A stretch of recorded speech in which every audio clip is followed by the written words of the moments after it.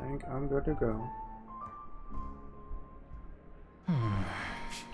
Everything's working right. My microphone is picking up stuff. Desktop audio might be okay too.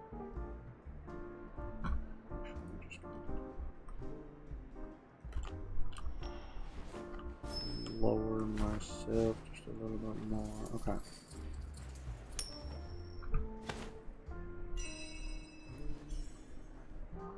Although,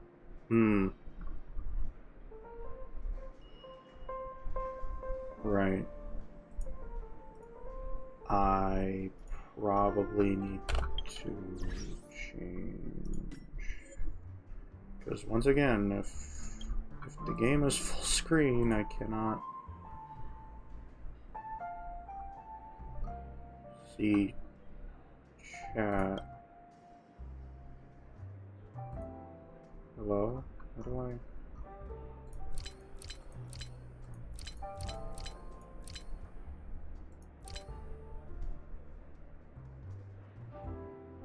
Can you not make this game windowed? Oh, never mind. There's a bunch. Or okay. Okay.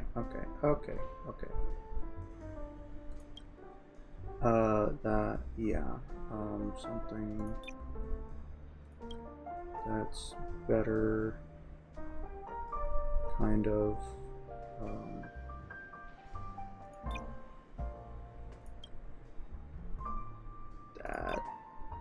Okay. That appears to be as good as I can get.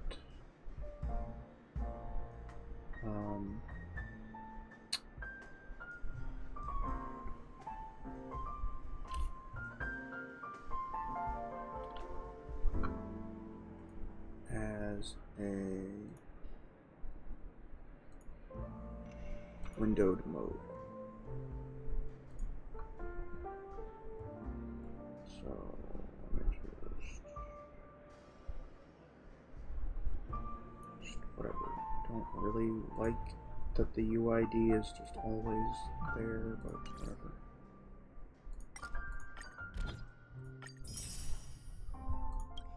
Okay, so anyways, I am here today to see Star Rail 2.2. And, well, okay, so I should probably explain. I have seen some things, not direct spoilers, but like, it does make me think. So I have seen, well, I think I'm right. I've seen an Aeon with like puzzle pieces coming out of them. I don't remember if that's, I'm pretty sure that's Enna.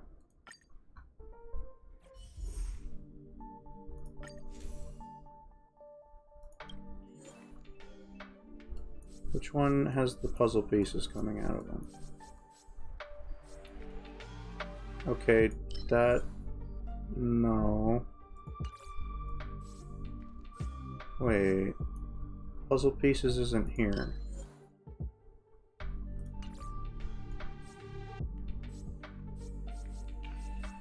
Why is puzzle pieces not in here? I mean, there is one question mark, but like I swear I've seen puzzle pieces. Okay, so Enna is not the puzzle piece Aeon. I don't know. I saw like a feminine looking Aeon with like their skin was being pulled apart in like puzzle piece shapes. I've seen that. I've seen Misha in a wheelchair. And wait, what? Back to Twitch. Oh.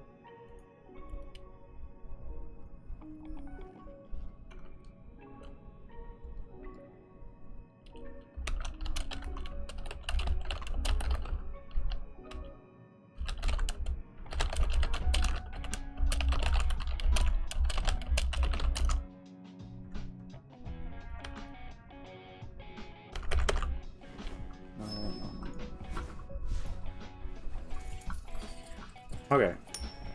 Anyway, so I think 2.1 left off with main character finding Firefly again.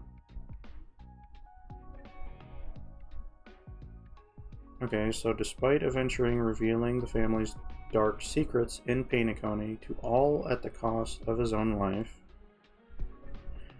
the countdown to the Charmony Festival continues. The Express has welcomed an uninvited guest.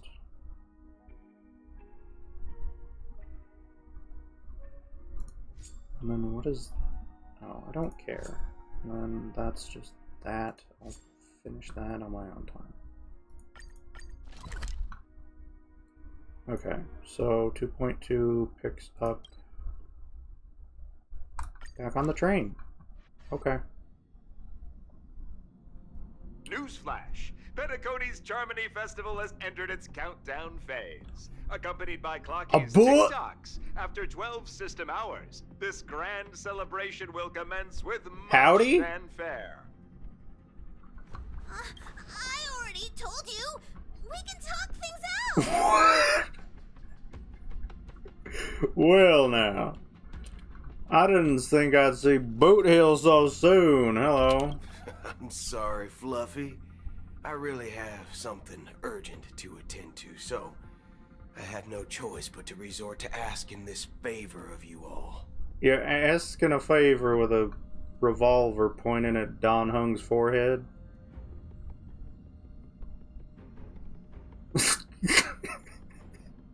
Since you already know what you're doing, I'll also have to remind you of its risks. Hey, partner, what's with the hostility? I thought pulling this thing out was just a way of saying hello. Oh, really? For the last time, state your identity and purpose. My name's Boot Hill, and I'm a Galaxy Ranger. Do you have a slightly robotic Galaxy Ranger? tinge? You look like you seen a ghost. Did you think we all went extinct? Well, that's the price you pay for being off-grid for too long. The righteous heroes of the hunt would never hijack the Astral Express.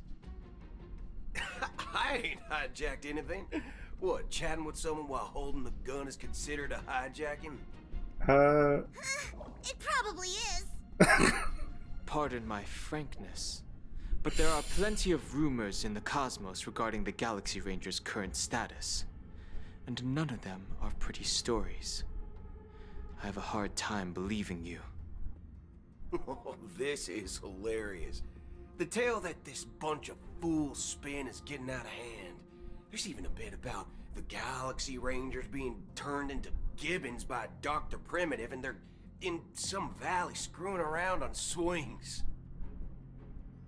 Of course, I know you won't believe me, which is also why, similarly, I have a hard time believing that you're the real Nameless. See the bullets in this gun? 9mm, an eternal classic. I may need the Astral Express's help right now, but if you're an imposter just like that one, then this bullet might just end up in my head. I can't allow myself to be exposed to danger. That's just the way it goes, so you all have to first prove yourselves. Huh? Where are you going?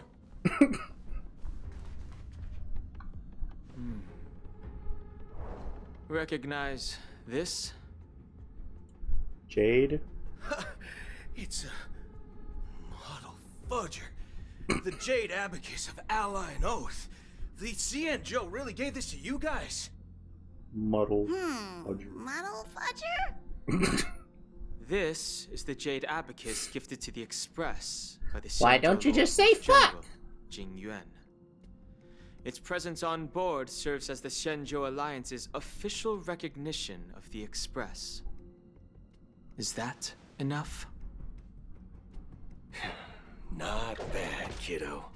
Also, why is... And across these Is it- sprawling stars, A gentle squeeze is all it takes to rustle up a whole legion of Cloud Knights.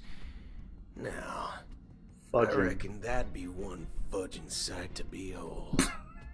No, come on. Now it's your turn. Just let him curse. What are you doing? Like...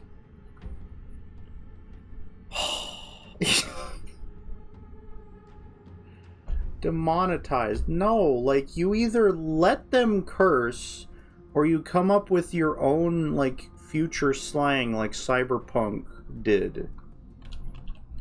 No. Been ages since the Galaxy Rangers had the spotlight shown on them. We ain't equipped with such fancy gadgets. But I've been around the block enough to know the way to handle these types of situations is easy as pie. Alright then. Feel free to toss any questions my way. Let's see if my answers can't turn your trust. If your gut tells you otherwise, still ain't too late to show me the door. And why would I play along? If I truly am a real Galaxy Ranger, you stand to lose nothing. Alright then. Tell me, what kind of organization are the Galaxy Rangers? Oh, my friend. This question is a hard one. I don't think I can even consider us an organization to begin with. Bunch of hippies. Everyone's on their own fated path along the hunt, with their own resolute sense of righteousness and not so welcome among such so-called universal values. This reply does not instill trust. It only makes your predicament more precarious. Yeah, that was not... That was the opposite of clear. That was pretty vague. I'm guessing you're gonna ask about some form of shared faith, right? But us Galaxy Rangers don't need that sort of thing. What brings us together is a shared bottom line. Never bully the weak. Never kill the innocent. These oaths aren't some lofty beliefs, but the fundamental bottom line that one must never cross as a person. As Galaxy Rangers, we strictly adhere to the bottom line. When someone crosses them, the hunt's vengeance will surely come knocking. And in this moment, the other crucial meaning of bottom line comes into play. As long as you don't cross it, you're free to do whatever you please. You catch my drift? Okay. You could have boiled that down into like one sentence, but okay. Don't be dumb, basically. Second question. Why do you seek trouble with the Astral Express? I already said that I seek no trouble.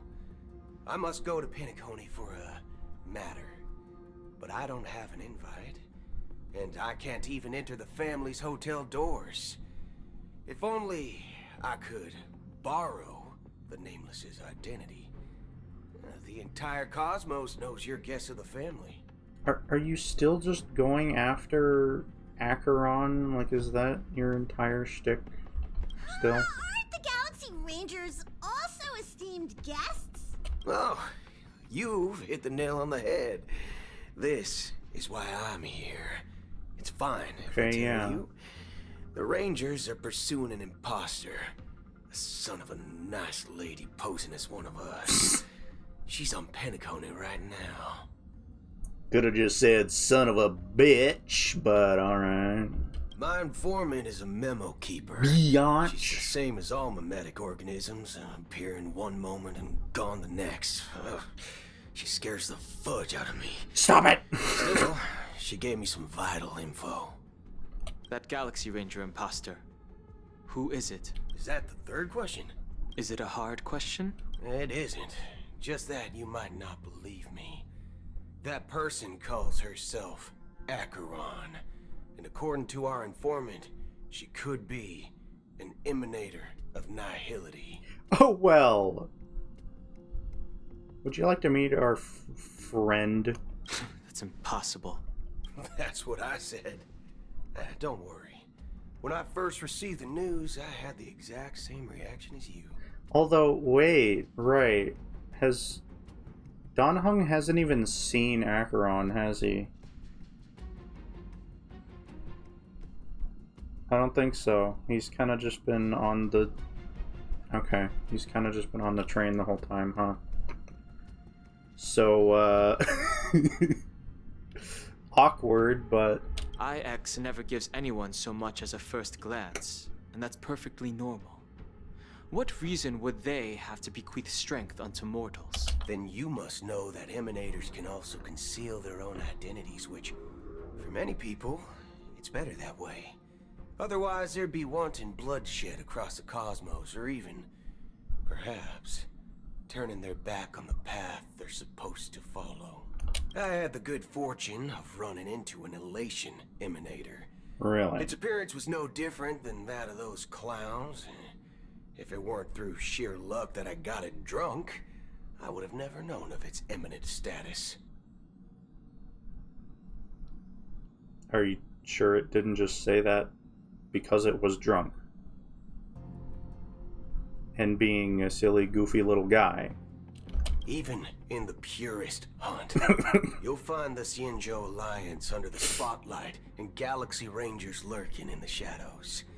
Paths are inevitably concepts created by people and exist in planes beyond our understanding. To reckon that nihility emanators don't exist, well, maybe we just ain't nihilistic enough. So, do you understand now? Your companions are in danger, and it's pretty harrowing.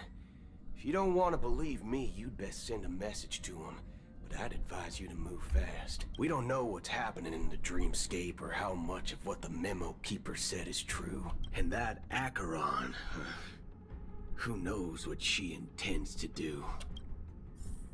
Well, we've already got quite a bit of it. I don't intend to do anything. And yet. I mean, Aventurine kind of, quote-unquote, forced your hand, but, That's not up to you. what is going on with this? I mean... Did you know? People who come to the land of dreams for the first time, they'll subconsciously stop to reaffirm that they're still walking on solid ground. And then they will unanimously raise their heads to gaze at the sky. Right, this is probably the family being extremely pissed off at Acheron that she, broke the dream a little bit. Be it reality or dream, staring at the sky is instinctual for humanity. Since the day that the golden hour was completed, it's always been there, watching over every single night of decadence. But now this night sky has been mercilessly severed. Yeah. Died with the mist of nihility. And this whole event happened within the course of a single slash of a blade. Yeah. A single slash of a blade isn't really accurate. It was actually 2 blades, just that the second one was faster. That's Not the point. Don't be specific! Many guests who weren't supposed to be invited have gathered at this banquet. even if the harmony is all embracing. I have no choice but to show some of them the door. Ah. For the sake of Penacony and the peace. All these these family members are kind of creepy, but like they're just saying get out. The planet of festivities has no place for you. Go A away. puppet of nihility. Those who live in the shadows do not bear the right to tread the illuminated stage. Speaking of living in the shadows, there's probably not much difference between us. It's only polite to reveal your true self, at least when speaking to others. Penacony's Dream Master.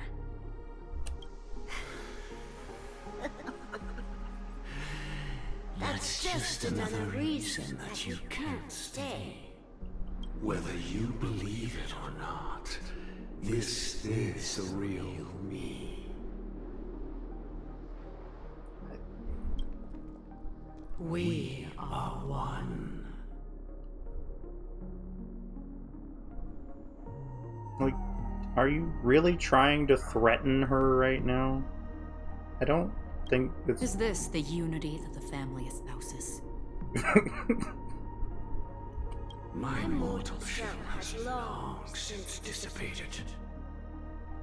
The Oak family's 107,336 offspring are now my eyes, ears, and mouths, spreading joy across dreams when required.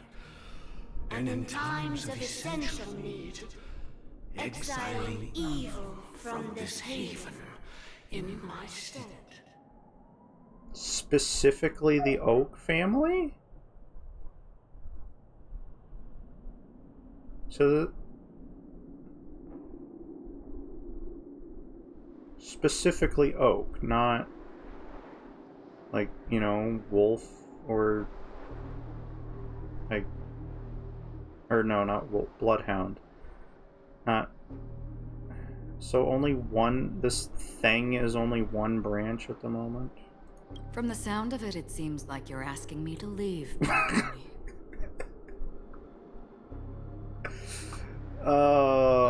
Acheron. I am glad that you're an understanding one. Alas, I'm not asking. If you think you can.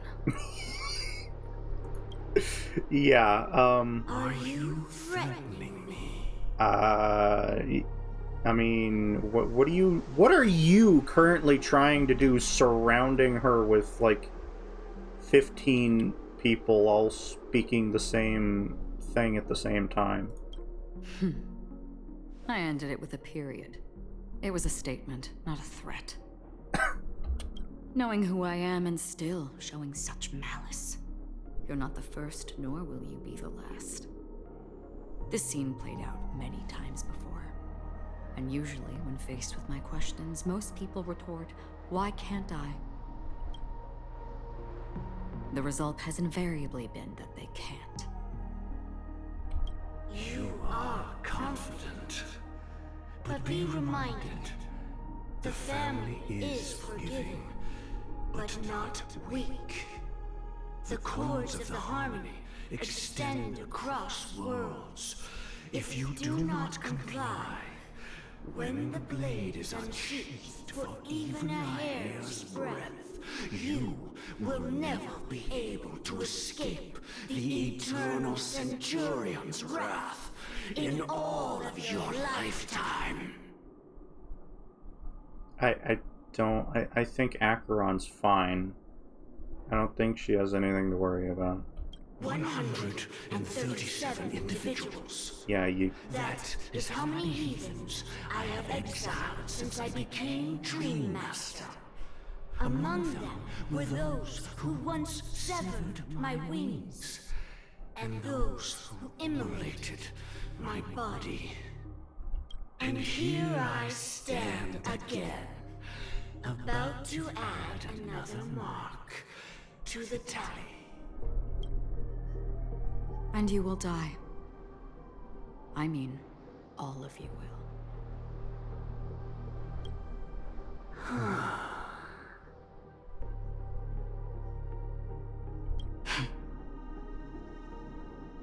Yeah, Acheron's just kind of speaking the truth as far as I can tell.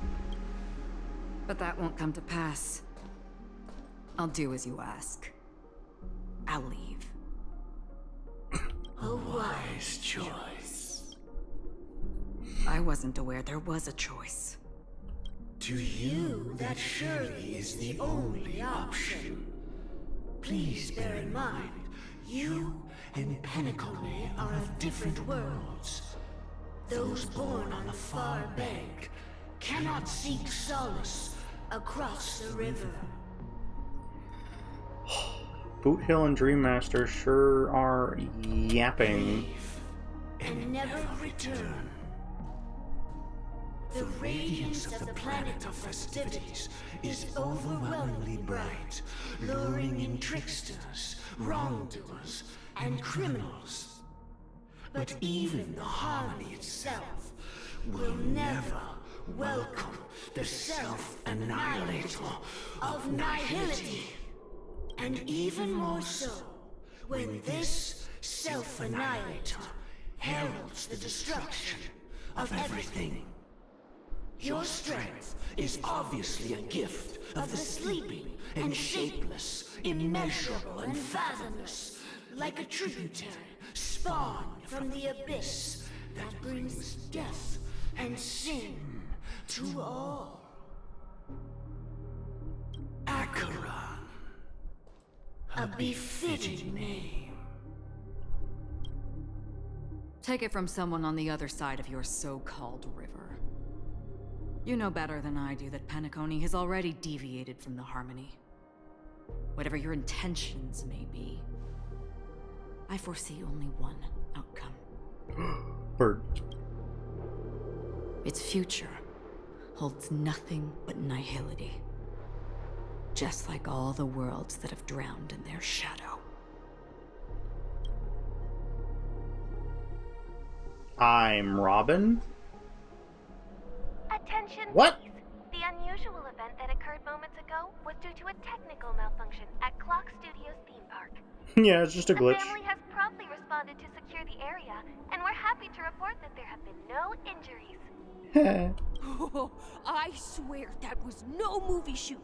So many chips fell from the sky, and I even caught one of them.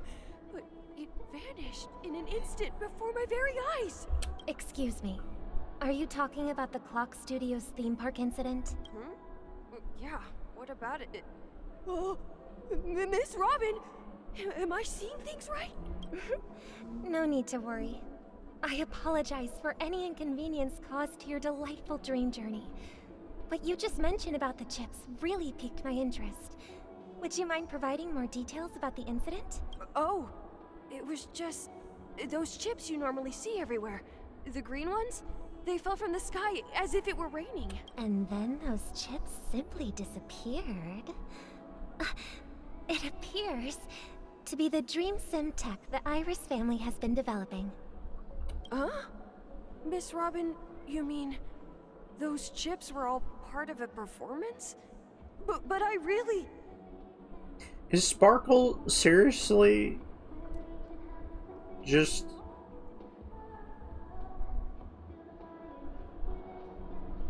doing this for Sunday and just covering up everything that's happening?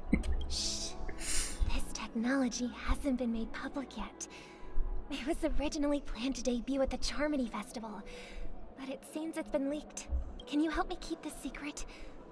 The raining chips were supposed to be part of my act. Oh, I see. Then it all makes sense now. I'll do anything to help make the Charmony Festival a success. Thank you. As appreciation, I'd like to give you a token gift. That's the bomb! Who did Sparkle try to give that to? I think she tried to give that to Aventurine. She said that's a bomb! Oh, this button is... Press it at just the right moment in the celebration. There could be an unexpected treat in store for you. Alright, it looks like there are other guests who are also confused. I'll have to excuse myself. Please, enjoy the dreamscape. So many people talking about it. This commotion at the theme park definitely made waves. Bro? But like Robin is in my team. See, she's real.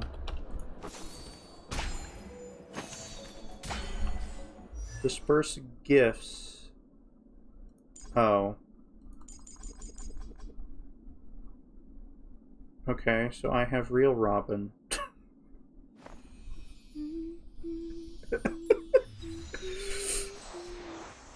Story Robin is like, well, hold on.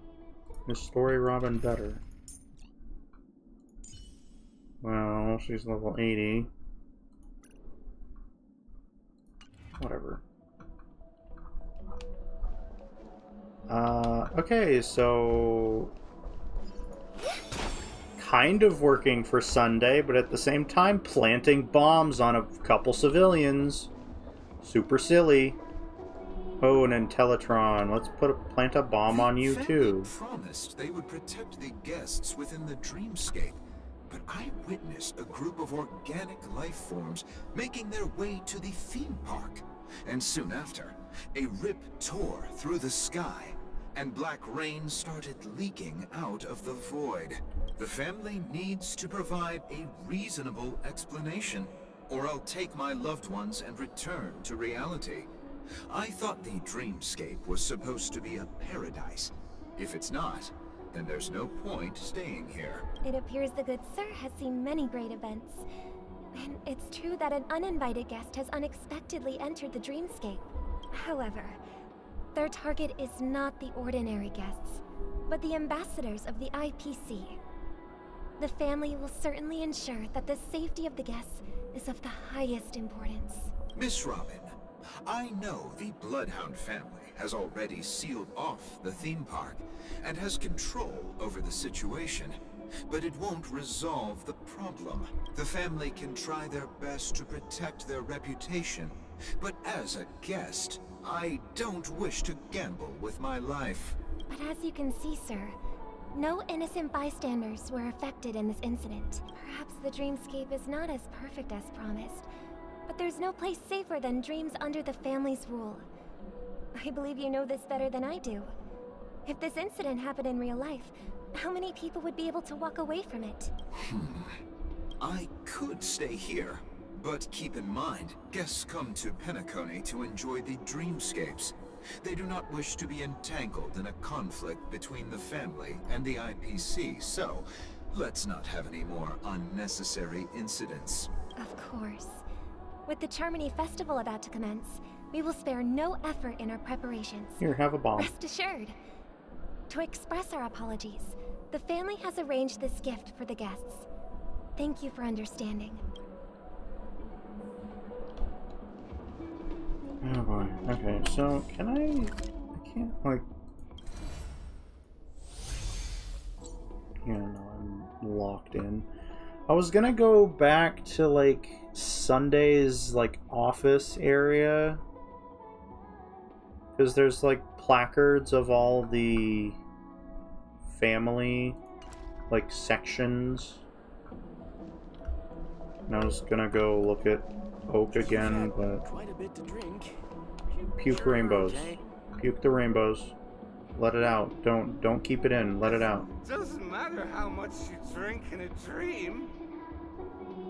I don't know about that one. Blood. Okay. Hello. May I ask what happened here? Nothing to be worried about. There's been a small rehearsal mishap at Clock Studios theme park. Please stay calm.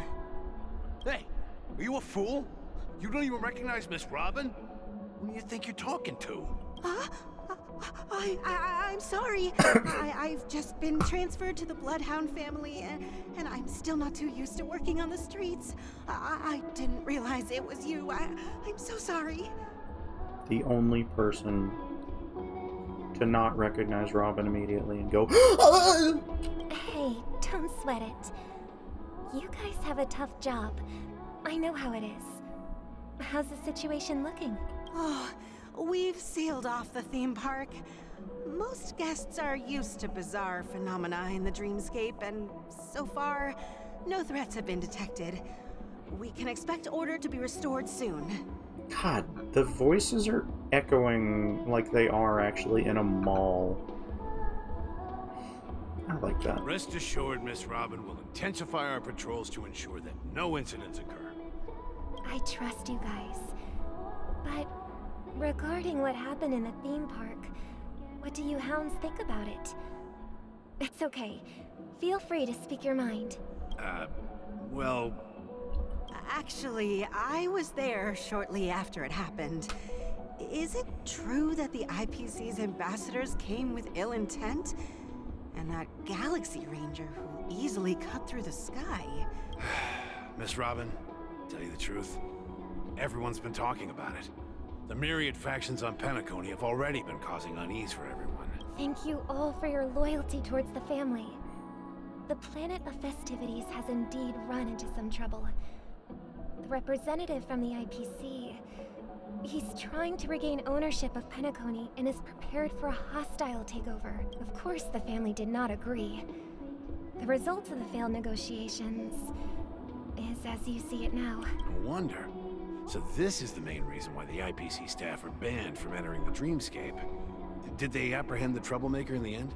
Acheron fucking killed him. I'm kidding, he's not dead. Don't worry. Mr. Sunday is currently tracking his whereabouts, and he'll have something to show for it soon. However, given the situation, the IPC surely won't let this go easily. Therefore, we are relying on you hounds to maintain the order and stability of the Dreamscape. Please be assured, Miss Robin, we take our orders seriously. We won't let those IPC cronies get away with this. Thank you for your hard work. If there are any other members who still feel uneasy, please tell them on my behalf that protecting the Dreamscape requires everyone's help. This is a small gift prepared by the Iris family for the guests. There's one for you too. Please, open it at the Charmony Festival for an unexpected surprise. I can't believe I received a gift from Miss Robin. It feels like I'm dreaming. Wait, I am in a dream. If trouble comes knocking on our door, we're not afraid to go to war. Rest assured, the Dreamscape's peace will be protected by the Bloodhound family. Okay.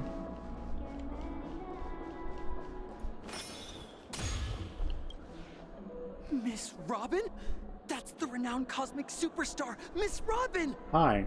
You want a bomb? Didn't expect me to fancy. Yes! I'm honored. Welcome to Penacony, a world filled with wonderful dreams. I can't believe I'm actually meeting the real Robin! Shouldn't you be preparing for the Charmony Festival? No! I'm repairing these damages! Preparation is important. Repairing these damages! Is fundamentally about sharing the Great One's harmony with everyone. TikTok voice. If there's a chance to sing with everyone, I will not refuse. Okay. Regarding the recent mishap, I understand it negatively impacted some of our guests. As a member of the family, it's only right for me to come forward and offer my apologies to everyone. But, are you sure it was actually a mishap? Everyone saw those chips descending like rain and the red light tearing through the sky. Claiming it was merely special effects seems a bit far-fetched. It's a dream, silly. Plus, I met that generous gentleman. He looked really out of it and kept talking to himself. Is this also part of the performance? Everyone, please do not panic. I believe that the family will give everyone a satisfactory answer in due time. Even if you say so, Miss Robin, it's hard to believe. Shh, have a bomb.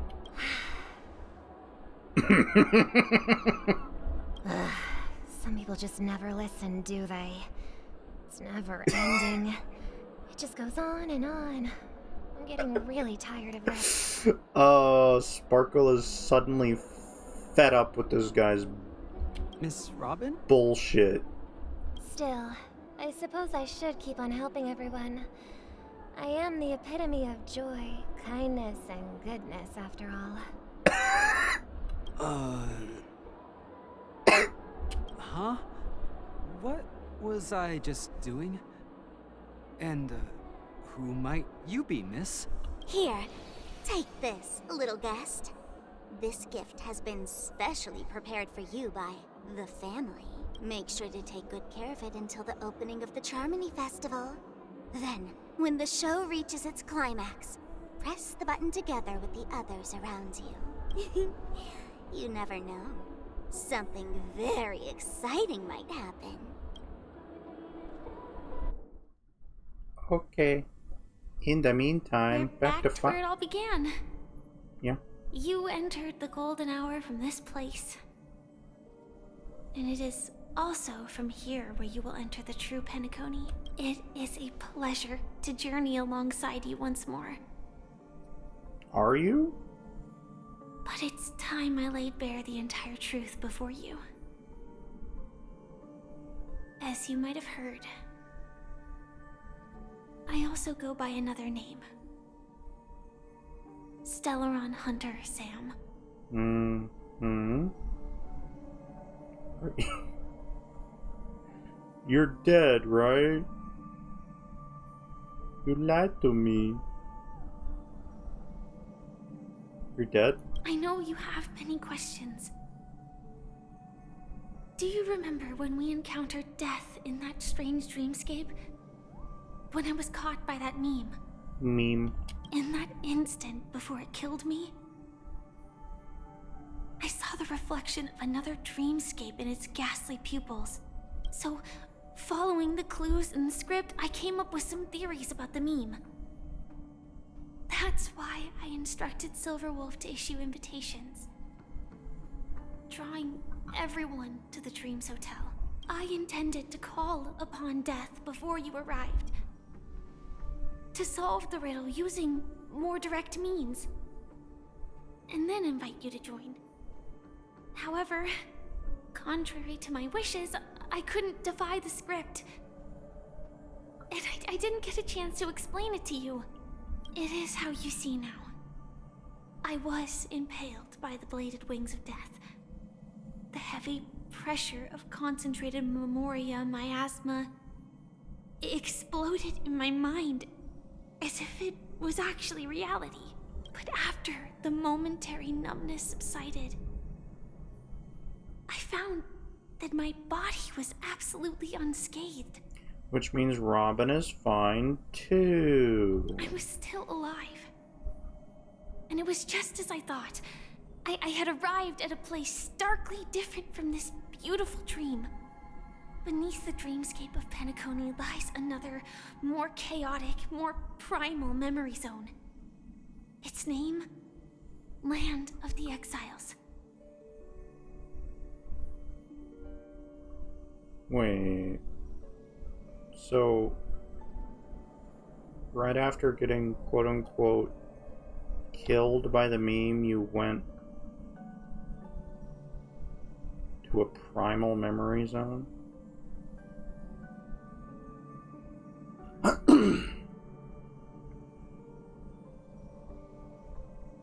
So, is that where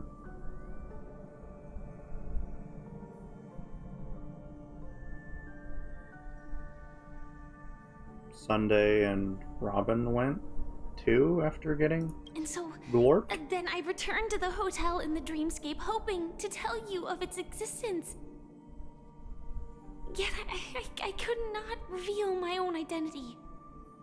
So, I could only divert your party's attention and lure you away from the battlefield. And after, all my attempts proved futile. It wasn't until not long ago when a crimson blade of light shattered the high wall of the dream, causing you all to fall far into the abyssal depths of the dreamscape, that I was able to awaken you and your companions one by one. What? And that's it. That is all that's happened so far.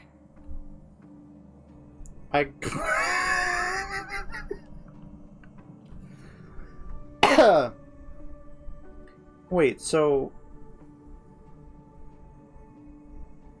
Oh, okay, no, yeah, like, Acheron's power kind of sent us away then, I guess. Huh. I mean, okay. I know it's tough to believe all this without reservations. Oh, it makes sense. I just want to say, you are very close to the final answer. Just one more thing needs to be done. And then I can prove it to you. Why do you sound like you're about to cry? Now, let's leave this place. Please close your eyes. Take a deep breath. And visualize the dreamscape's outline in your heart. And remember, you must not open your eyes at all times. 3, 2, 1. Don't be afraid. The one who has come to greet us has arrived.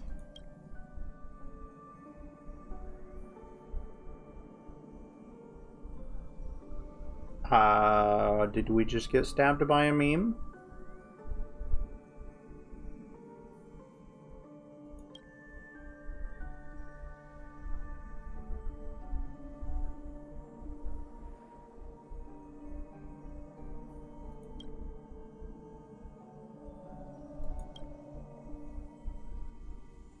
I never knew you could do this. Oh my god, I've seen so... Oh my god. Oh no, I've seen so many memes of Firefly and Blade sitting in a car and nobody trusting Blade being the driver of a car because everyone thinks that he will drive 400 miles per hour straight into a concrete block because he hates life.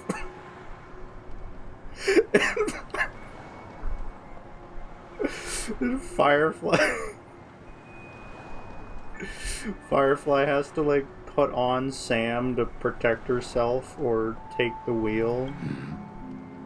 Like I've seen 3 memes of this at least so far. Do you have a driver's license? No. I do. That is surprising. Why? Because this is Japella, the city of sins. No, it's nothing. I'm just thinking that you haven't slept in 20 system hours. Are you sure you're okay? Blade is never okay. I'm fine. I'll survive. Same goes for you. Blade will survive, but he is not fine. I'm not so sure about that. Slow down a bit.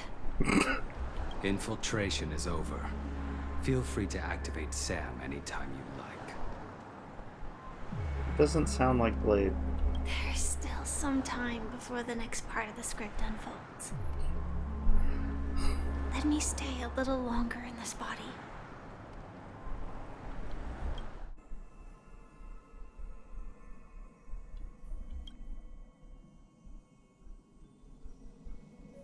Such a long tunnel. Didn't feel this long when I set off. In half a system hour, it will lead us to Kafka. And then comes the downfall of the Japella Brotherhood. Is that also part of the script? It's in your script too. Sorry. I didn't notice. Their destiny won't change just because of your selective ignorance. I told you before. It's a bad habit. What about you then? Is this the moment you finally find the death you've been looking for? Though I'm more accustomed to Blade being like vicious and ferocious. Savor it for me! As always, it's a blank slate.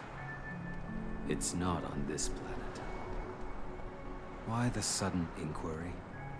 He's a little softer here, I suppose. Because I'm currently in a car with a sleep-deprived driver.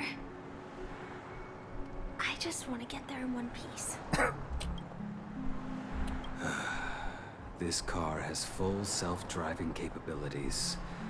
I'll just put my hand on the steering wheel. Will that do? Hey, don't take everything so seriously. Elio would always say there's only one type of destiny. the inescapable type. He can see the future, and we, likewise, are aware of our predetermined end. But before that moment arrives, we can still choose what we do. We all have this right, don't we? After today, Japella's name will disappear from cosmic history, and the Everflame Mansion will take its place. In the not-too-distant future, you'll receive an invitation. Everflame Mansion will take its place? That's your next stop. Land of the Dreams. Penacony. I hope you find whatever you seek there. Be it answers or salvation. Okay. Yeah. Glad to see you're safe and sound. I won't. Well, I don't remember this 1, 2, 3 being here. What is that all about? It's because no, my controller's not plugged in. Can you like Close your eyes. This is the answer. Isn't it incredible?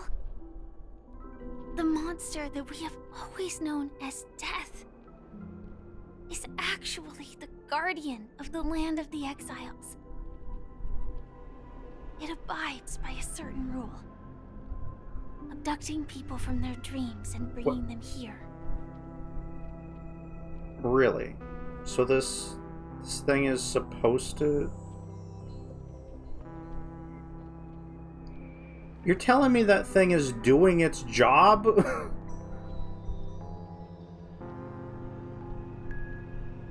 The question that has been perplexing us, does death really exist in the dreamscape, appears to be a cognitive trap.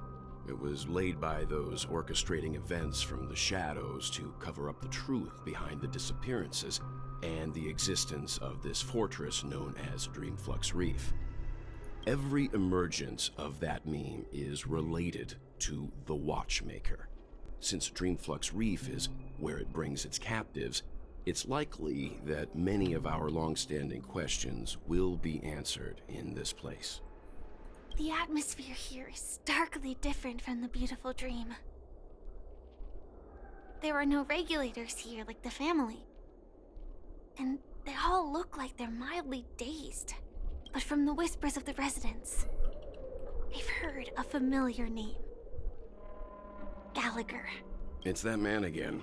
Always in the right place at the right time. Though that does save us the trouble of looking for him. Himiko and March have already made a move. Get ready. We're about to set off. Okay. The real dreamscape, the land of the exiles. Before we go, should we speak to everyone first? The real dreamscape. Okay. Sheesh. No, the balloon is a hobo on the bench now.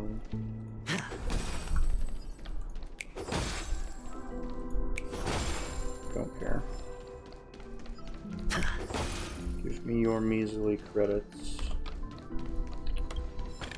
So, is this a new... Okay, yeah, this is an entirely new area. Obviously. Actually, hang on.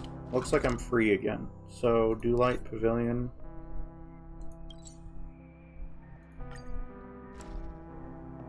So, like, the different houses are on this wall. What is... Okay, so Oak is the main family.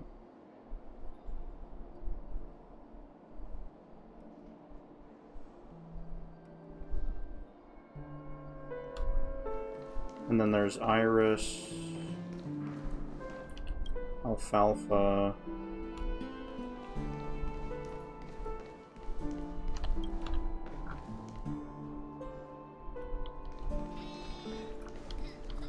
Bloodhound,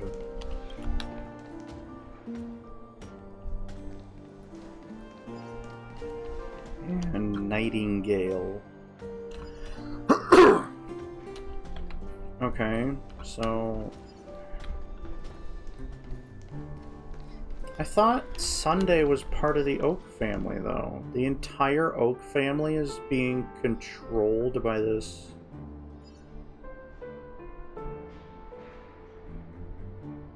Well, the controller of the Disneyland casino.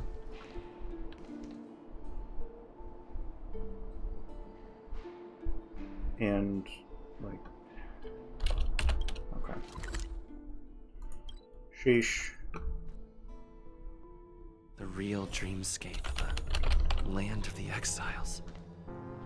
Before we go, should we speak to everyone first? I suppose we should. I'm really sorry for waiting until now to tell you everything. It's whatever. Don't cry. Why couldn't you... Do I really need to ask that?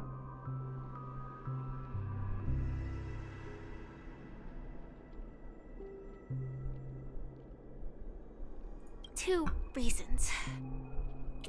Yeah. Firstly, obviously. the script. In the future that Elio saw, Sam and the Astral Express's confrontation was inevitable. I tried to break the shackles of the prophecy, but this is as far as I could go. That aside, there were also my personal motives. I wished to travel with you as Firefly, and not Sam.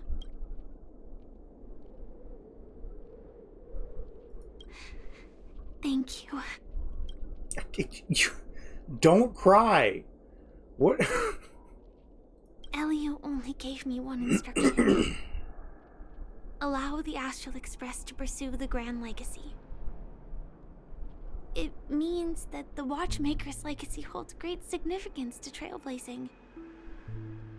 And to you.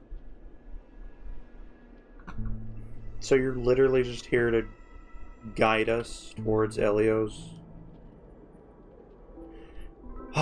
fate. Elio's scripts used to revolve and expand around certain specific Stellarons. But with your appearance, this condition has apparently ceased to be appropriate. Perhaps he also saw the impossible in the future.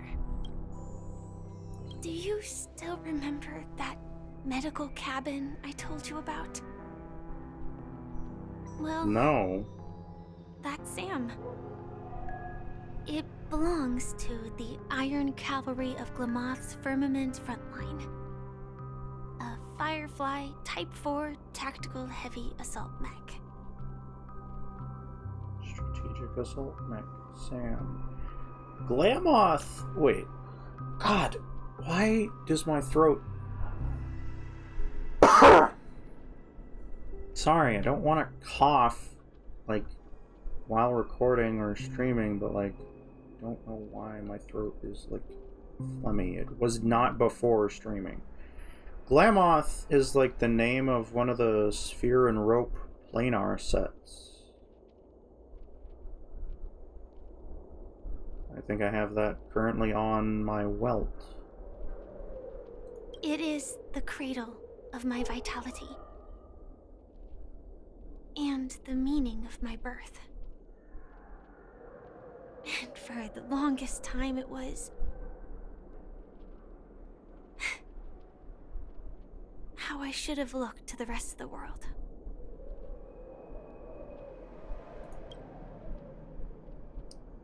Okay.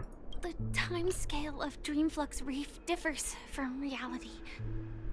So we mustn't lower our guard. You're sensitive to Memoria. A slight misstep, and you could get lost in this memory zone. Okay, so yeah, Glamoth.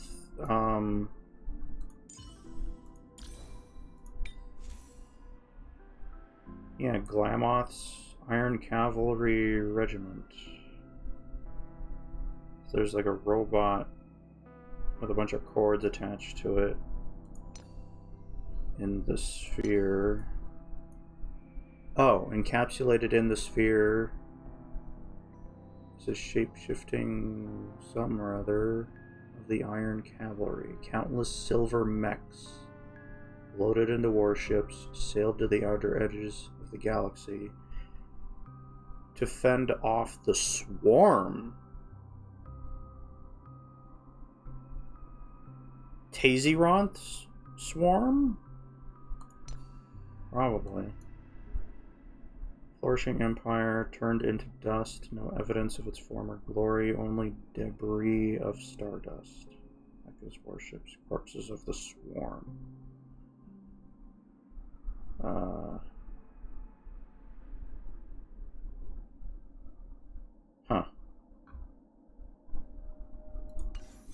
So, how old is Firefly? Because Glemoth seems to be kinda really frickin' old. Something Anyways. on your mind? Let's talk about it. What's up, Welt? Acheron Slash. No wonder Miss Acheron is so averse to drawing her blade. It's hard to imagine such terrifying power could reside in an ordinary sheath. If it weren't for the fact that Aventurine's power originated from the preservation, the entire dreamscape would have been affected. Don't feel burdened by this. Even without that Stellaron inside you, Aventurine would still have found other methods to accomplish his goal. Let's just believe in Miss Acheron. And given her prowess, I don't think we've got anything to worry about. Yeah. But is she actually just gonna leave? I mean, I don't think she'd be one to just lie like that, though, so I think she is just gonna leave. So, like, I guess she's done. Gallagher. During your investigation, he shared a vital piece of information. Mikhail, the former watchmaker who collaborated with the family to construct the Penacony we're familiar with today, had a falling out with the family for specific reasons. But this is precisely where the problem lies. You were clearly investigating a murder, so then why, as a security officer, is he changing the subject to talk about his past with the watchmaker? And now, with Firefly mentioning his name again, it's hard not to be suspicious. Before we found you, she'd already revealed her Stellaron Hunter identity and shared a lot of information. Who would have thought that the Molten Knight's true identity was actually a young girl? For her, this is a secret that she cannot allow others to know. That being the case, I think we can believe she's willing to cooperate. But she didn't reveal all her secrets. I just can't shake the feeling that her situation is different from that of the typical dreamer. And I hope that doesn't lead to any dangerous predicaments. Again, Firefly is being hacked into the dreamscape by Silverwolf. There's no way that's not what's happening. Silverwolf literally, like, made her own dreamscape bath for Firefly to then sit in and dream into the dreamscape. You cannot tell me there's no other possibility in my mind. It is just Silverwolf hacking Firefly into the dreamscape. I hope you've regained a little composure. We'll move out when you're ready. Okay, bird. Bluebird. More birds. Boo-hoo. Depression bird. This trash bag is mine.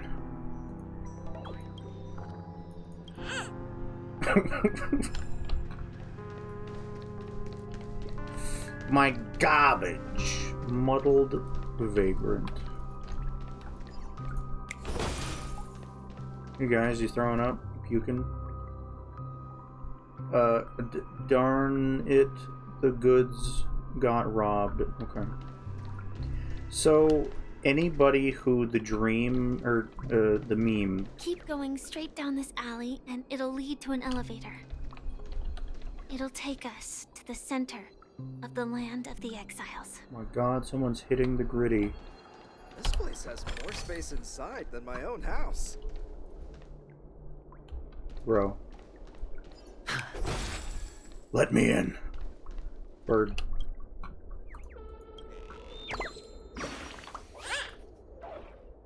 Did I blind you with my radiance?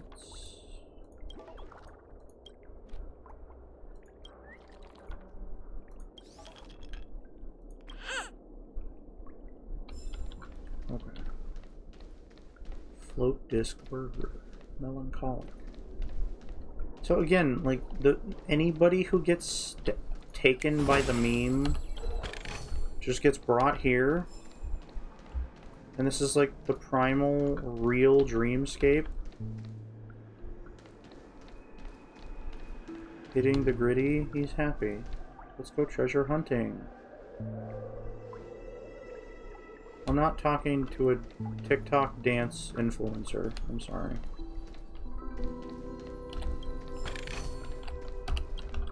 Take that time. If I quit drinking, will she come back? No. Hate to tell you. Spoiler alert. What a huge clocky. Looks like the watchmaker also left his mark on Dreamflux Reef. Yeah. Bird. Boo. All the birdies were eaten by Clocky. You're a ghost? Wrong guess. Clocky doesn't eat birds. Okay.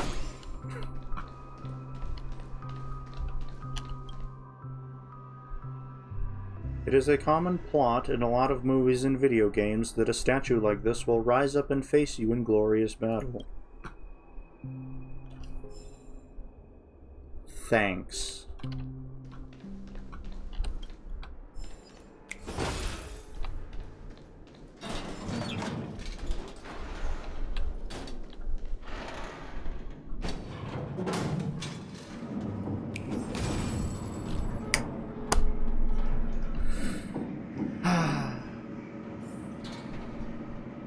Is the elevator like wobbly?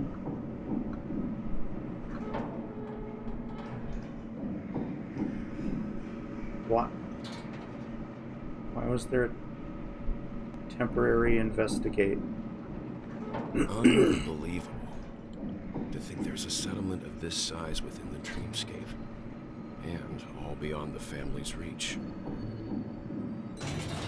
I hear treasure. The atmosphere in this fortress is pretty different from that in the beautiful dream. Yeah, it's just a little bit gloomy, but is that glowing thing like the theater way out? It kind of looks like the same color that the theater was giving off. When I first saw it, I was in awe too. The sky here, it's like a reflection of the 12 dreamscapes. What's even more bizarre is that this place is also separated into trade and residential areas. The layout may be simple, but the facilities are very comprehensive. It seems that there are quite a number of people living here.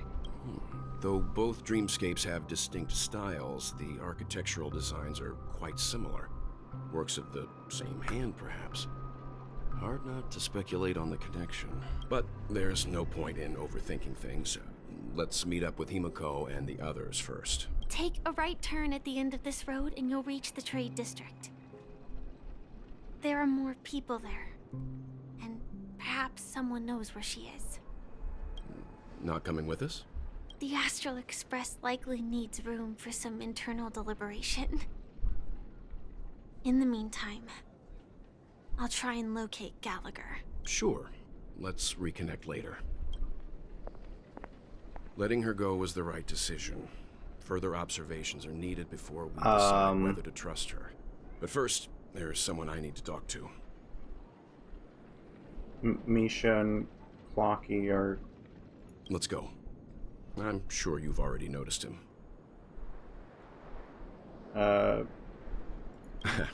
Not exactly. I've only met him once. Look, over there, the Reverie Hotel's bellboy. How did he end up here? And right after Miss Acheron severed the beautiful dream. We'd better check, just to be sure. Perfect for me, and perfectly legal for me to stay in. I see.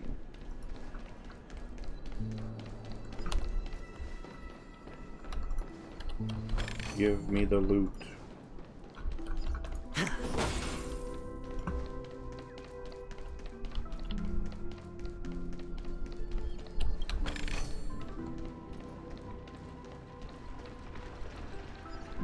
Okay, the big bird is there. My goodness.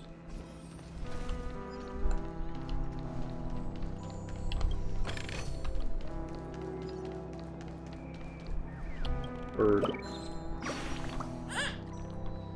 Sauna time over. Paper.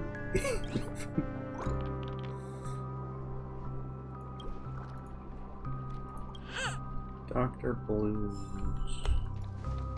I remember when this place was all...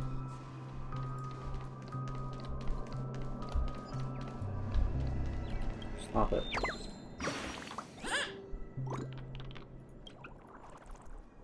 The blue nose. Your hair color's different.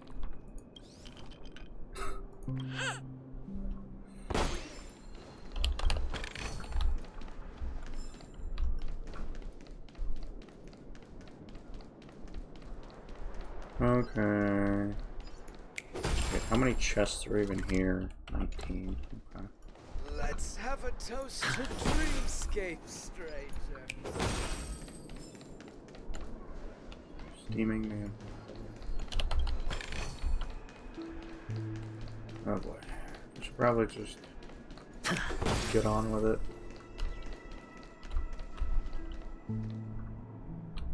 I heard you. Hi. Buy some balloons. Shop owner is gone. Shop is closed. Doesn't need to work. Ask Mr. Balloon.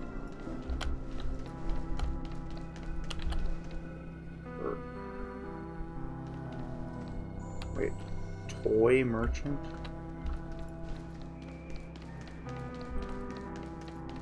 I remember when this place was all hustling and bustling.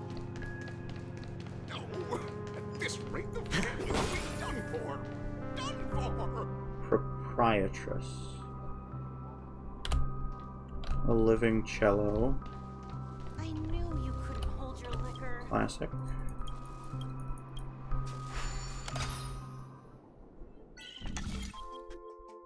Oh, good golly.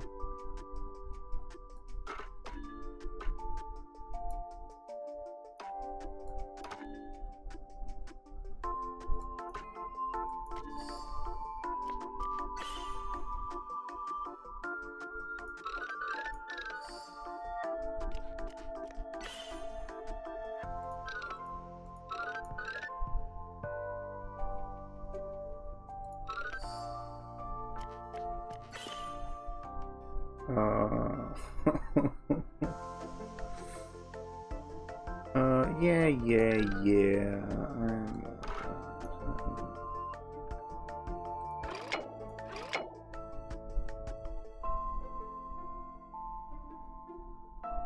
Oh.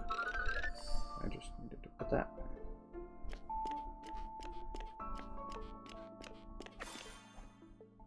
Hooray. Give me the loot.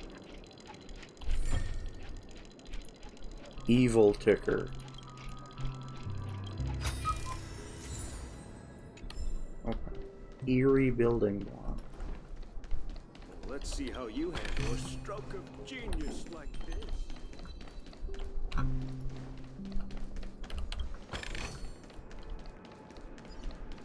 Bird? No, it's a sticker. Never mind. It's a diary. Okay. Right, Misha. Misha and Clocky are here for some reason. Not sus at all. Why would... Is that a bird? Stop it. Huh. She's probably thinking.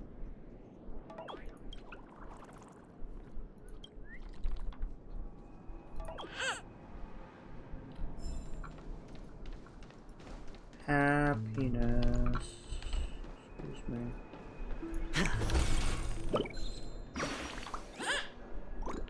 Rock hopper. Notify. What did I think of that?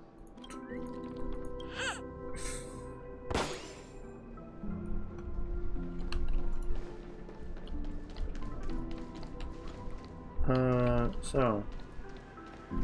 What are you, goofy? You're the guest from before. Yeah.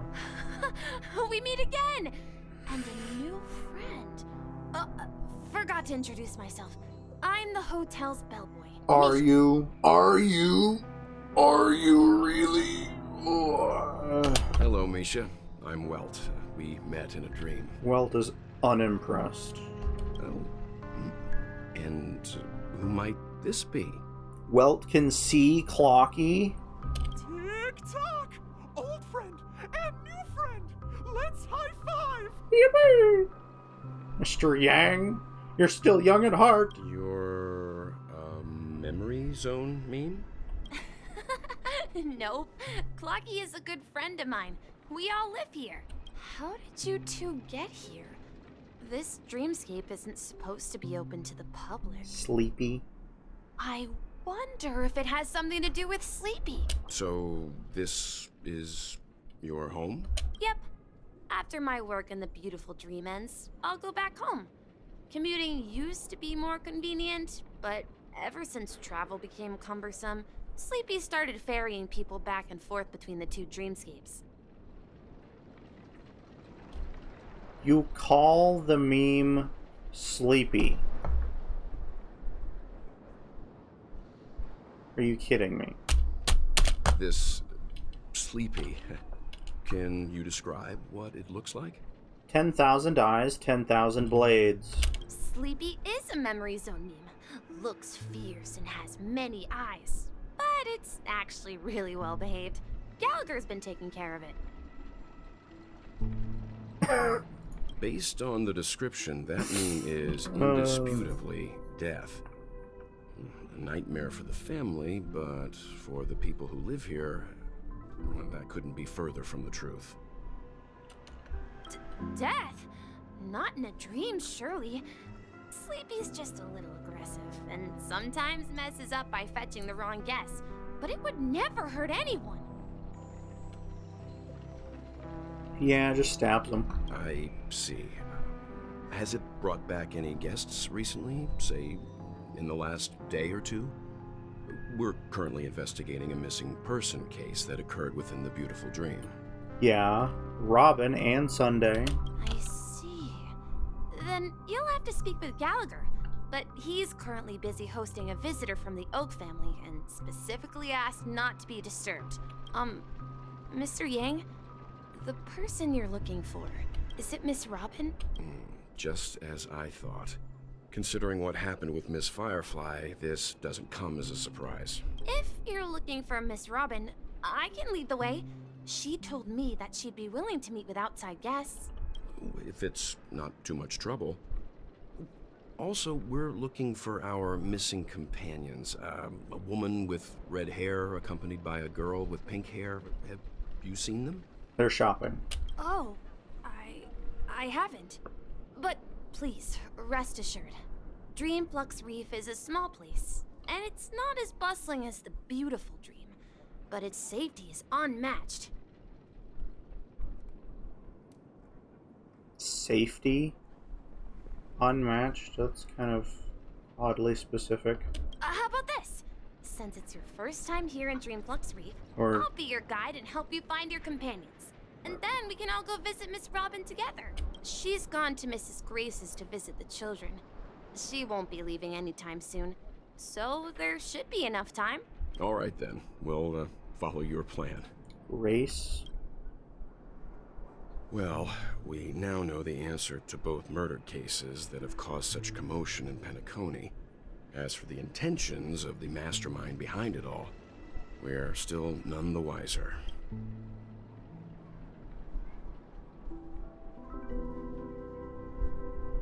Sleepy. No idea. But its connection to Gallagher is worth digging into. Regardless, we have to find him. Say, you mentioned before that you saw a clocky that only you could see, right? Yeah. I can't shake off this strange feeling. Am I really still so young at heart? Boys never grow up. Forget it. It's not important. We'd better just follow Misha. Gray hair doesn't matter. Well, don't worry about it.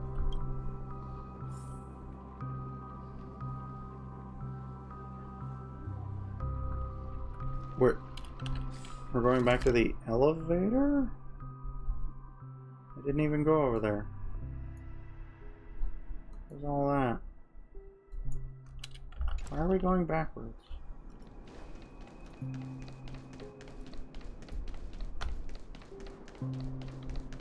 It's like a giant section that way, but like...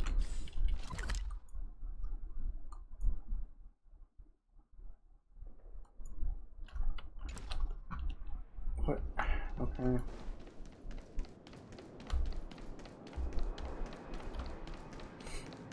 And there's a bird. Please don't fall off. Fall off. Get out of there. Finally found me. Billboard would have fallen. I did see. Okay. Don't fall off objects. I can't jump. I don't have a choice.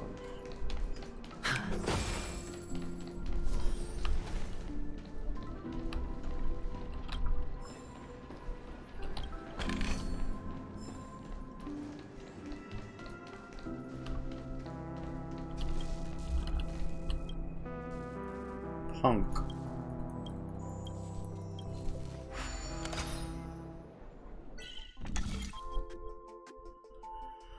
Oh.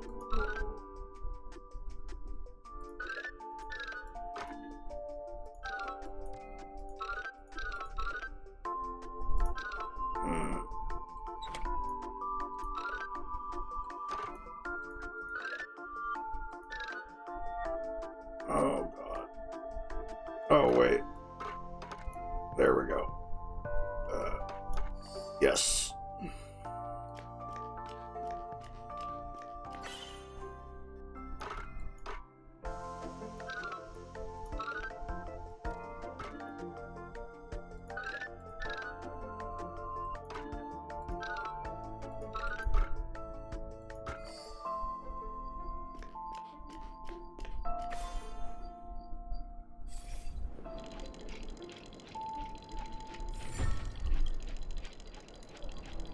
Gosh.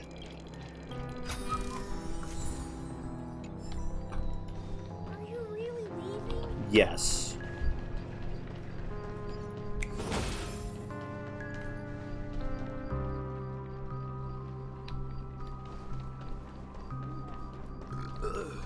Nothing ever beats a good drink. Are you sure about that?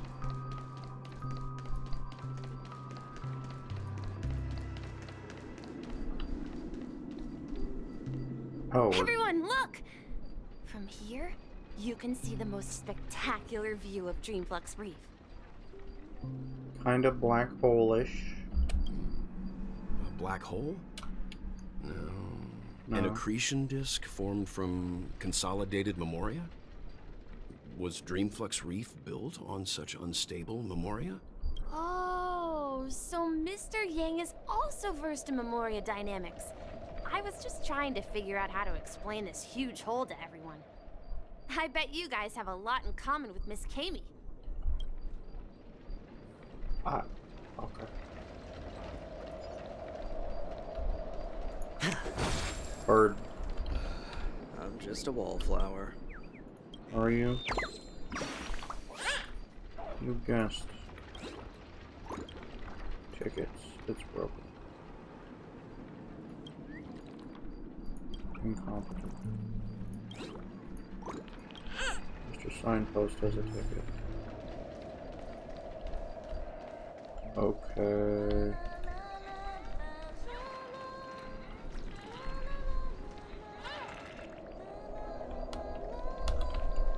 Are you... Where's that? Look! There she is! Ah. Percy. Hi. You have halos on your head. Calculations are finally done.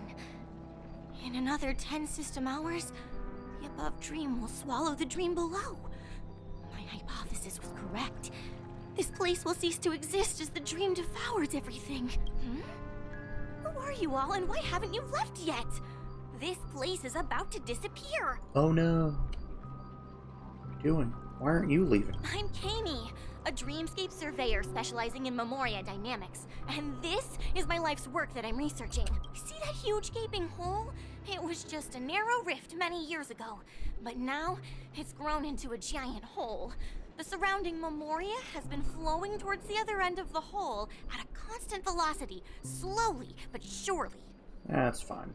But the scary part is, according to my calculations, the flow rate of Memoria has recently changed, and it's faster than ever before. It's almost as if something is sucking it in from the other side. So go in, find out what's on the other side. By constantly improving upon Madame Rosalina's Memoria measurement method, I've finally obtained accurate results. After 10 system hours, the Dream Flux Reef will cease to exist. Just like the melting of glaciers, everything will crumble and disintegrate. The dreams on that side of the void will fuse into one. Please don't worry. This sort of thing has happened many times before. Miss Kami isn't a bad person. She's just a bit lost in her own world. She'll probably realize she's wrong soon enough. You don't say. There was something else that piqued my interest. Who is Madame Rosalina? Oh, do you know her too?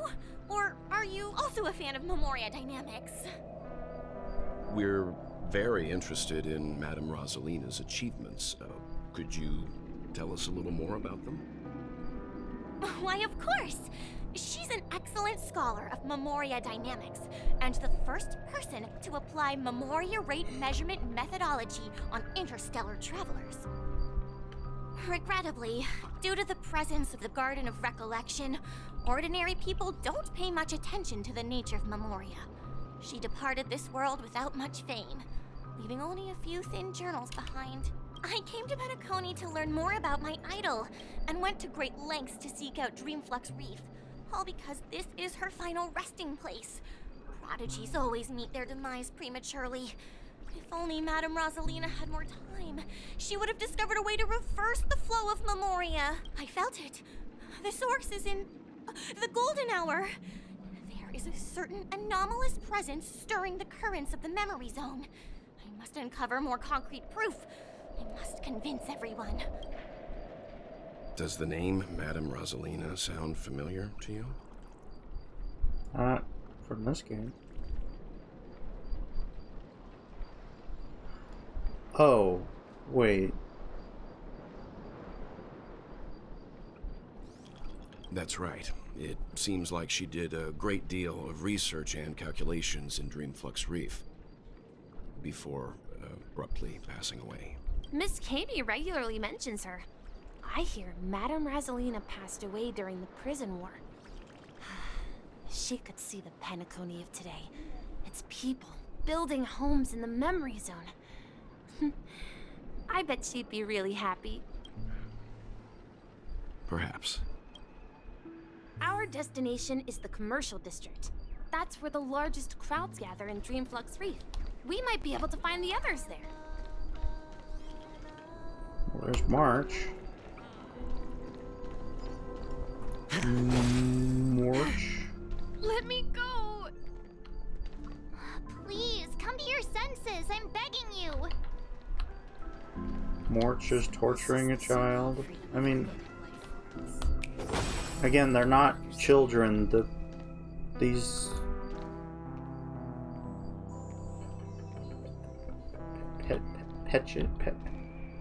Pepeshi? Pepeshis are like halfling people, not kids. Ghost! Don't come near me! Oh my. I'm human and so are you. Can you get a grip? Mr. Yang and Mr. Trailblazer, I've been waiting for you. I'm Mr. to you all of a sudden? Quickly, come help. I bumped into a member of the family on the way here. He was so scared and I just wanted to calm him down. But... That's the one that was talking to Acheron. Let me go! Let me go! I've only done good in my life. Why can't I rest in peace after death? Well, this is how it turned out. Now you shall pay respect to March 7th. Ghost of Dreamflux Reef. Me? A ghost? Don't make me hit you. Do it, please. He thinks he's dead. Although, when I first fell in, I also thought the same. Dear guest, this is not the afterlife. This is Dreamflux Reef. That's right. Did you hear that? Repeat after me. Dreamflux Reef. You're talking to someone invisible. If I'm not dead, what am I? I shouldn't have pushed my luck and tried sleeping in my dream. Curiosity kills the Pepeshi. Stop asking! You'll alert the monsters. All the dead are right here. All of them. You're not talking about the memory zone meme, are you? Don't say that name! It's all your fault. They're coming! What? May song bring us victory.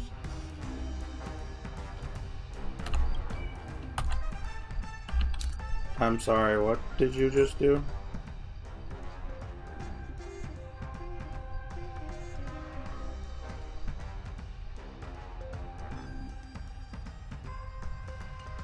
Okay.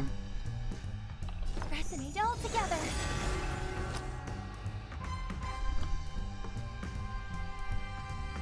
Tonight, souls shall embrace. Stars echo. The market is unpredictable.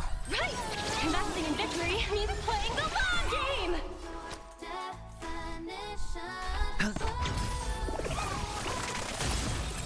Let the valuation begin. Confiscated.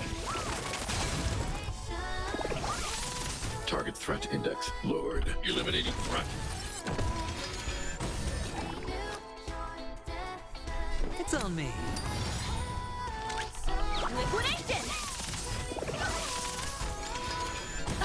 Stay back, Clara. He passed out. His intense negative emotions attracted the nearby memory zone memes. Memes. I see. The memes got to him. But why aren't the other people around here scared? Because they don't care. Unlike in the Sweet Dream, people here don't see memory zone memes as dangerous monsters. And even if they pose a threat, people can easily escape by forcing a wake-up call. But we can't just leave this man here. Can we take him somewhere safe? This man, this 40-year-old man that's 3 feet tall. We can ask Jessie for help. I've gotten to know many locals while waiting for you guys. Everyone here is living a self-sufficient life. I don't know how to describe it, but this place feels like the real dreamscape. This rate of family will be done for. Done for. Done for.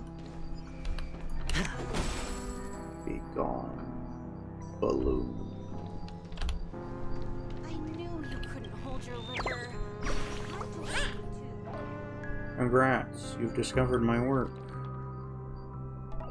Added 3 strands of hair to the cat. How so? Bird? Or... Oh.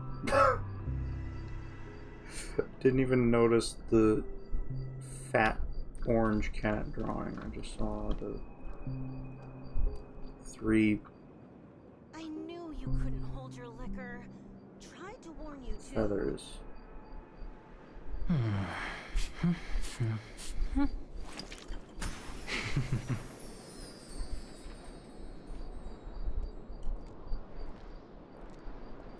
Why do I look up and see another city? I think that's what it looks like anyways. Jesse. We must make the cocaine, Jesse. Evening, Jessie. Is it evening? Welcome, Miss March. Who might these be? These 2 are my friends. As for the man lying on the ground, he's a scaredy cat who fainted from fright. I see. Another poor guy who accidentally ended up here. I'll take care of him. There have been a lot of new faces lately. Things must be tough in the beautiful dream. The few remaining havens of freedom in Asdana will soon face trouble. Do such things often happen here? Not really, but they're becoming more frequent now. Guess it's one of the signs of the Sweet Dreams collapse. This man has had quite the shock. Could you help me find a Halovian lady, March? Her songs can heal mental wounds. Oh, well. A Halovian lady? Robin. That must be Robin. She's also here in Dreamflux Reef. Huh? Robin? But I thought she... Oh, right. If Firefly is here safe and sound, then it means Robin must be okay too. Misha's about to take us to her to find out what happened. But before that, let's meet up with Himiko. You were with her earlier, right? We met some stowaways in the residential area. Most of them came from neighboring star systems. I heard that places like Dreamflux Reef are scattered throughout the memory zone of Asdana, like islands in the ocean. They existed before the family arrived. I also heard that when Dreamflux Reef took shape, it was the center of all dreamscapes in Penacony. If that's true, it's no wonder there are so many similarities between this place and the Sweet Dream. Really? Himiko must be gathering information. Let's hurry up and get going. Okay. Search.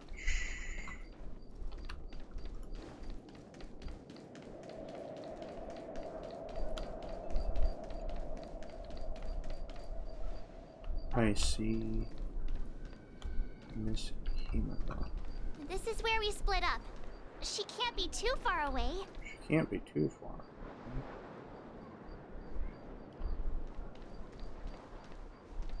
So that's how it is. I never imagined we'd gather the remaining details here. A guy with facial hair? Genshin could never. To borrow Gallagher's catchphrase, what an unpredictable twist of fate. Himiko, here they are. Ah, perfect timing. Now that everyone's here, I'd like to introduce everyone to Micah, who's partly in charge of the Land of the Exiles. Micah, these are my companions. You look nice. I like you. I like your jacket.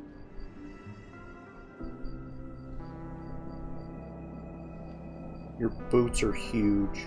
It's a pleasure to meet the Nameless. You know us? I've been keeping an eye on you since the day you arrived in Penacony. We would have met under more appropriate circumstances if Dreamflex Reef hadn't been isolated from the 12 dreamscapes. Please, allow me to formally introduce myself. I'm Micah, the Gravekeeper of Dreamflux Reef. Gravekeeper? Gravekeeper? Life in Dreamflux Reef is pretty liberating. Everyone here mostly keeps to themselves, without meddling in others' affairs. My daily task involves cleaning a few tombstones. You're too modest, Micah. When lost dream chasers stumble upon this place, you're the one who takes care of them, guiding them back to the sweet dream, or showing them how to survive the wild dream chaos. So, guardian of sorts. Were you talking to me, Mr. Yang? Mm-hmm. What?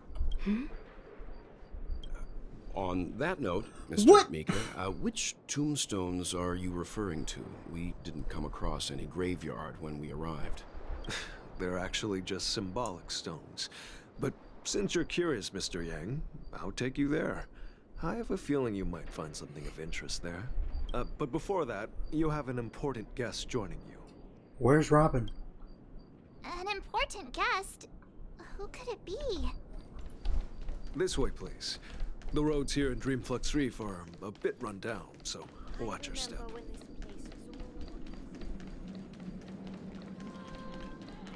Robin.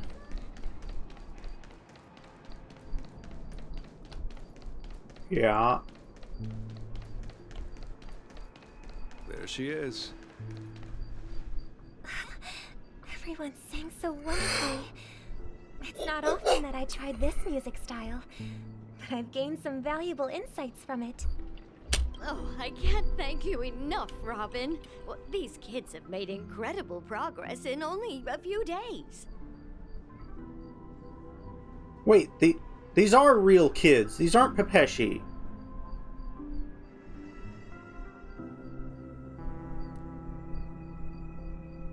I thought minors were kind of just straight up not allowed into the dreamscape, or was that just golden hour? What is happening? It was nothing, Grace. I merely taught them how to sing. It was you who brought hope into their lives. Life must be quite difficult for them in reality, I imagine. That's right. Whenever it's time to say goodbye to these kids, they're reluctant to leave. But I've explored every corner of Dreamflux Reef, talked to everyone I met, and they all told me the same thing. This shattered dream is not worth clinging to. It seems you truly are a child of the Harmony. Emma and Andy are orphans I took under my wing. Carol there, with her blind eyes, used to work at a nutrition center in the outer ring of Penacony. And as for Gary, he's been living with autism since he was a child. They're not old enough to enter the sweet dream managed by the family. The tism? If we compare Poor boy. people to birds, these kids are like fledglings with impaired wings. But in this dream, well, they can fly freely. Even if they stumble along the way, well, they're still relying on their own strength.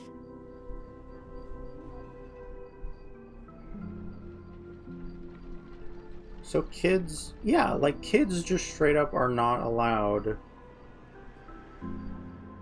in...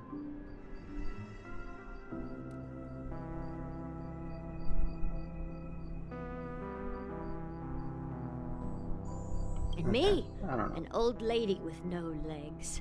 Well, without this dream, I couldn't even walk toward them. I'm glad that you found a new life here in Penacony. You don't have legs? Don't worry, Robin. Dreams have their significance, but they aren't everything. Both the children and I understand this. No matter how long we fly through this dream, we will one day return to reality. But you know what? Emma and Gary aren't plagued by their insecurities anymore. No, and Carol is learning how to cope with her blindness. And Andy is livelier than ever. Well, even I've become more optimistic. You see, in dreams, we learn how to live. Once we return to reality, we learn how to survive. And should our feathers be damaged, then we share our wings with one another. There's no need to covet an illusory sky in dreams, because we have the right and the ability to fly towards a broader horizon. It's a relief to see you safe and sound, Miss Robin. It's nice to see you all again, Astral Express crew. I heard my disappearance caused quite the commotion out there. I'm really sorry about that. Since you're here, can we assume that you're fully aware of the situation in Penacony? Ever since I returned to Penacony, my voice started to change, until it gradually faded away. At first, I thought it was a temporary ailment, perhaps due to having been away too long. I thought maybe it just takes some time for my body to acclimate to the high concentration of Memoria and Asdana. But now it seems the root of the problem goes way beyond me. There are elements around me that don't align with the harmony. And losing my voice is just one of the signs of the Sweet Dreams collapse. The Sweet Dreams collapse. That memo keeper mentioned the same thing. So it's real. While I was away from Penacony, the boundaries of the 12 dreamscapes kept expanding outward. But whenever I mentioned later, I discovered the secret letter. While I was away from Penacony, the boundaries of the 12 dreamscapes kept expanding outward. But whenever I mentioned the anomalies in my dreams, all the family heads refused to talk about it. Only my brother was willing to respond. Later, I discovered the secret letters from the IPC ambassador. Which further convinced me that there are hidden secrets beneath the surface of Penacony. So, following the clues in the Oak family's dossiers, I found my way here. The land of the exiles, concealed by the family under the guise of death. A dream within a dream, where Penacony's past is buried. Hearing you speak, it sounds as if your voice has made somewhat of a recovery. I hate to admit it, but the harmony in this place resonates more broadly than within the Sweet Dream. It's regrettable, but the family has experienced betrayal. The traitor, or traitors, abandoned their original principles and, using the name of harmony, exploited people's weaknesses to turn Penacony into the planet of festivities, trapping everyone in the illusion of the Sweet Dream. For the sweet, sweet money. This is not the strong defending the weak, but rather the strong exploiting the weak. A world without equality won't ever be favored by the harmony. And naturally, those voices blessed by them have lost the ability to sing. Could there be another force influencing the family's shift in philosophy, Miss Robin? Considering what happened with Acheron, it's difficult to conceive of another entity within the realm of the harmony capable of influencing everyone. Unless a power surpassing that of an emanator is involved. I'd heard about what happened to the Cienjo Alliance, but as far as I'm aware, the family hasn't faced any such external interventions. Who knows? Perhaps I've just been away too long and missed something. Regardless, I cannot accept my home is moving towards the very opposite of what the harmony represents, while still claiming to uphold it. I must uncover the reason why Mikhail cut ties with the family, and who exactly it was who betrayed us all. Do you remember our arrangement, Mr. Micah? Well, here's my answer. I've decided to forgo my role and never step foot on the Charmony Festival stage again.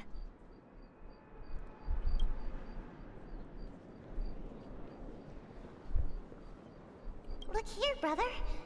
A little bird. Burp. Looks like a fledgling Charmony dove, but Charmony doves don't live here. So how did this little bird get here?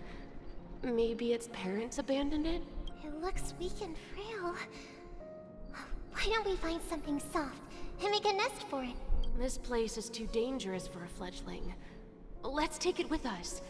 We can put it on the wooden shelf in front of your window. Okay. bird like that must have a beautiful singing voice. But where will it live?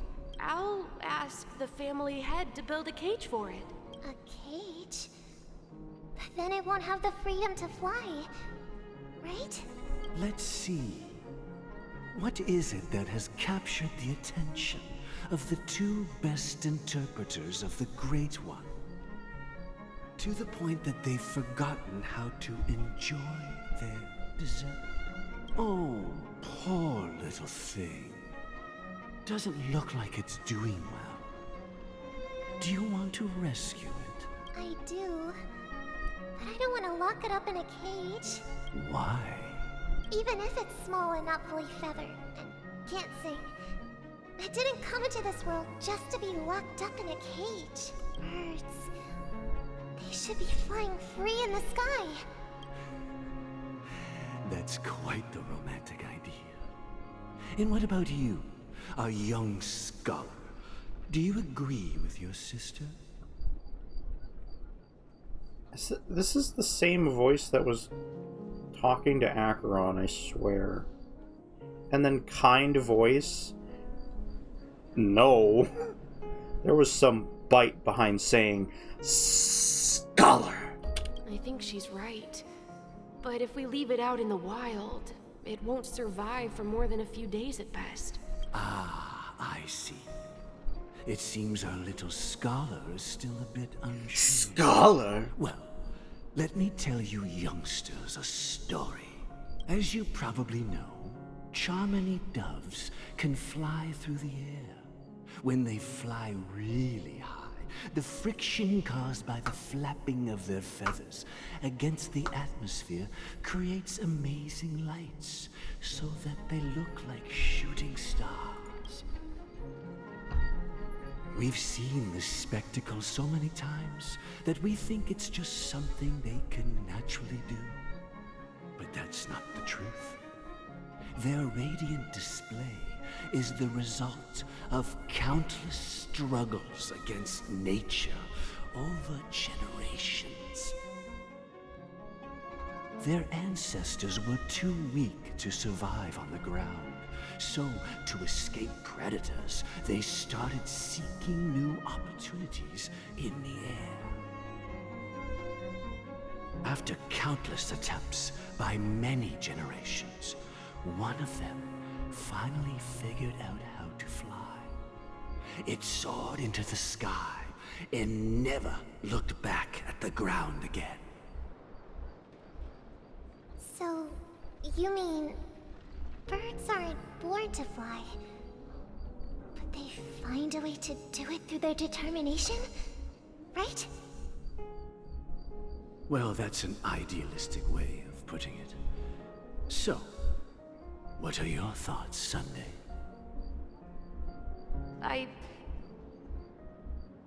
I think people believe birds are meant to fly because they've never seen those birds crashing to their death. That's an interesting perspective. So, have you decided what to do with the bird now? For now, I'll keep it in a cage until it can take care of itself because I want it to live, no matter what. Well said, kids. It seems each of you has found your own answer. Your insights are truly remarkable. And I hope they come true in their own way. We will take good care of it, won't we, brother? Yeah, but Mr. Gopherwood, there's one thing I don't quite understand. And what might that be, my son? What if this little Charmony dove never learns to fly in the end? I mean, if there are fledglings in this world that can never fly throughout their lives, should we let them go back to the sky? Only to see them crash to the ground and die? Talking in your sleep, birdie? Time to wake up.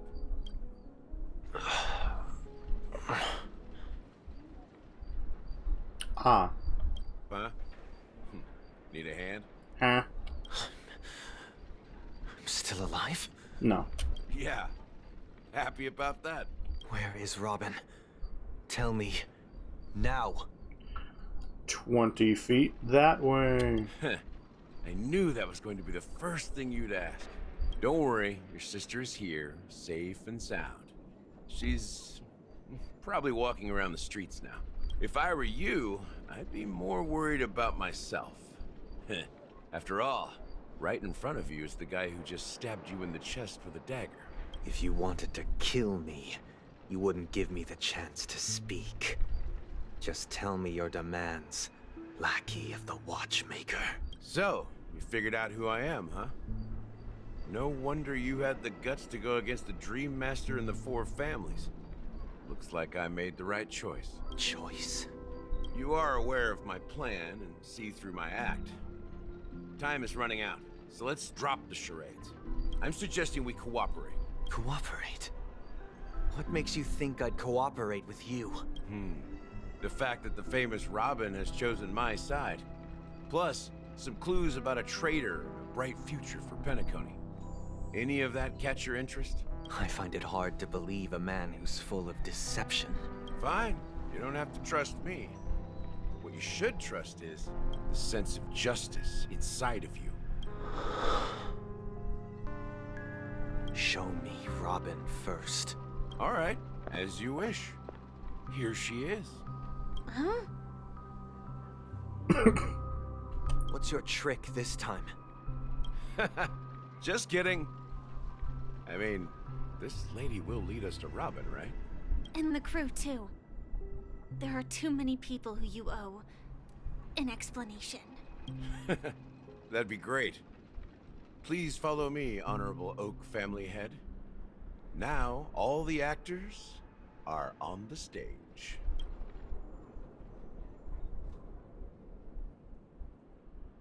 This is the monument I mentioned earlier. The names inscribed on it should be familiar to all of you. Rosalina and Tiernan. When Penacony was known as a frontier prison, it was the Trailblazers who connected it with the stars. They were the heroes who saved Astana, and their names deserve to be immortalized. Not just on this small stone tablet, but in the annals of history for all of time. However, today, the planet of festivities is nothing but sweet dreams. That heavy piece of history is all a distant memory. Just like that prison. So all three Trailblazers are like heroes to this place, but they were just kind of abandoned. If their names are inscribed here, then that means... One in the middle was blank. According to Micah, they died long ago. Rosalina was killed during the War of Independence. She ventured alone into the heart of the star system to investigate the flow of Memoria. Tiernan was a skilled gunslinger, strong and reliable. He led the people through countless battles, but he didn't live long enough to witness the arrival of true peace. In the decade following the war, Penacony faced challenges internal and external. To protect Astana, Tiernan took up the way of the Trailblaze and led the Lampmoth family to explore beyond the system, only to be surrounded and wiped out by the Swarm. Though I had expected as much, the tales of these heroes truly are sorrowful. True to the title of Trailblazer, they spent their lives venturing into the unknown. But what about this tablet? There are no names carved on it. When Dreamflux Reef was created, its owner was still alive. However, he insisted on erecting a monument for himself, saying that it will happen someday. Here we meet again. Everyone from the Astral Express. Robin.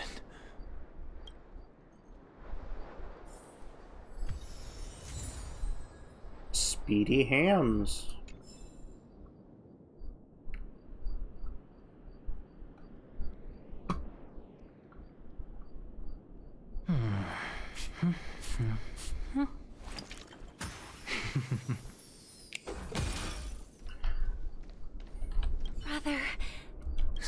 for words. You're safe, and that's all that matters.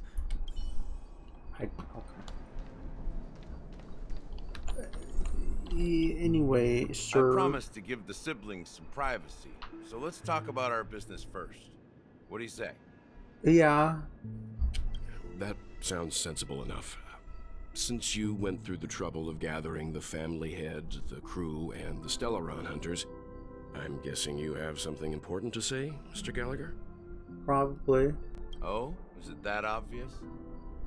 The look on your face is practically screaming, I'm the one behind all this. You're right, Mr. Yang. It is indeed time to come clean on everything. The siblings already know what they need to, and they've made their choice. But you, Nameless, arrived a bit late. So it's only fair that I answer your questions. Before we begin, let me reintroduce myself. I'm the founder of Dreamflux Reef, the deputy of the Watchmaker, and the one who sent out that invitation. As Gallagher, the history fictionologist, I humbly extend my greetings to you all. Really? History fictionologist? So what, everything you told us was made up? Well, don't worry. Almost everything I shared was true. Well, except for the part about the family accepting me back. I double-checked with Micah, and everything he said about the family, the Watchmaker, and Mikhail is true. Thank you for your understanding. Now let's get down to business. I'm sure you're all wondering why I went through the trouble of setting up this battle for the legacy. Inviting different factions, and stirring up a ruckus all over Penacony. Well, it all boils down to something very familiar to all of you. The Stellaron. The Stellaron? But how is that possible? Penacony is a free-flowing interstellar hub. There are no signs of contamination whatsoever. You're totally correct. So, care to take a guess at what that means?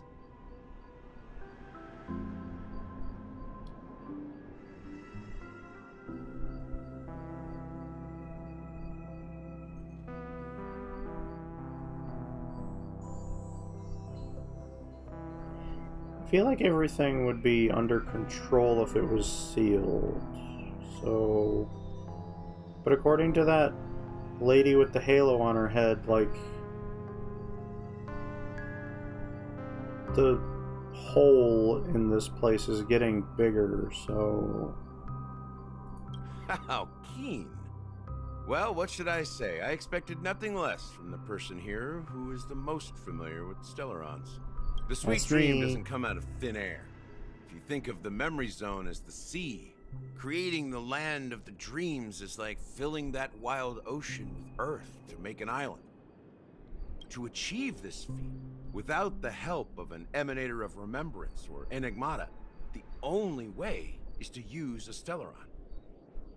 The sweet dream is a Stellaron. And that's not something you can achieve with a simple wish. It requires vast quantities of knowledge, time, and manpower. I'm sure you get what I'm hinting at. In Azdana, the planet of festivities itself is a Stellaron disaster. Okay.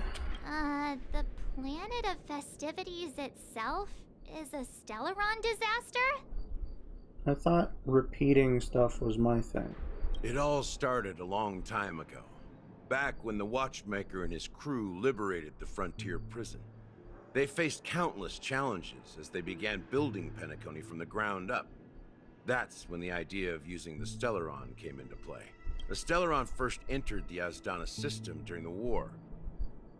The Nameless warned everyone against the folly of attempting to tamper with such a power, and most heeded their words. But there are always people in the shadows with ulterior motives. The turning point came after Tiernan's death.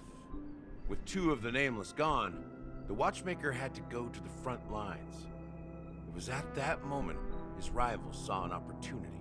by the time a representative from the Montour System's family arrived at the Watchmaker's call, Stellaron had already been activated and was seeping into the primordial synesthesia dreamscape. And I suppose the family happened to possess the knowledge to seal the Stellaron? Not just that. They knew far more about the Stellaron than the average person. They helped Mikhail swiftly quell the civil unrest and played a part in building Penacony under the disguise of the Harmony. Those 3 eras were known as the Age of Dreaming. The Watchmaker, who had been left in the dark, sent out invitations across the universe, spreading the hype around the land of the dreams. Then, how did they turn against each other? Remember the island in the ocean metaphor? The truth is, the Stellaron was never truly sealed. It existed in a different form within the dreamscape. Think about this. What would it cost to create and maintain such a lavish dreamland? Quite a lot. It's people's lives. The opulent dream is built upon the decay of spirits, with a toxic elixir called pleasure flowing through the dreamscape. It tempts people to indulge in the dreamscape, and gradually their minds succumb, becoming nourishment for the sweet dream. It's feeding on all of the guests. Oh my god. Confusion, laziness, and cowardice. Weaknesses that plague humanity were magnified and nourished by the family. Penacony became a new kind of prison, even more impenetrable than the previous one. Casino Disneyland. Sadly, we realized this far too late. By then, the family had a firm grip on Penacony, swiftly quelling any opposition that arose. Why would you ever want to leave? At my wit's end, I had to use the power of the Enigmata and sought refuge in this chaotic realm. Over the years, I created a meme within this dream for our use, Dormancy. That's its real name. We exploited a loophole. You see, regular people can't fall asleep again while they are inside the dreamscape. So this is the true meaning of the impossible. You sent out invitations in the Watchmaker's name to find forces capable of resolving the Stellaron disaster and draw them into Penacony to uncover the truth. It's not just that. Above all, I wanted to see what happens when the major factions engage in a struggle for the legacy. Since this is the Watchmaker's first announcement in decades, the traitor within the family is bound to reveal themselves. So, the legacy is just a facade. If you want to consider the Stellaron as the legacy, I'm totally fine with that. If that's the case, where is the Stellaron now? I mean, it's gotta be the Oak. The Oak family probably has it. That's a question for Mr. Wings. The Stellaron is still under the family's control, and as the head of the Oak family, I'm sure he holds all the answers. Does Sunday actually know anything? Because that voice talking to Acheron seems to be the real head of the Oak family.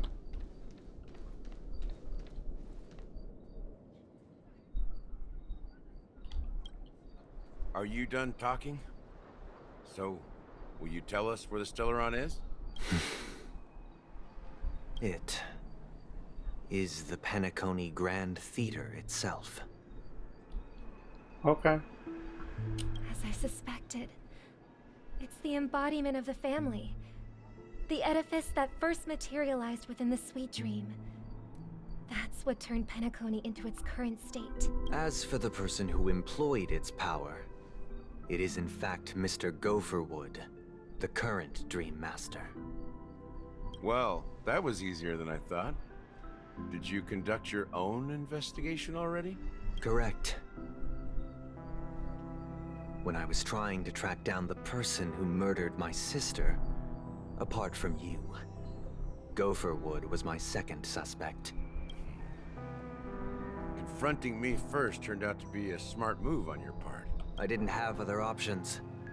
The Dream Master has been elusive, and even the heads of the families can hardly get an audience with him. Moreover, Mr. Gopherwood has been kind to my sister and me.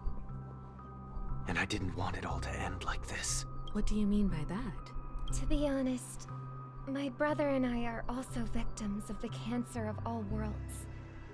We grew up as orphans, and were adopted by the family when they came to help. Mr. Gopherwood recognized our potential and brought us to Penacony. But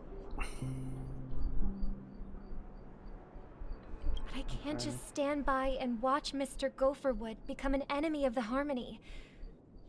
I won't use my voice to support an evil cause. I won't step on that stage and sing, no matter who the traitor is, or what orders they give me.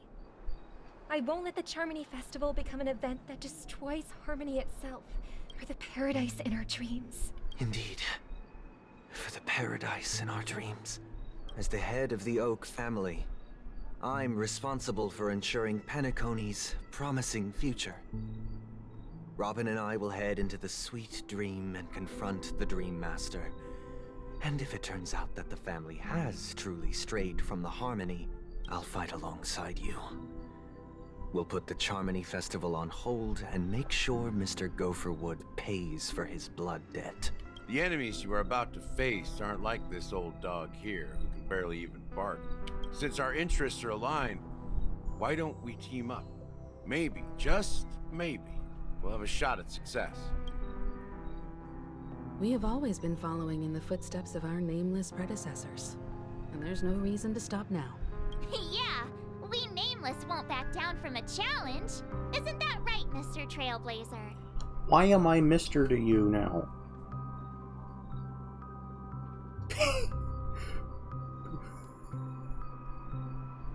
Nah, I'd surrender. Peace was never an option. Exactly! It's time for the crew to save the world once more. Rest assured, sitting on the sidelines isn't in our nature. Mr. Sunday, Miss Robin, I'm willing to accompany you on behalf of the Astral Express.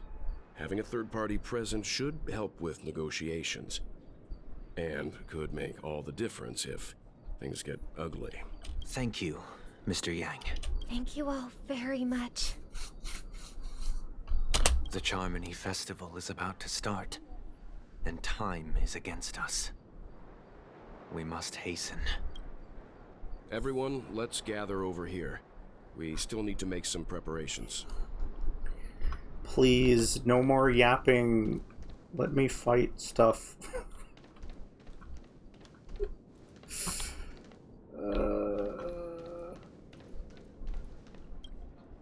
I may have been quick to step up to the plate, but confronting the Dream Master could be a very dangerous affair. Huh? Even you're saying that, Mr. Yang? How powerful is that Dream Master? He's the leader of the families of Penacony, and he has the entire power of the Harmony behind him. Not to mention the Stellaron in his possession.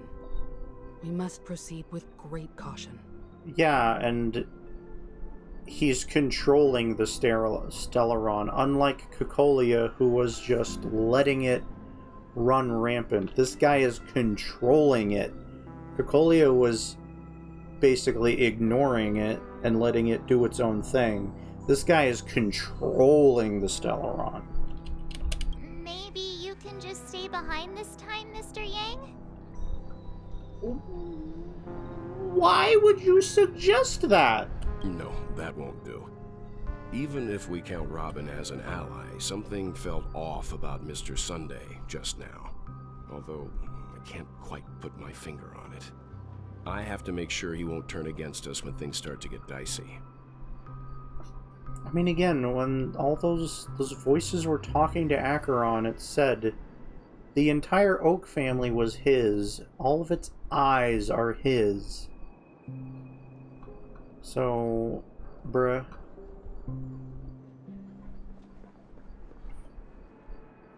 Sunday could very, very easily just be being controlled by this Dream Master. You're still carrying the keepsake the IPC envoy gave you, right? May I borrow it for a moment? What? Oh.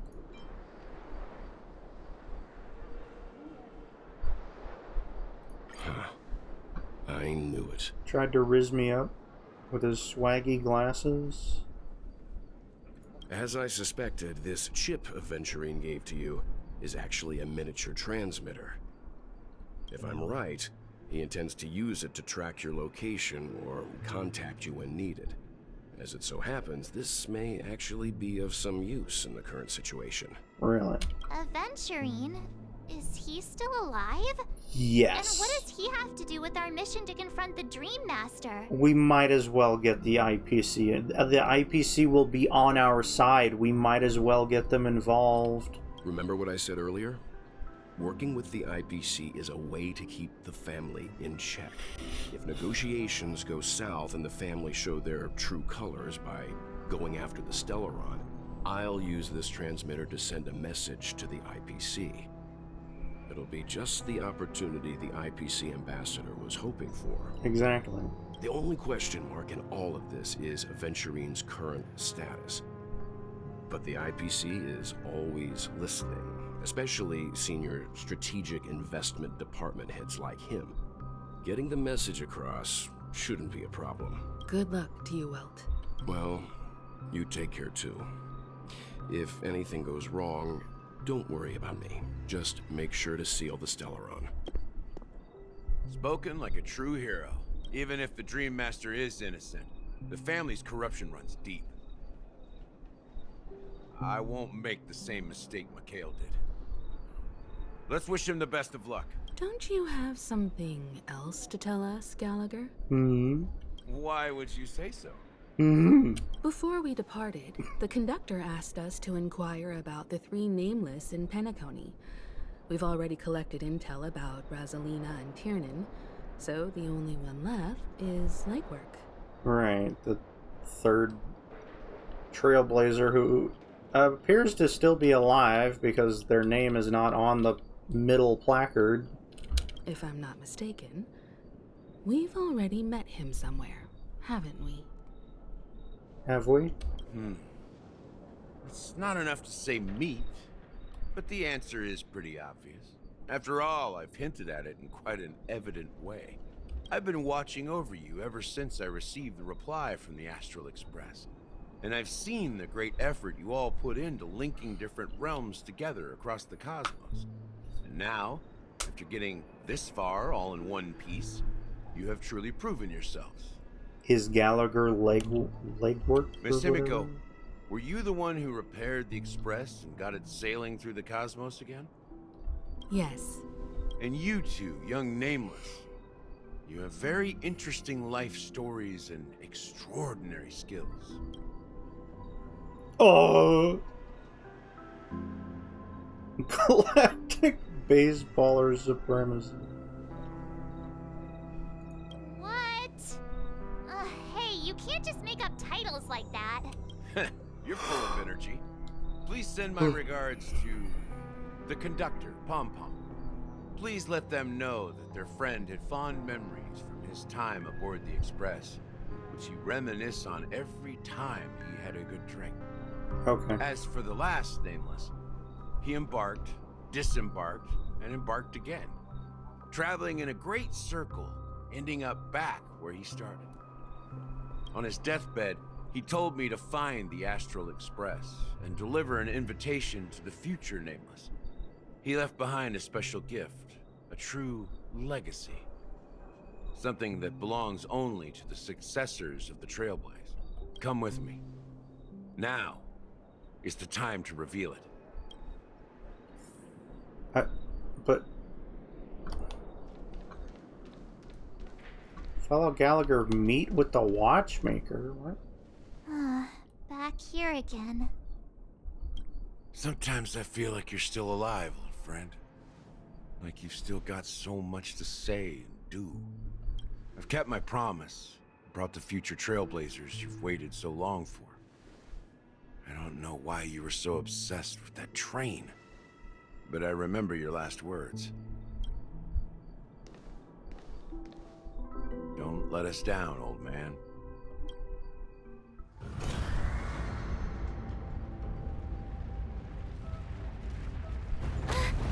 What's happening?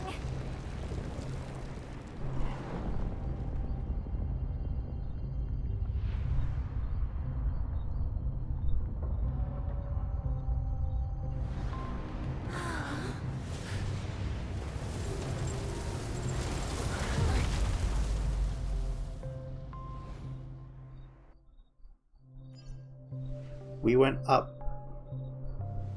Go ahead. His resting place lies in the garden up ahead. The first and last nameless of Penacony. Mikhail Char Legward, the watchmaker. Okay. So Mikhail. I cannot go for... Oh. Stairs on the side.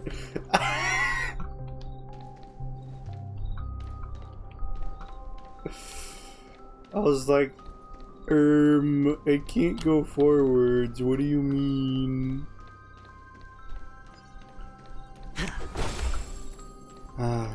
Never mind. Big on balloons. Any birds or chests around here? Birds, chests, birds or chests. Well, there's a chest. I didn't hear that one. Bird? No bird? Oh, well, everybody's heard. So is that's gotta be the theater, right?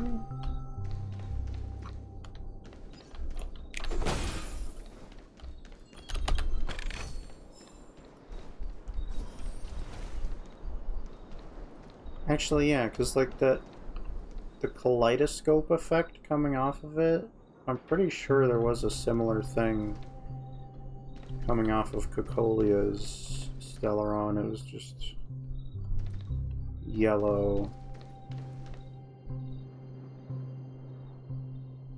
Ooh, the hat.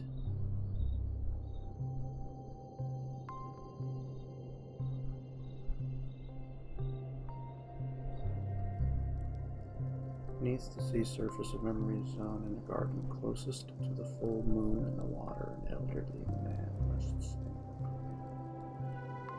the watchmaker Mikhail asked to twin that no sound could ever awaken. Sure enough, the watchmaker is the third nameless. Even I could guess that one. The legacy he left behind was a dream bubble. I believe inside that bubble, there's something that holds meaning only for the nameless. After all, when I checked its contents, I found nothing inside. Maybe some trailblaze runes? Even more mysterious than me.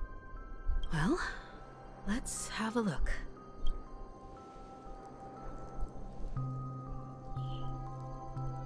You want me to touch it? Okay.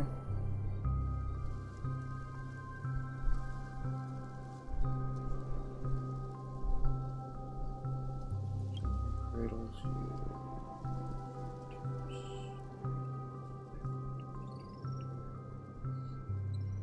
as experience would suggest. This time seems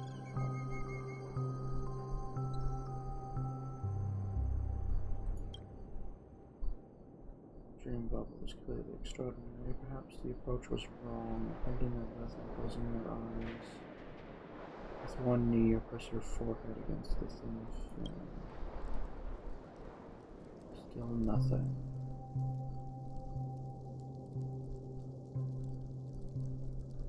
No truces. Nothing. Indubitably, this is an empty Wait, what's going on? bubble. Seriously? There's nothing inside this dream bubble? How could a dream bubble be empty? Just as I suspected. That old man always had this strange belief in the nameless and the trailblaze. And I never understood where he got that confidence from. Especially since he never managed to get in touch with the Express while he was alive. I could never figure out what was going on in that old man's head. But this empty dream bubble is so typical of him. He was always full of weird fantasies and incomprehensible romanticism. That mischievous old man. Well, I didn't expect him to leave anything concrete behind anyway. Don't think that's the case, Gallagher. I'm sure Mikhail has left us the most precious thing of all. Well, there's a bird. Don't start getting all philosophical on me, all right? Just as Mikhail believes in the nameless of the future, we unconditionally believe in the nameless of the past. How could they leave with regrets for the future when they were ready to dedicate their lives to the land they loved? There must be something contained in this dream bubble. It's just we haven't figured it out yet. You won't. Well, I'm a follower of the enigmata.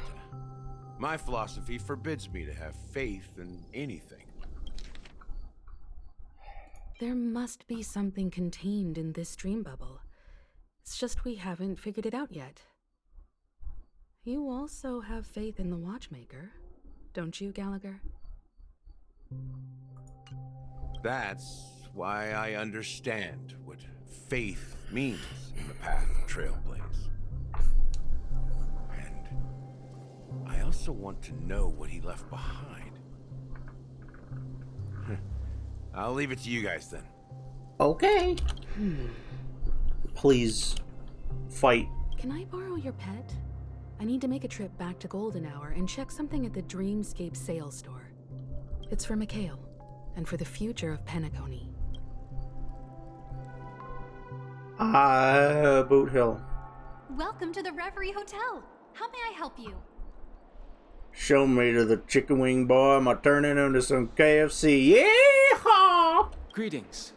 We're the Nameless from the Astral Express, and we'd like to check in. The Astral Express? But I thought... Yes, my companion's already checked in. My name is Dan Hung, and I believe my personal information is recorded in your system. I see, but your companion said you wouldn't be coming due to a change of plans. Well, the change of plans had a change of plans. Now the plans have changed again. Exactly, how do you? And you are... I'm Don Hung too. Me? I'm Pom Pom. A new Nameless who's also with the Astral Express. I'm Pom Pom, you hear? Here's my fellow Trailblazer. We responded to the family's invitation before he boarded the express, so he wasn't registered in your system. Is it possible to accommodate him as well? Oh, I see. Another one of the Nameless had a similar situation. Seems like a lot of people are joining the Trailblaze these days. Yeah, Since there's we're a precedent, friends. it shouldn't be a problem. Just give me a second to contact your companions. I'm sorry, dear guests, but it seems I'm unable to reach the other members of the Astral Express. What do you mean by unable to reach them? My apologies. This is the first time I've encountered a situation like this. However, the system indicates that those guests are still in the dreamscape. How about this? Give me their room number, and we'll go check on them ourselves. I'm afraid that's not possible. I need to verify both of your identities before I can share any guest information. How about you just wake up someone? Let's say, Welt? I'm sorry, but there are strict rules regarding forced awakening. It cannot be done without the proper clearance. So nothing works, huh? What's your solution then? Are you saying we sleep here? At the reception? Please be patient. We need to contact your companions in order to confirm your identities. And now it seems you need to confirm our identities before you can contact our companions. It seems so. To be a minimum wage employee for a hotel. Fudge! Fudge! Look, Exactly. nothing personal, but if you can't handle this, go find someone else who can, okay? Please calm down, dear guests. I do recall that Mr. Sunday, the Oak family head, personally handled this issue earlier. Oh, please wait a moment while I contact him. Bop, bop, bop. I don't think she's trying to give us a hard time. She really just doesn't know what to do. I have a bad feeling about this. You tried to contact them on the express earlier, but they didn't respond. It something doesn't seem right. I need to leave for a moment. You can stay here with the receptionist. Sure thing. Just don't keep me waiting forever. Don Hung seems pretty worried about his companions. I should give him some space. Stressing out about it won't help anything. Hi. I get to be you all of a sudden. Please eat a bullet. Go ahead, eat a bullet.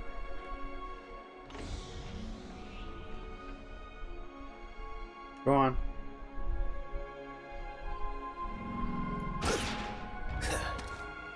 Go on, eat a bullet. It's funny.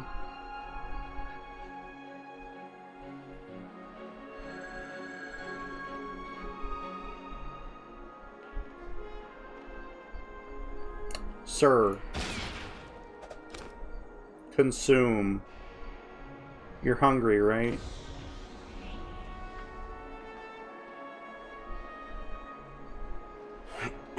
There you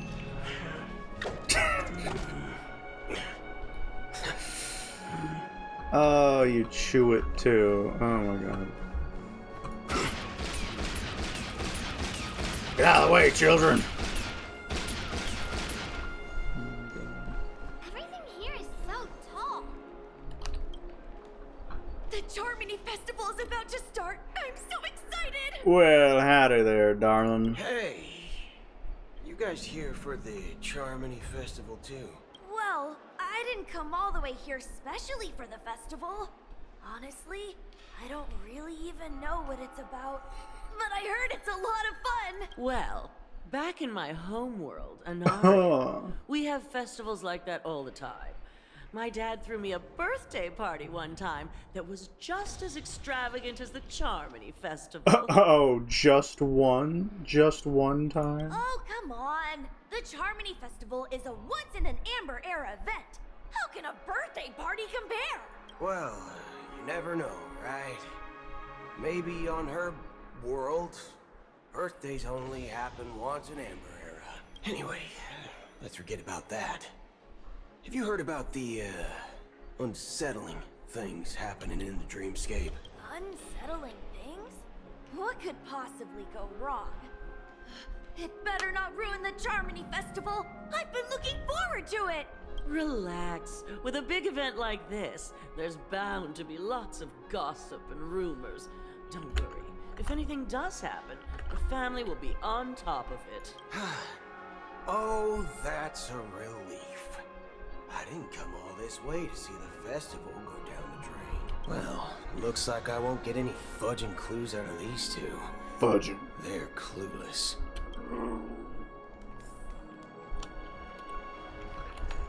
These mother hubbards. What is this? Locked and loaded. 3x9 miles. No, give. No. Okay. Greetings. I'm Cody of the Bloodhound family, head of security for the hotel. How may I assist you? Hello. So, there's something I wanted to ask about. I've been hearing some unsettling rumors about certain incidents that might affect the Charmony Festival. Do you think there's anything to be worried about? I've traveled all the way from the Hayahi Federation, and I don't want my trip to be ruined. Is Boot Hill gonna wind up being here for nothing because Acheron's already gone? What do you mean? Because that would be really funny. Wait, you haven't heard? I'm not sure where you heard those rumors, but they're completely baseless. I can assure you, as a representative of the Bloodhound family, that everything is going smoothly for the At present, all of the families are focused on making sure... God. I'm not doing this on purpose. I'm sorry.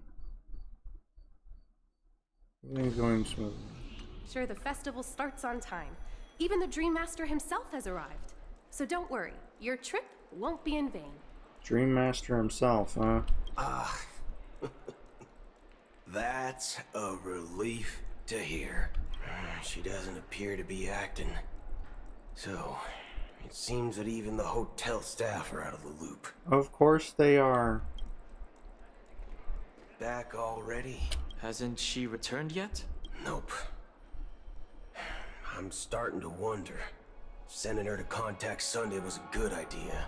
Neither the staff nor the guests seem to know anything about what's happening in the dreamscape, and wherever we go, all we see is people enjoying themselves. Definitely not a good sign. I agree.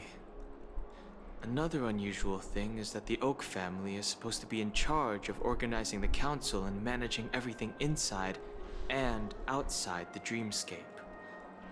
However, I walked around the hotel but didn't meet a single member of the Oak family on such an important day. Well, I'll be forked. If I remember correctly, the head of the Oak family is that Sunday guy, right? We shouldn't linger here too long. Let's go back to the Express for now. Not so fast. Have you ever robbed the IPC, bro? If you run away now, everyone will be chasing after you. Are you suggesting we sit here and do nothing? I wouldn't say do nothing, but let's stay put for now. Even if the family has ulterior motives, they couldn't have anticipated us showing up here. We're the surprise factor for them. They don't want to attract unwanted attention from certain outsiders, so they won't do anything reckless. See, the IPC lackeys are keeping a close eye on this hotel. If I were a family member, I'd find an official excuse and keep the surprise factors here. If we just wait here, that would be like walking into their trap. Of course, we don't need to walk into their trap. I gave a backup plan to the memo keeper. If it turns out we won't be allowed to enter the dreamscape, she'll order a drink for me in the VIP lounge at the hotel. In reality... a secret signal. That's right. Oh, a concrete object can indeed help the memo keeper establish a connection with you. But Boot Hill, if you have more backup plans in the future, Boot Hill, I hope you'll let me know in advance. I'm sorry, but it's one of my quirks. I have too many unreliable friends. And if I reveal that I have backup plans, things can go awry. And that would leave all backup plans completely useless. How do we get into the VIP lounge? This is where my street smarts come into play. Start shooting people. Look at this grandma, bang. I don't know who the hell you are, bang. Look at this child skipping around all happy, bang. I don't care who you are. I don't care who you are. Bang. Guns fired, guns blazing. Clear out. Clear out of the lobby. Put them up, sir. Give me your wallet. Call security. You're the lobby manager, right? Give me your money. Yes, I am. How may I assist you? Oh, yeah. We're the Nameless from the Astral Express. We wanted to check in, but there's something wrong with your system. The lady at the front desk said she would contact the manager, but now she's nowhere to be found. She's probably under the desk crying because, seriously, Boot Hill is not the nicest, like, visage to gaze upon. It's pretty intimidating. We've been waiting here forever, without any food or water. What the fork, man? Is this how the family treats its guests? Is this your idea of street smarts? Starting an altercation? It's called standing up for your rights. Hell yeah, America. I apologize for the inconvenience. please wait while we try to contact Mr. Sunday. I'll arrange 2 premium seats in the VIP lounge so you can rest there while you wait. See?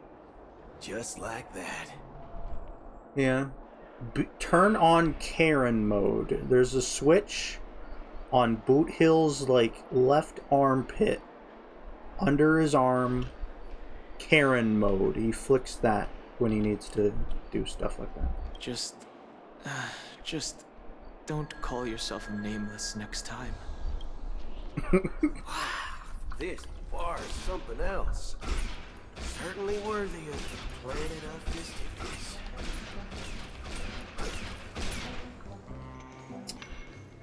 Please let me shoot stuff. Anyways, if I were to encounter trouble while Boot Hill is here, where's the quick thing? Quick lineup. Thank you. I wish that was easier to do.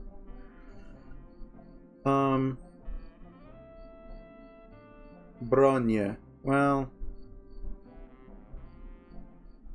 I mean, I could just stick with Robin, or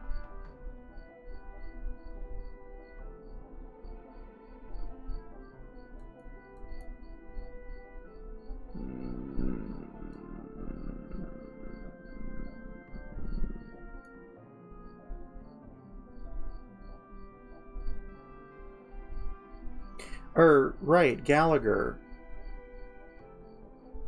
Boot Hill's all about breaking enemies, so Gallagher. And then has the main story given me any books? Kind of. Not enough, but whatever. Still don't have, like, any good light cones, but I guess I'll give you this.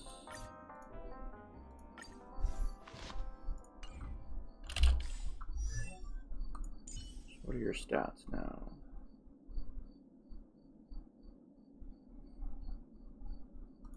Okay. Almost 3,000 attack.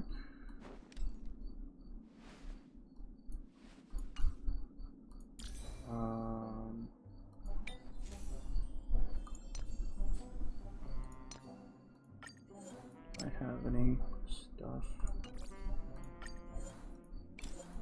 I have some stuff.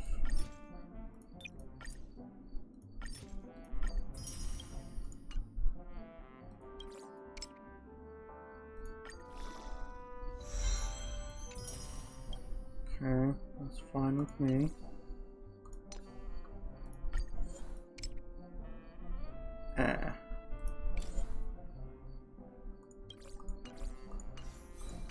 Whatever. Okay. Good evening, gentlemen. Hello. Hey, I have an order for a bottle of Donna's White Oak. Can you help us find it? Donna's White Oak? I think there might be a misunderstanding. We don't serve that here. Oh, no way. Are you sure you're not mistaken? If someone had reserved such a beverage, I would definitely remember it. It sells for hundreds of thousands of credits per bottle, after all.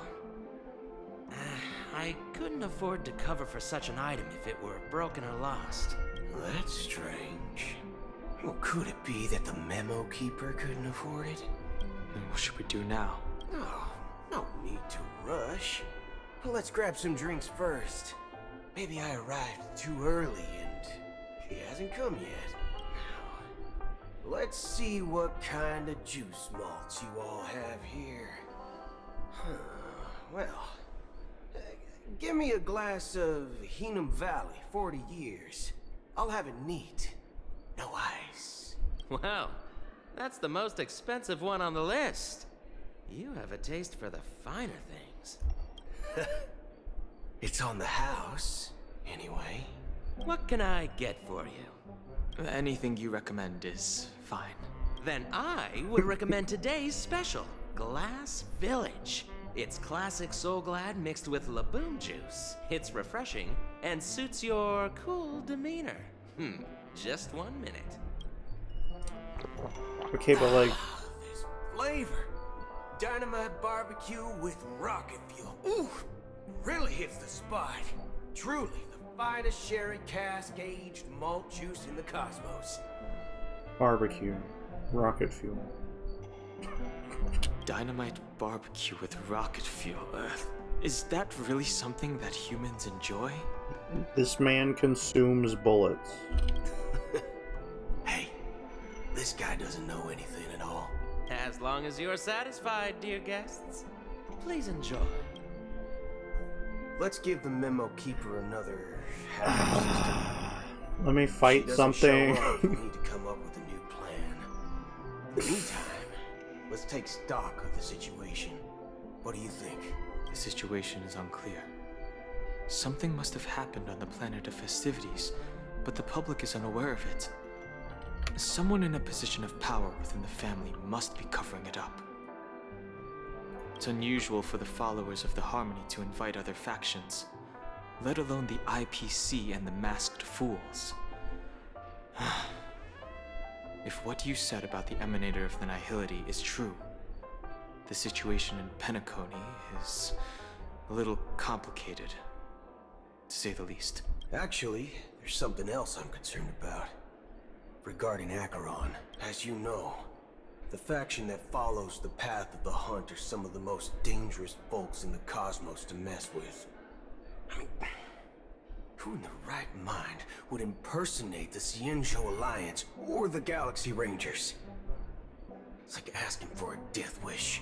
Isn't there a saying among the Cienzo people that the Rainbow Sect lets their Lux Arrow do all the beating? Talking. Do all the talking. Well, you know what I mean. Even though the Galaxy Rangers have been out of sight for years, we've been keeping an eye on this region. Even the dumbest criminals know better than to mess with the Annihilation Gang, much less the Rangers. I do love this dynamic with Boot Hill and Don Hung, but like, I haven't fought anything in so long.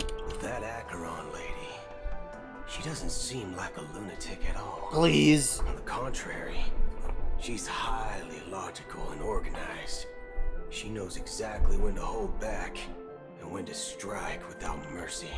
And do you believe that someone like her would have an ulterior motive for impersonating a Galaxy Ranger? I'm not entirely sure, but I do have my suspicions. Maybe she knows a Galaxy Ranger, or perhaps she's trying to lure us out for some reason, which I can't figure out. Anyway, what worries me more are the anomalies within the family.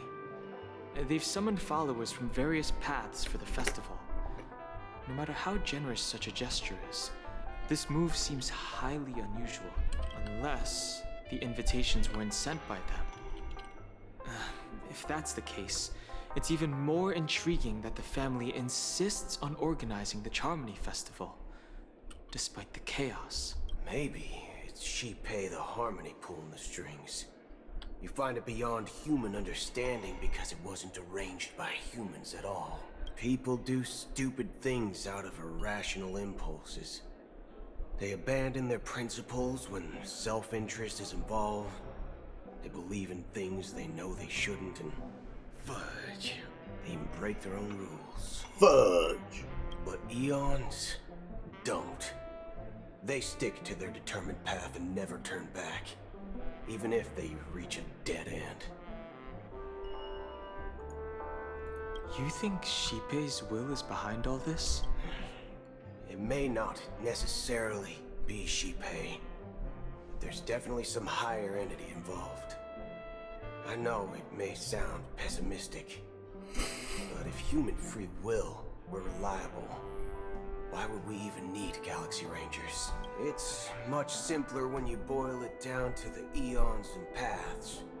Like how Lon always follows the path of the Hunt, or how the Express stays true to the Trailblaze despite Akavili's disappearance. But in my opinion, Akavili's fall holds significance for the Nameless. Oh, So you're saying the Nameless now have to take responsibility for their own choices because their absolutely right leader is gone? Exactly. I believe the purpose of the journey isn't just about following a path that's always considered absolutely right. It's more about doing your best to choose the right path for yourself among countless possibilities, even with limited insight and judgment. I don't know what you've been through, but I agree that people must take responsibility for their choices, because no one else can do it for them. That's why the Galaxy Rangers need to uncover the imposter and figure out her true intentions. Just in case. I have a backup plan if the Memo Keeper doesn't show up. This is my final backup plan.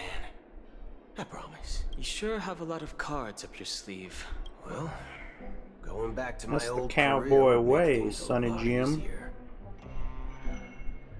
By the way, when you were walking around the hotel, did you happen to see any important-looking guests? What's your plan? It's simple. We just grab some hostages and use them as bargaining chips with the family. Bruh. Or maybe we can even take their identities. No need for that. We'll return to the Express now.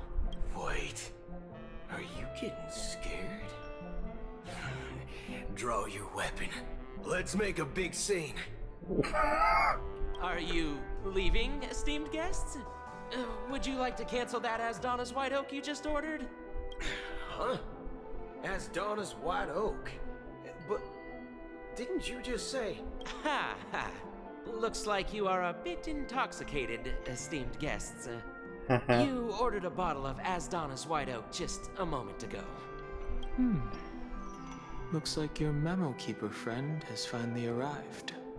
Oh, right. Sorry, my memory's not the best.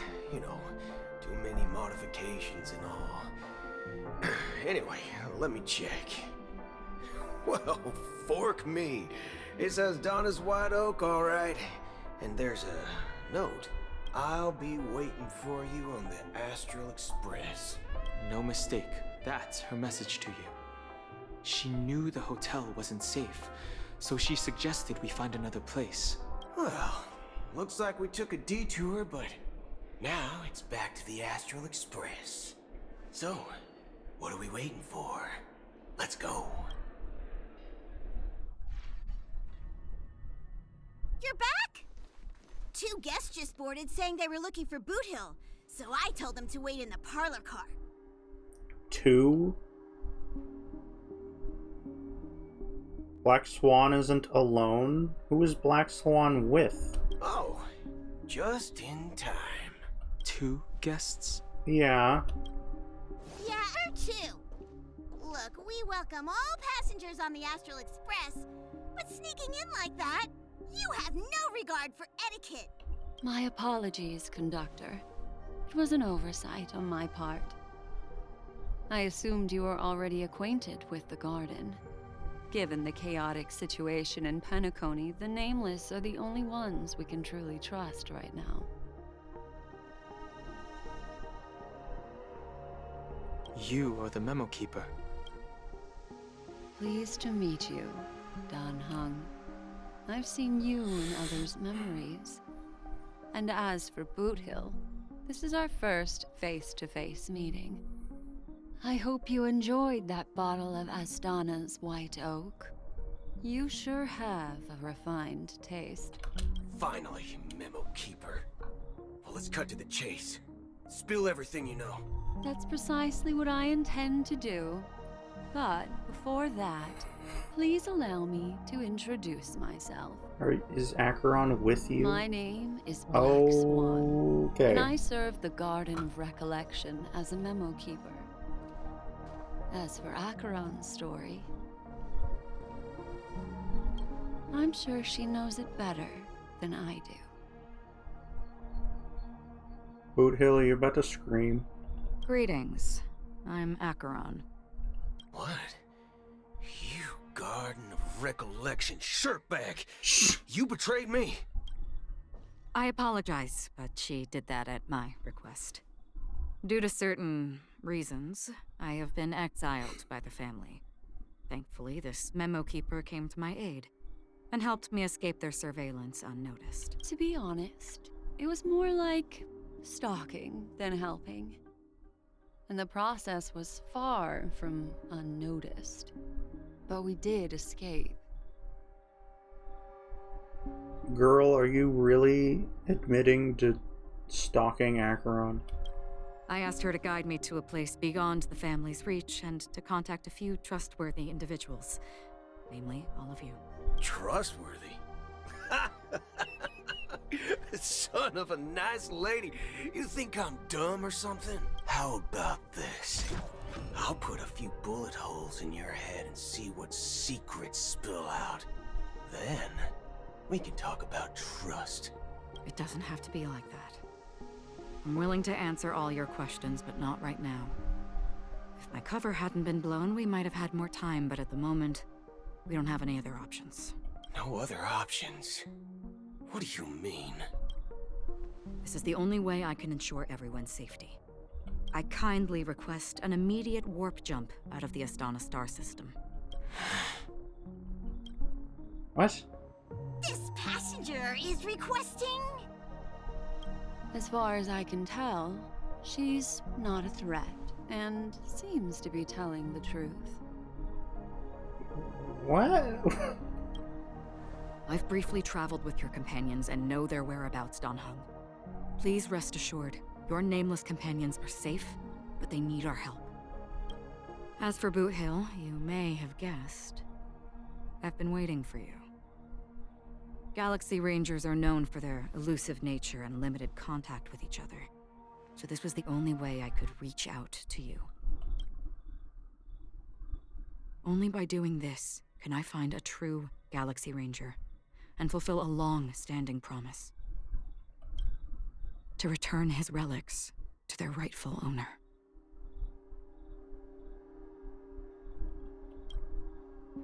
Someone once told me that every rainfall is like a gift from the heavens, a sign of their mercy upon the world. Raindrops are said to be the tears of the gods, shed in response to the sorrows of the world. Their constant pouring is a reminder that the gods haven't abandoned us yet. So, how long has this rain been going on for? I used to believe, just like you, that it would eventually stop. Years and decades passed. And in the end, such hope faded away before the rain did. Looks like the god you mentioned doesn't exist after all.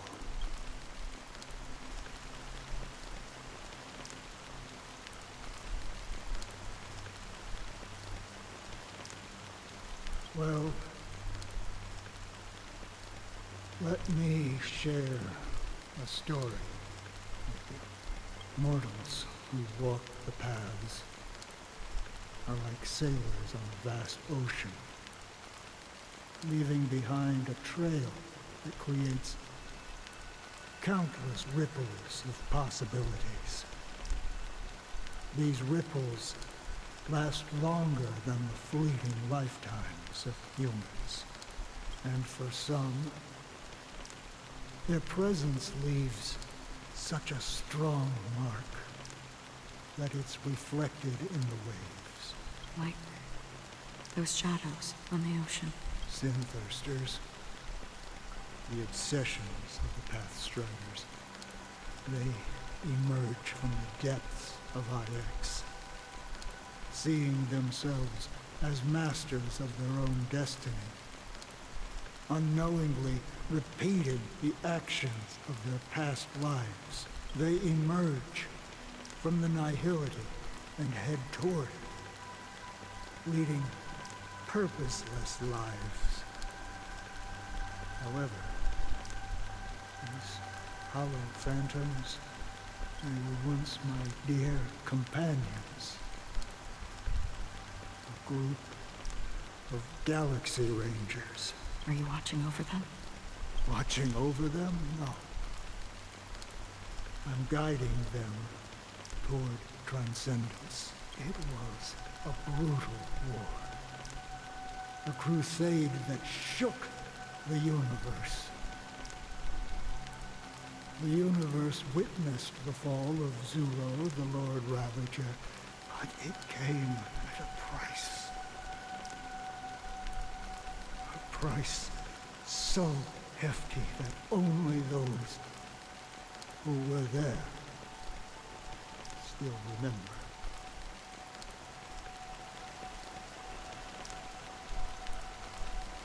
Lord Ravager. Isn't Fantilia a Lord Ravager too? So like... The unwavering determination of the Hunt followers persists even in death. So someone must guide these lost souls to their life beyond.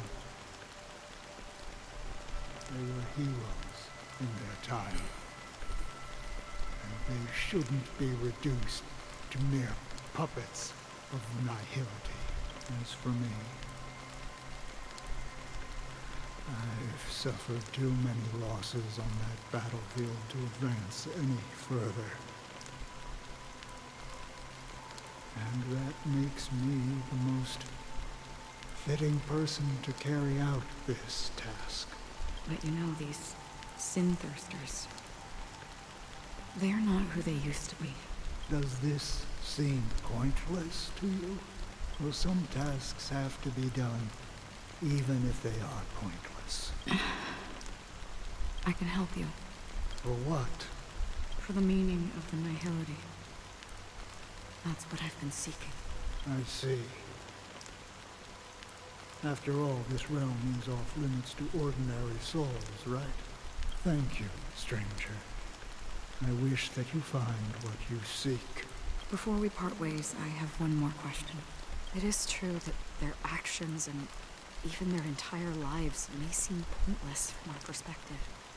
But if, and it's just an if this is what the departed ones expected, should we try to change it? A good question. And a profound one. I don't know the answer. What I do know is that one day I too will pass away. And when I bid farewell to this world, someone will stand at my grave and place a bouquet of flowers on it.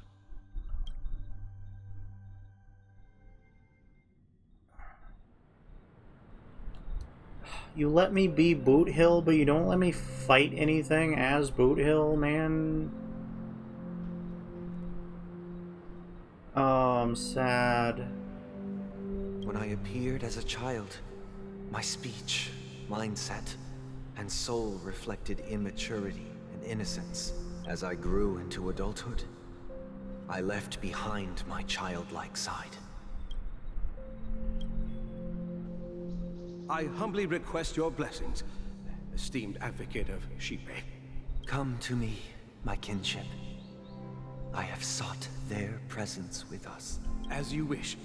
I have faithfully served the Alfalfa family for nearly a decade, promoting the path of the harmony to the best of my ability. However, I made a mistake yesterday.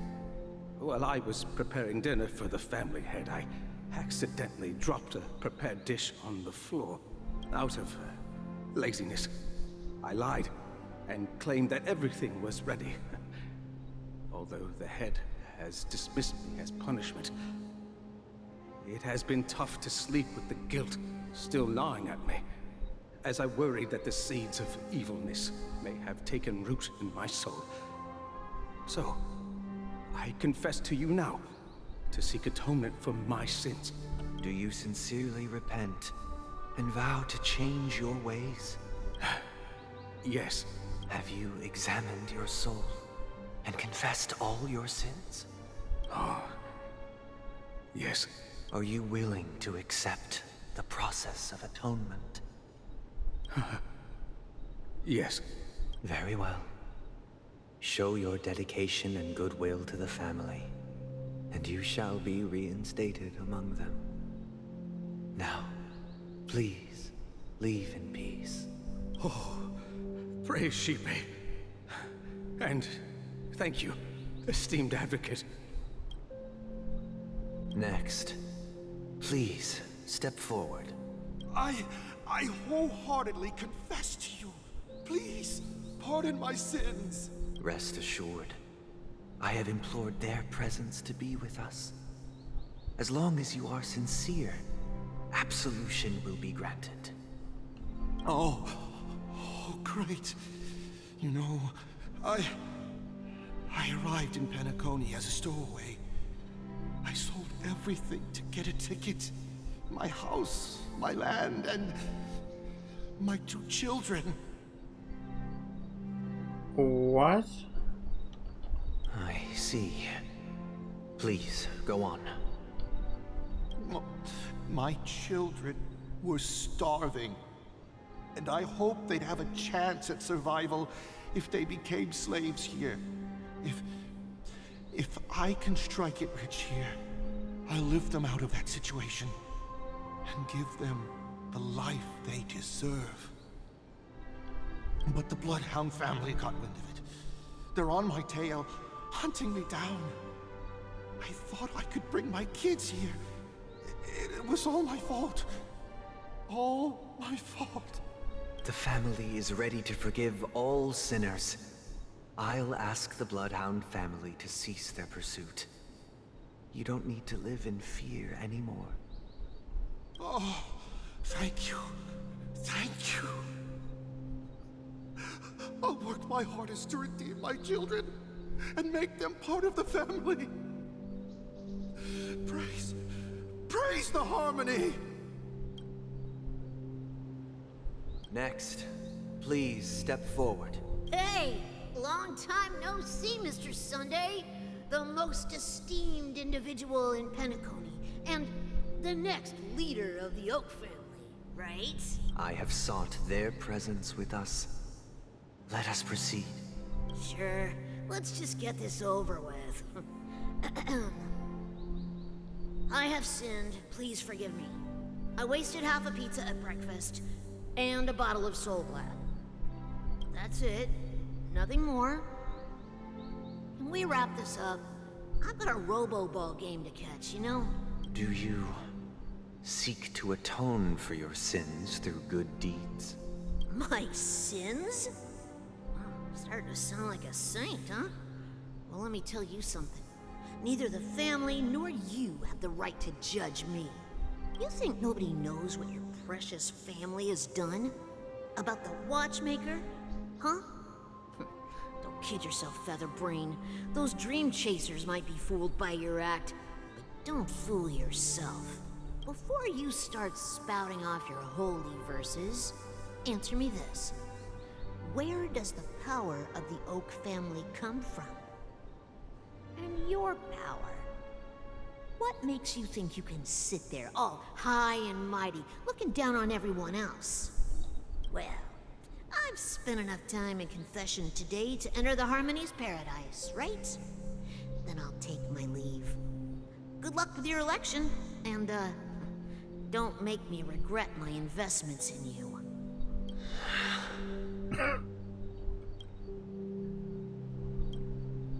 Oh, revered triple-faced soul, hear my doubts.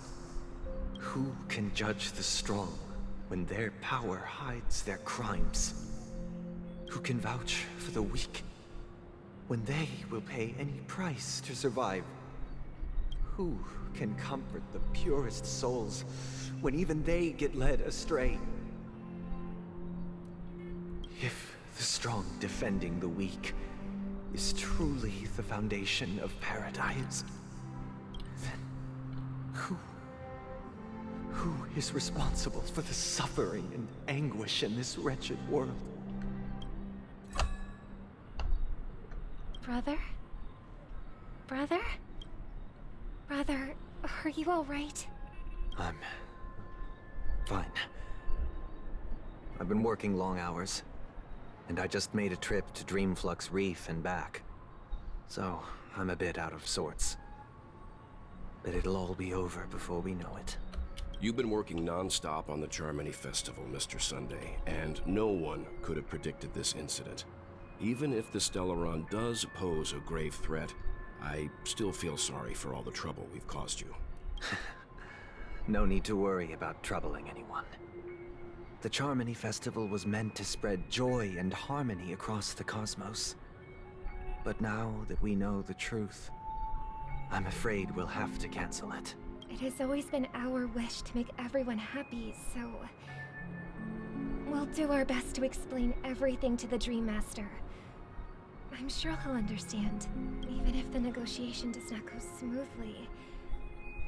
I'll refuse to go on stage. Without the Chord Master, the Harmonious Choir would not arrive, and the Charmony Festival would be just a grand performance, and nothing more. I'm relieved to see your determination. You know, since arriving in Penacony, we haven't had any contact with this Dream Master himself. I'd heard of the heads of the 5 major lineages, but the Dream Master is a mystery to me. The Dream Master rarely grants an audience, even for us.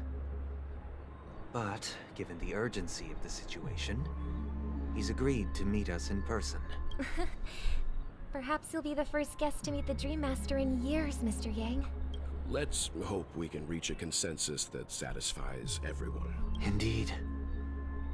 Let us hope so. It's about time. We'll have to get ready for the meeting. I apologize for any inconvenience caused by the urgency. Don't worry. I'll be waiting here. Dear, it's Mr. Sunday! Hey, come over here! Looks like someone needs help. Let's go check it out. Can we please not have a detour? Mr. Sunday. Hey there! Okay, see the moon in the sky? It's about the size of the cap on my Soul Glad bottle. If I just reached out my hand, I could grab the moon, couldn't I? The moon? You mean the Grand Theater? Yeah. Look at me. I've been away from home for too long. I must be missing that moon. But it's no big deal. The Grand Theater here looks much better than the moon back home. It's just magnificent. They told me not to sell everything I had just to come to Penacony. How short-sighted. Selling everything you had? Why would you go to such lengths? Why? Can't you see? Life back home is miserable. It's not really living at all. It's better to be here at Penacony. No pain, no worries about tomorrow, just sweet dreams. You can do whatever you want. That's what I call living. Yeah, now this is the life. Is this truly living? Huh? What did you say, young lady? I didn't quite catch that. Oh, it's nothing, sir. You see, the traffic on Glock's Avenue can be dangerous. How about I ask a Bloodhound family member to escort you to Ideen Park over there, so you can continue enjoying your sweet dream? Oh, yeah, that's a great idea. Wow, no wonder you were the leader of this sweet dream. You're totally a lifesaver. See you around, Mr. Sunday, and it was nice chatting with you.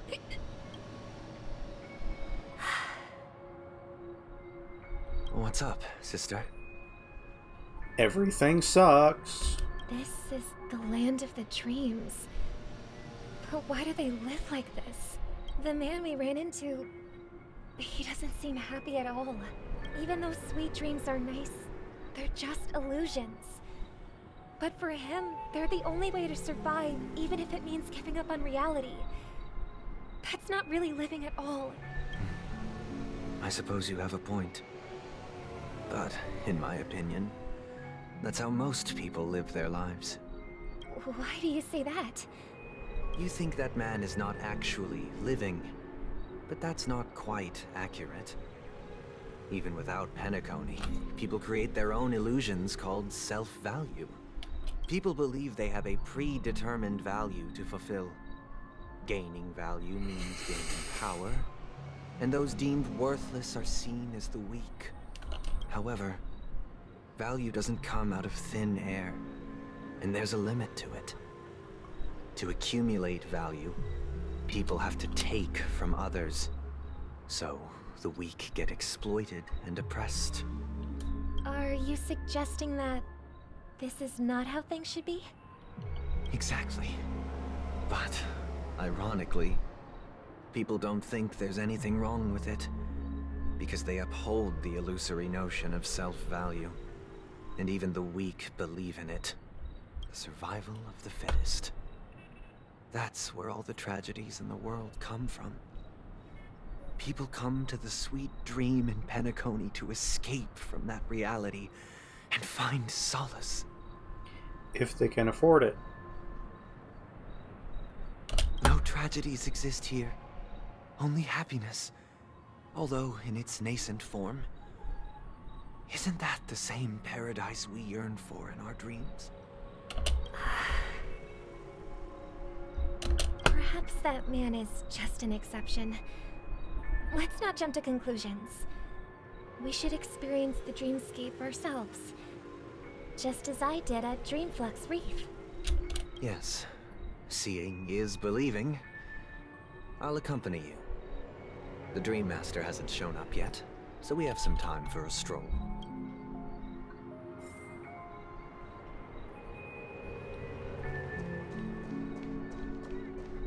Robin, look out!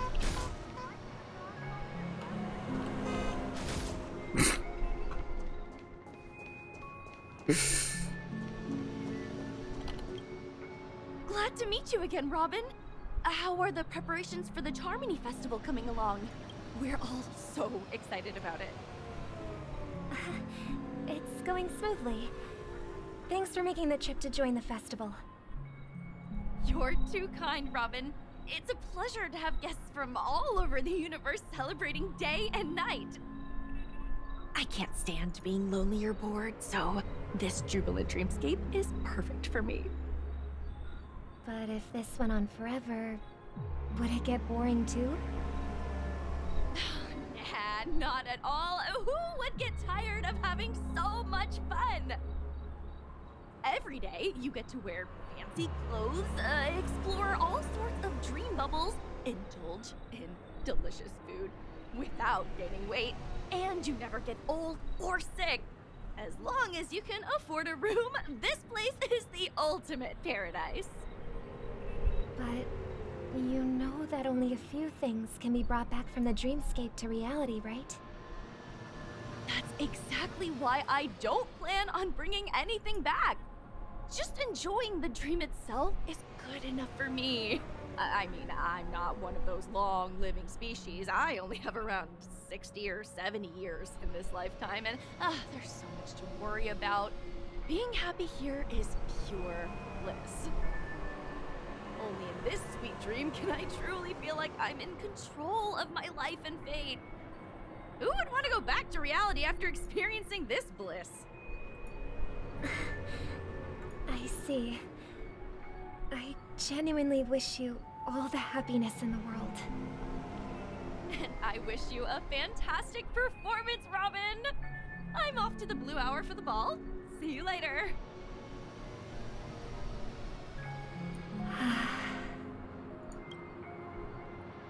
Yeah, it kind of really sucks because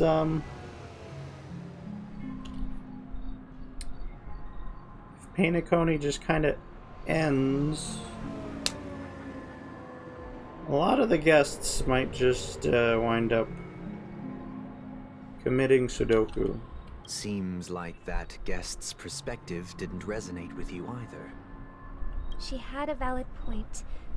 I could sense her genuine happiness. It's just that... Nothing here is real. What you're trying to say is, she thinks she's in control of her life. But in reality, she's just escaping from reality and seeking solace in this sweet dream. Once she steps out of this sanctuary, everything will be lost. Well, she did make mention of being able to afford a room. Didn't she? However, the paradise in our dreams, it doesn't have to end. No. And the paradise we yearn for shouldn't be just a fleeting dream either.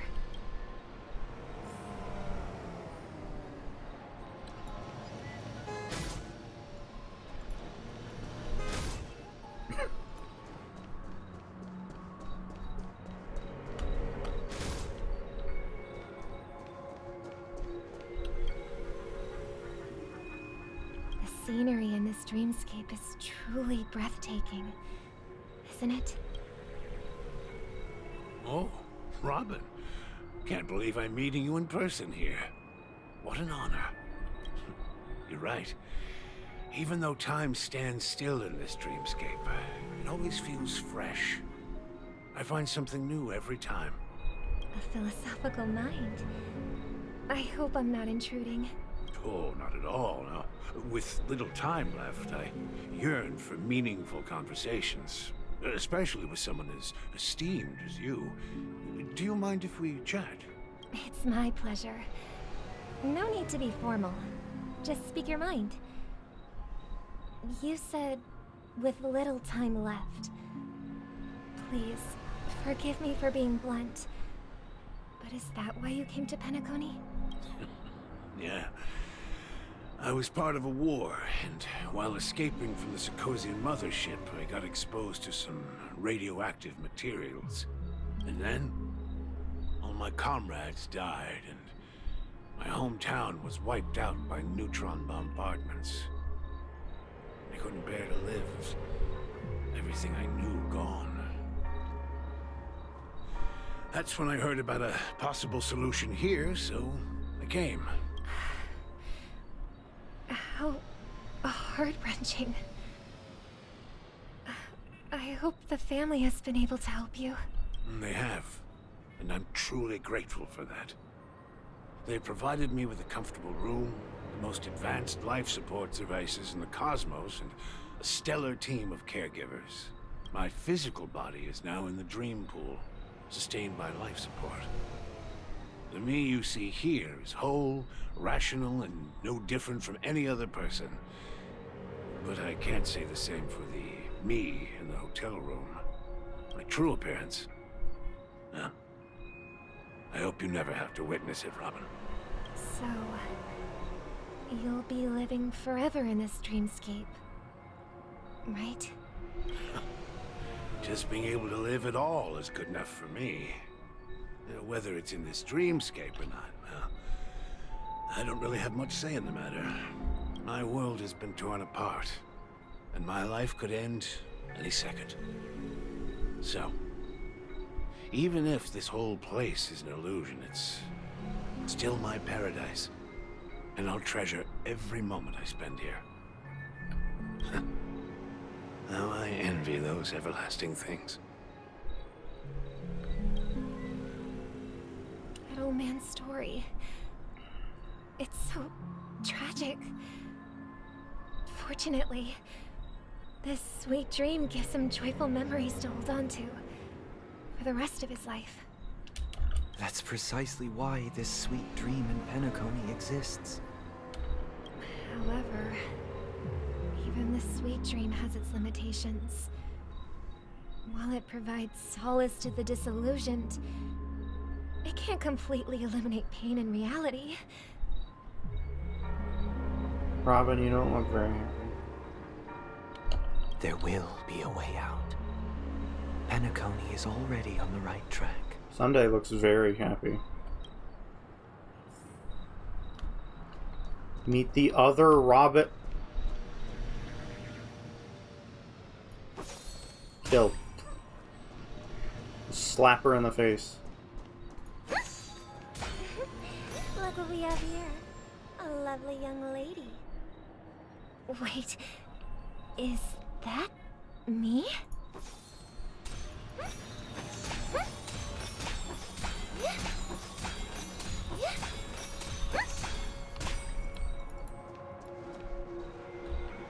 Hi. Brother, what a surprise to see you again.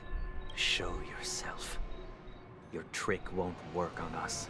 I've heard that a skilled mass fool received an invitation too. That must be you, right? You want a bomb?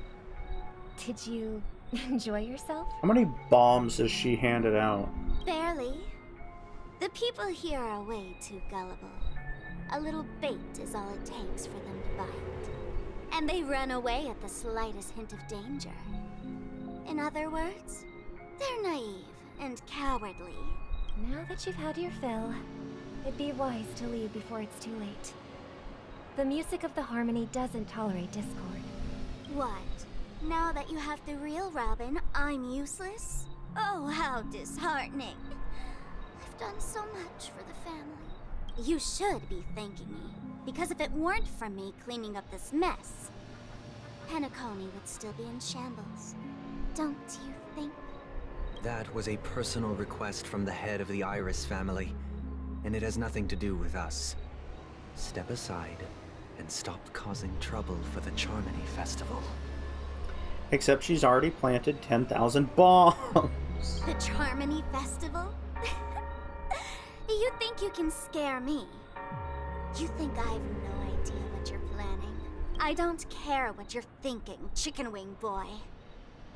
But I'm pretty sure our lovely Robin won't be appearing on stage. After all, you're well aware of what a sorry state this dreamscape is in under the banner of harmony. Penacony, the land of the dreams. Is this truly the paradise you desire? Stop it. What's the rush, chicken wing boy? Did I get to you?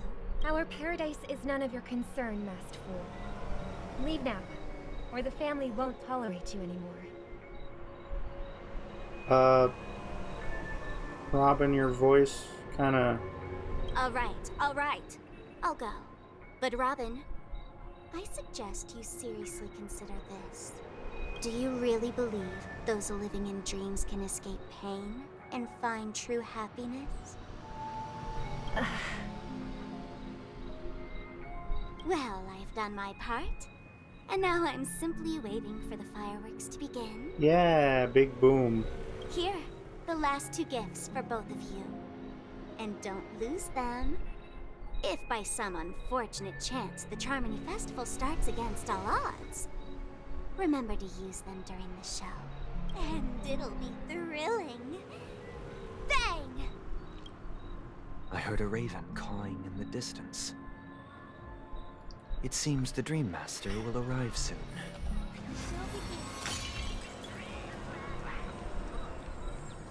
I'm just walking to traffic. Please let me fight something, game. Let's wait here for the Dream Master to arrive. Oh, how much more talking is there? Okay. By the way, brother, I heard you no longer have a sweet tooth. Back when we were kids, you used to steal my desserts. Seems like a lot has changed during my absence. What exactly happened? Maybe this isn't the real Sunday. Someone has to stay awake even in this sweet dream. But that someone doesn't have to be you, or anyone in particular. You're carrying too much on your shoulders, brother. The paradise in our dreams. It shouldn't be like this. Penacony is nothing more than a dream. It can't erase the worries and pain of reality, or bring true happiness. It only offers an escape from reality. Nothing more. Remember the old man we met earlier? Without this dream, he might have completely lost himself. Okay, but like, just like Boot Hill, somebody could give him some, like, cyborg replacements. That might be true, but even without So that he can function in the real world. he could have chosen another path. Yeah.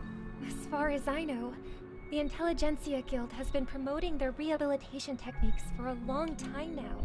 That path may have been more ordinary and challenging, but now he is receiving hospice care in a comatose state, and his fate is sealed. Is Penacony granting these people a future? Or is it taking it away from them? Well, don't forget this.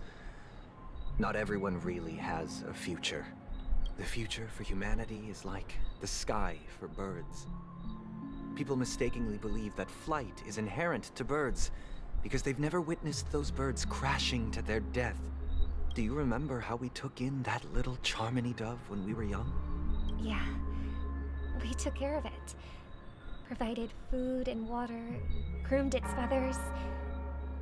And later, when I decided to leave Penacony, I opened the cage and set it free.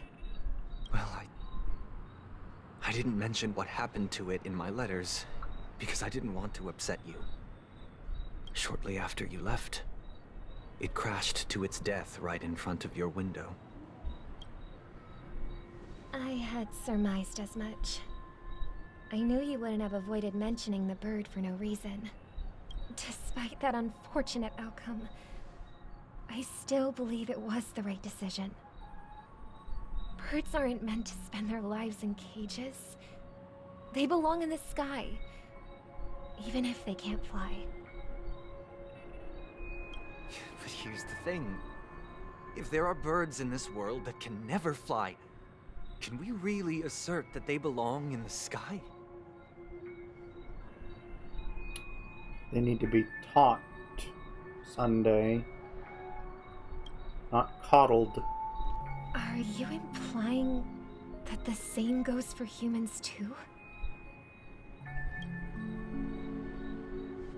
Let's take the Astral Express as an example.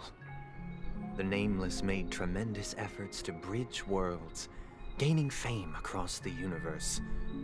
However, only a few extraordinary individuals can endure such a perilous journey. That's because the pursuit of the Trailblaze exceeds the capabilities of ordinary humans. Otherwise, why would this path be filled with broken rails, an abandoned express, and even a fallen Eon? That's just sophistry. If that were true, then only the powerful would have the right to determine the future.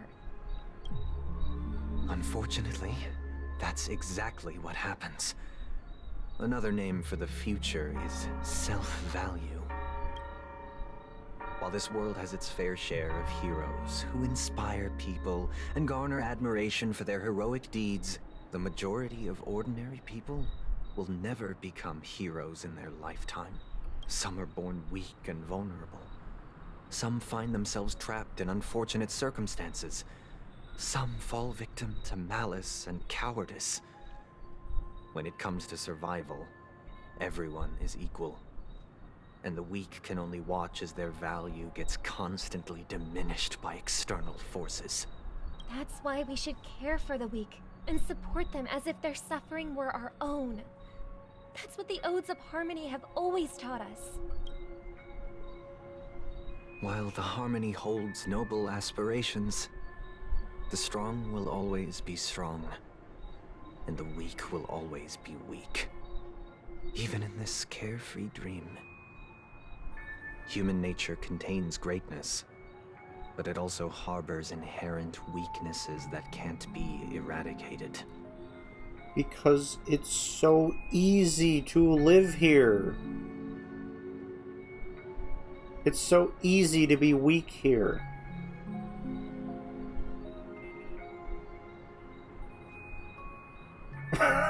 Like...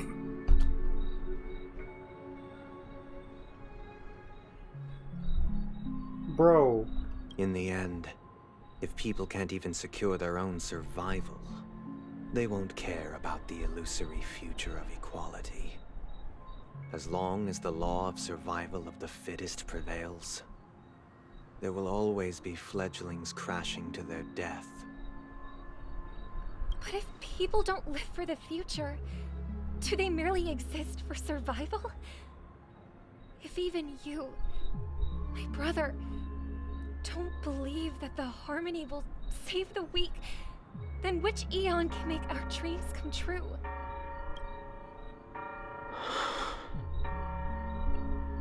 People often forget that when the first bird took flight, the entire world envisioned a future where no more fledglings would ever crash to their death.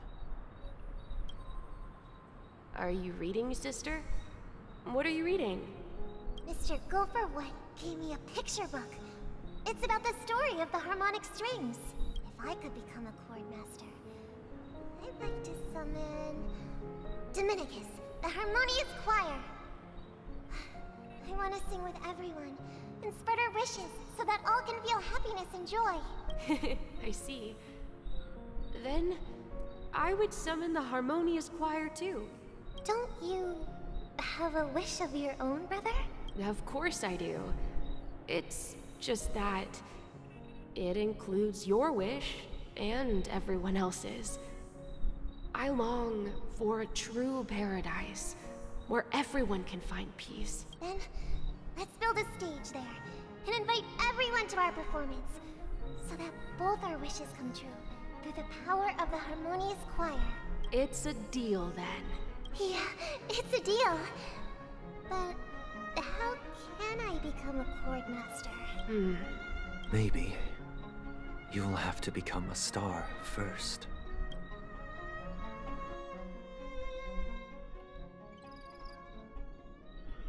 You're back sooner than I thought. Any results? Yes. And now, it's up to us to forge ahead. Since he's already carried out his last wish, my final mission is complete. But pardon me if I sound curt. It's good to have determination. The path Mikhail left for you is not an easy one to tread.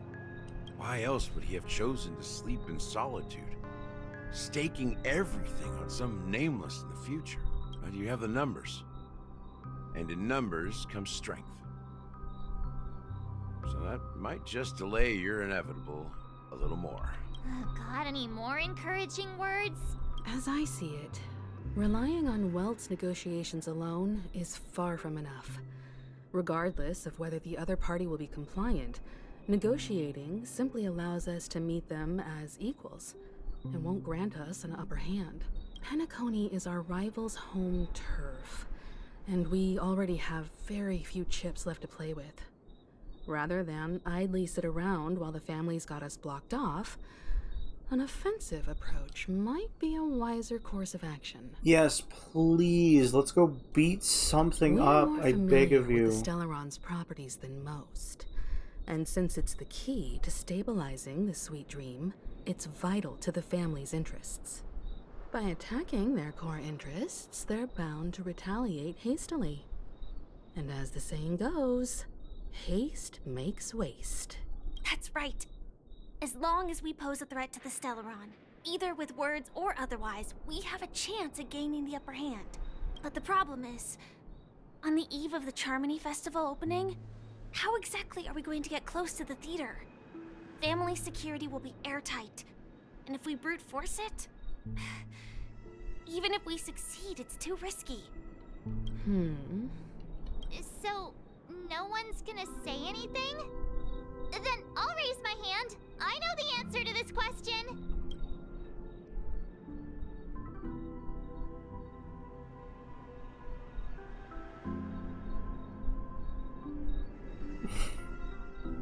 Time for the... Wait, like, we're gonna call Jingyuan. Why are you speaking like the General of the Law Fu? So, I heard that before the Charmony Festival begins, there'll be a pageant to kick off the festival.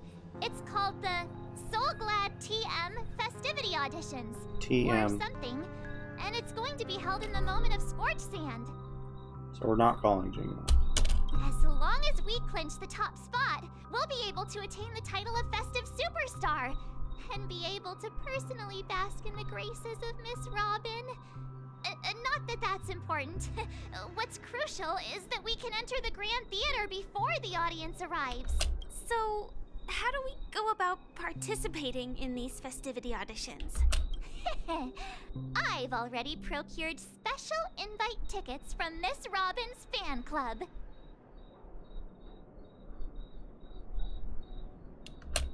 To tell you the truth, I had been preparing to join the auditions all along. But now it looks like even if I scrape through, I probably still won't have the chance to shake Miss Robin's hand. So they're still running this thing, huh? It was originally just a publicity stunt, set up by Mikhail to drum up attention. But it looks like it might be worth a shot. We'll follow Marge's plan. Mr. Gallagher, will you be joining us? No. I'm afraid I won't have the time. As a virtual character, I've already completed my final mission. Whether Penacony can awaken from this dream is all down to you. Should we ever cross paths again? I'd love for you to visit the Express. All right. I'll have to add to that data bank of yours you've got on the Express. And Miss Firefly, we thank you for all your support. We're faced with a formidable enemy. As long as the Astral Express and Stellaron Hunter's objectives are aligned, we're willing to cooperate with you. We've already come this far together. I'd like to join you for the rest of your journey on Penacony. I'm pleased that we can finally fight shoulder to shoulder. I couldn't ask for a better ending. This is also the spirit of the Trailblaze. Now everyone, let's prepare to move out. Okay, so we're going after the Stellaron.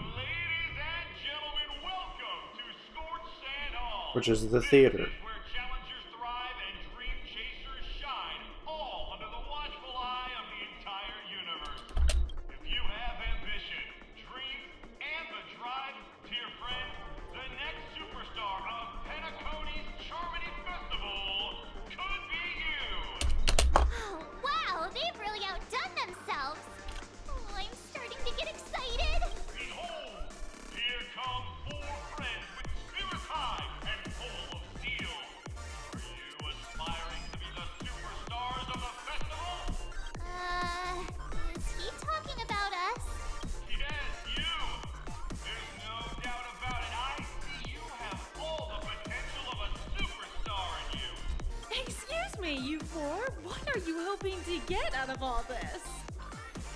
A fight. Please. As the last group of contestants, how confident are you in overcoming all of the challenges? Would you be open to a brief exclusive interview with us? It'll be quick. No, fight. Your journey is long and fraught with peril, yet under a sky blanketed by banners, you vie for the crown. Let me fight something. Protect the beauty. Magnificent and majestic. A knight's head is hard as steel. Brotherland's focus is stubborn as a heel. We don't all have to be winners, but if we don't have fun, we'd all be sinners. People are pouring in. Kinda feels like all sorts of baddies are showing up. Let's get in there quickly and enter the competition. Yes, quickly. Please make way. Stop talking. Please.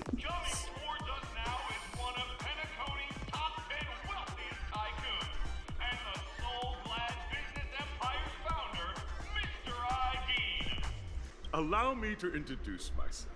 Oh my I'm the God. director of Solglad's factory, Ideen Lida. My four friends, introduce yourselves to the audience across the cosmos. I am baseballer. Get out of the way or I baseball your face. Hello, everybody. I'm Himiko, a nameless from the Astral Express, and these are my companions. Sorry, the baseballer. Don't you guys need to hide your identities? I don't think the Nameless does that. Can't hide it anyways. Penacony is plastered with our posters. And because the Astral Express is so well known, the family won't dare to make any rash moves. Cheese say cheese.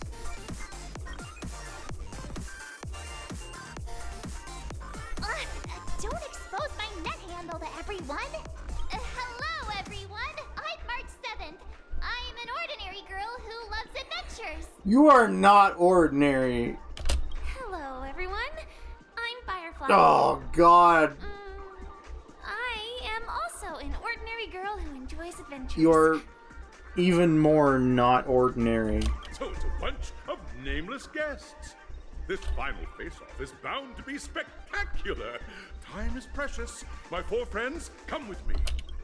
This better be a fight. Grab a bottle of fighting.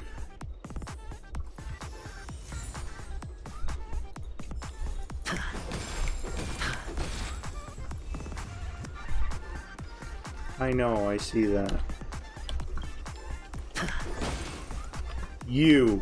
What are you doing?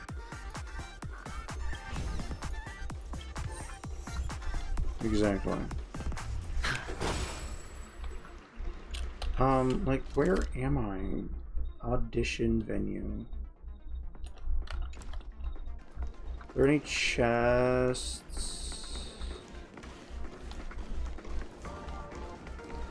Oh my god.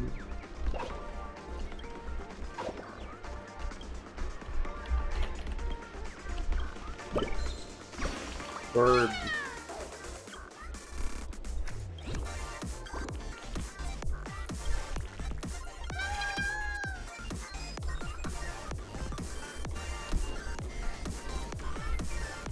There is a chest. This place is buzzing.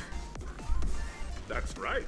This venue is a miniature representation of that time known as the era filled with boundless possibilities.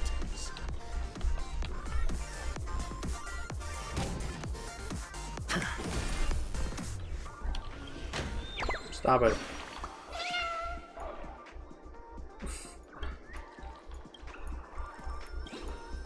Yeah, sure. Let me fight stuff.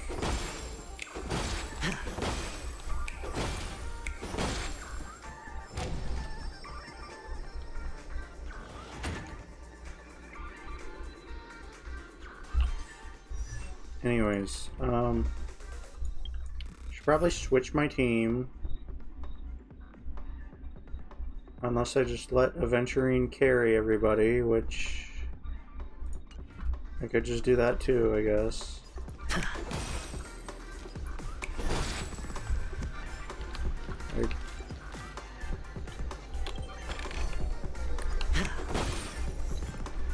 Disqualified.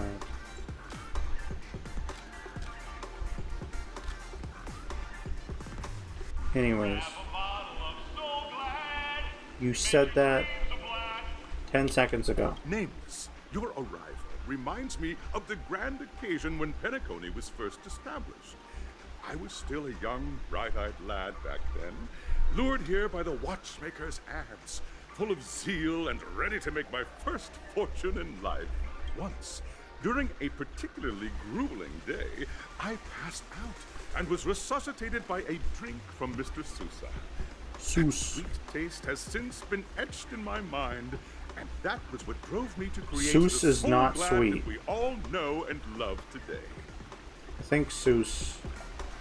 Seuss is like an IR, like a real life alcoholic thing, and that shit ain't sweet. The dream-chasing era was truly a wondrous time. Oh, I miss those days, and the watchmaker. Scorched Sand Hall is my homage to that time of boundless possibilities. Yeah, that's great. I wholeheartedly hope you make it to the finish and emerge as the next superstars of Penacony. Now then, is there anything you'd like to say before the competition officially begins? Seriously, I've been doing this for almost 4 hours. I've only had one fight, and it was with that random Pepeshi who was freaking out in the Primal Dreamscape. Please. Nah, we'd win. We're gonna take an L. Now we win. That's the trailblazing spirit. How about you, Miss March? March is not even paying attention to you. She is... Hello, everyone! Never mind, she's looking at the camera. Ready for the Mega March 7th adventure, where I'm going to break the speed run world record! Trailblazing into the uncharted and challenging the limits. That's This better Miss be a March fight. 7th for you. How about Miss Firefly? I hope that by the end of this journey, everyone will have achieved the outcome that they hoped for. Ah, a wonderful wish! Miss Himiko, what are you expecting from your team? Safety first, everyone. Okay, Mom. Simple words, but full of warmth. Waiting for you are 3 stages, each connected to that era. The first 2 stages offer 2 distinct paths to choose from, with unique challenges on each route. Honestly. And in the last stage, you will face off against a champion who has defended the title to this very day. A beloved contender whose noble virtues are unrivaled. Are you talking about Argenti? Those are the rules. Simple. Everyone clear?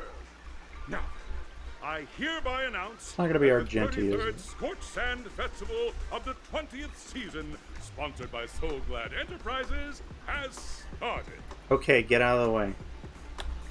Fight. Fight. Fight right now. Everyone, No, as stop. the No more Charmony Festival talking. is drawing closer. We must reach the end as quickly as possible. Yes! Factoring in efficiency and safety. No. Splitting up into 2 groups is the best choice. Okay. March and I haven't known Miss Firefly for too long and aren't overly familiar with her. It'd probably be better if the 2 of you paired up. Fine by me. Let's do it. All right. I don't have a problem with that. I have a problem with that. Enough chit-chat. Please!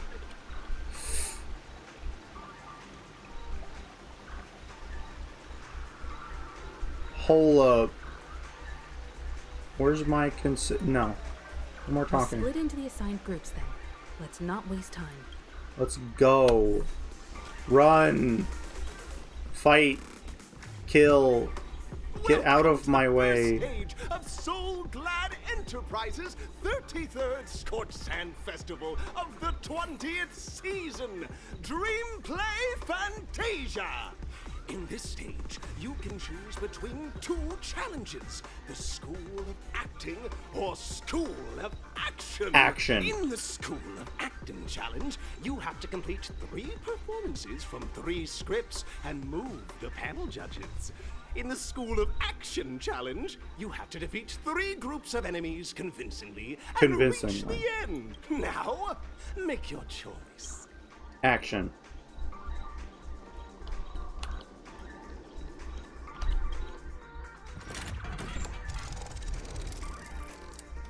Kill.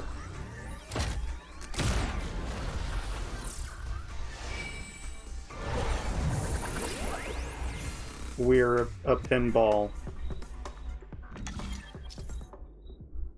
Click, yeah.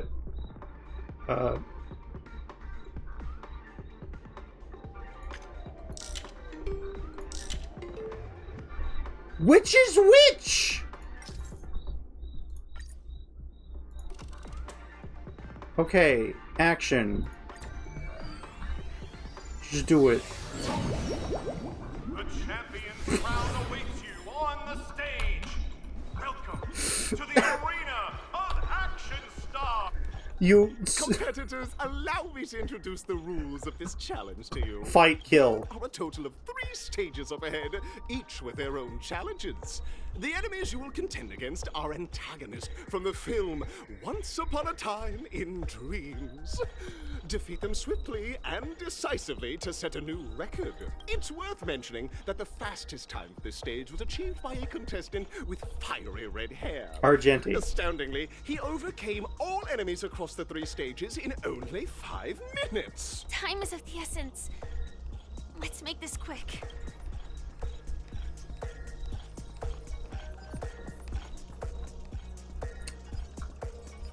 Okay, if I'm gonna be timed, I should probably change my team because they are not fully built. Contestants, you are about to confront the monsters of the Let's see. primordial dreamscape. During this period, Penacony was nothing but a barren wasteland. The dreamscape was fraught with strife and disorder, with memory zone memes running rampant. Let me fight the robot dog. Chasers who've come to Penacony, defeating them is your first step towards success. All the soul glad is ours. That's what my brain is saying too. Plundering the soul glad from our... Going feral. What is this? Pinball, or not pin, a gumball machine. Resonate all together. Stay back, Clara. Oh. You have the model of... I hit the mark. They have the, like, same movement of the stop sign robots from,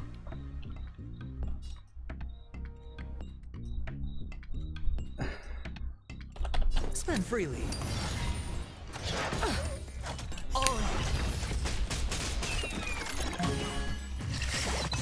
Let the valuation begin. They drop a prize when they die? Okay.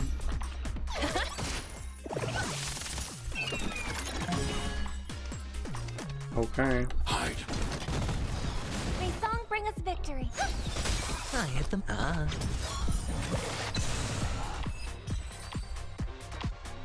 Soul glad! My soul glad! Pretty simple. I just hope these tests don't take too long. Firefly. You hush. This is the first fights I've been able to have. A reward with no risk?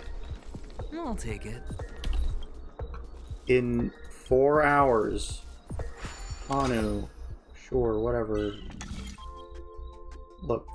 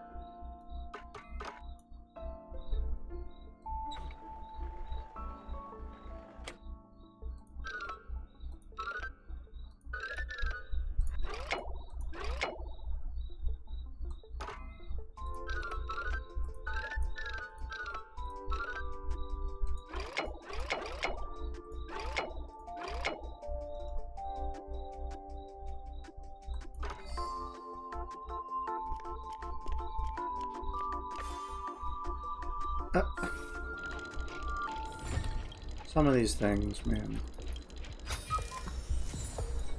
Cuckoo. Monkey.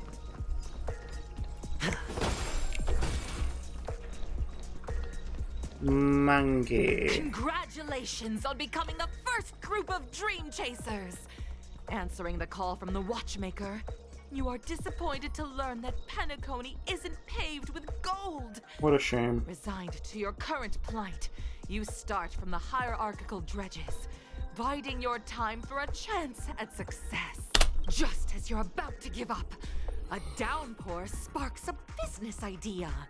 Business. You enter the umbrella business! Oh, yeah. But just as things are looking up, you encounter a competitor. Defeat them and emerge victorious from this trade war. Why is our opponent Soul Glad! Because this is Soul Glad Enterprises' 33rd festivity auditions of the 20th season! Isn't this just product placement? To safeguard the integrity of Soul Glad, I will soar high into the sky and become its shiniest star. Whoosh! You sound like a bandit from Borderlands.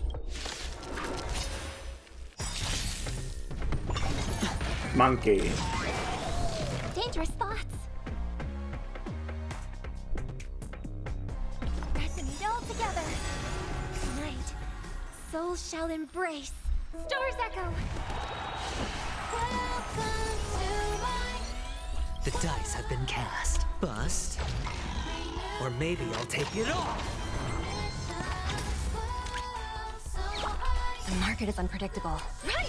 Investing in victory means playing the long game!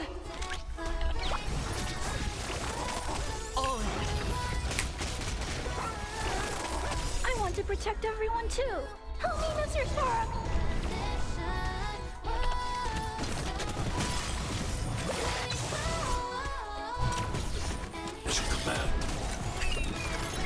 Be gone, monkey.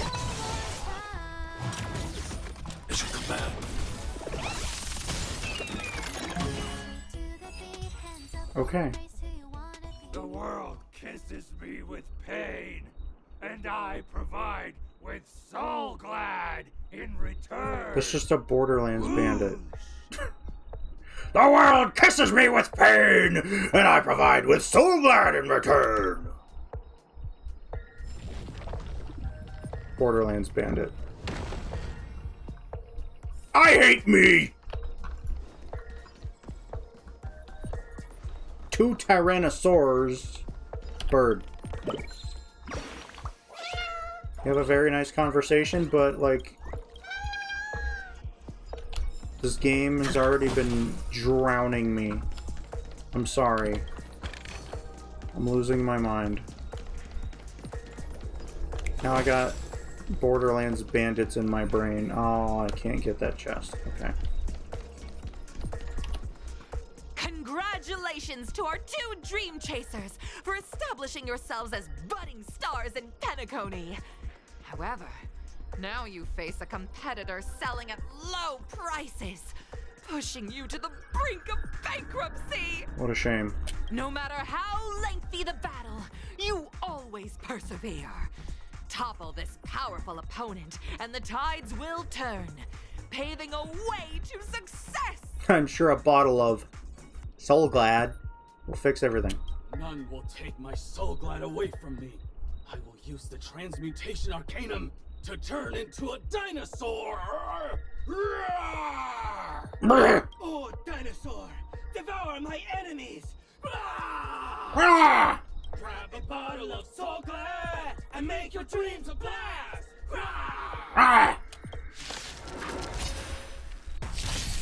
Dangerous thoughts. Harmony and unison. Sure, it's on me. Stay back, Clara. Stay back, Clara. I want to protect everyone too. Help me, Mr. Star. The dice have been cast. Bust. Or maybe I'll take it off. Watch your head. Be gone. Mission command.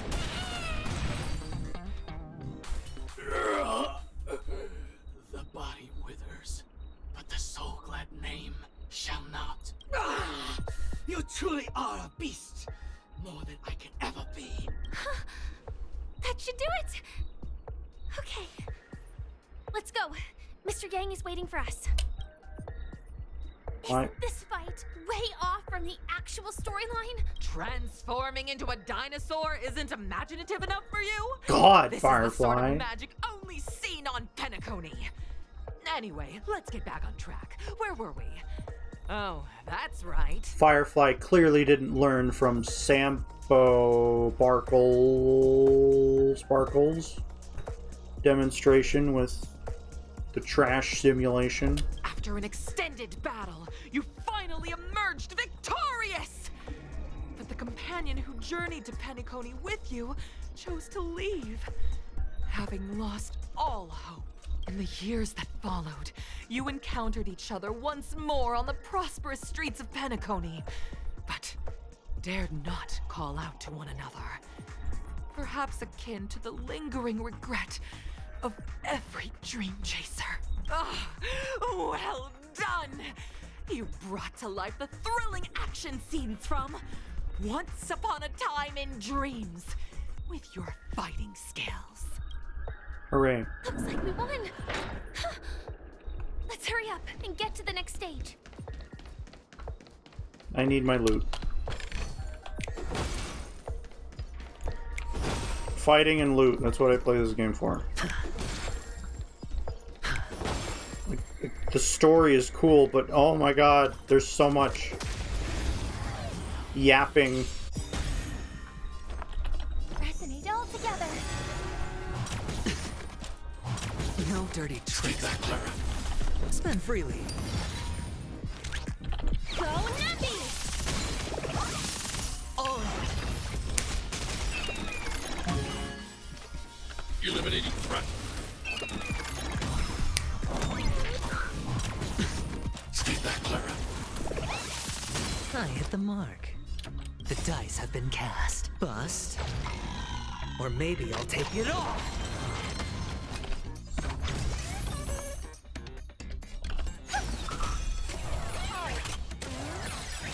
Let the valuation begin. Thanks.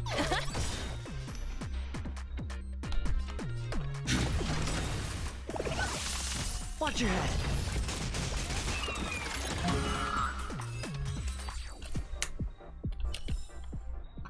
As if victory were ever in doubt. Why were there even, like, random enemies up here? Whatever. It really sounds like I'm fighting Argenti for some reason.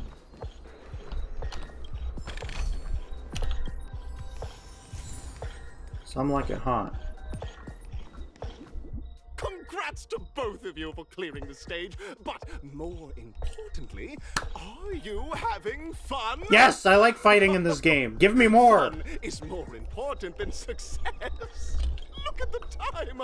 You finished much faster than that red-haired contestant did. That red-haired contestant. Who is that exactly?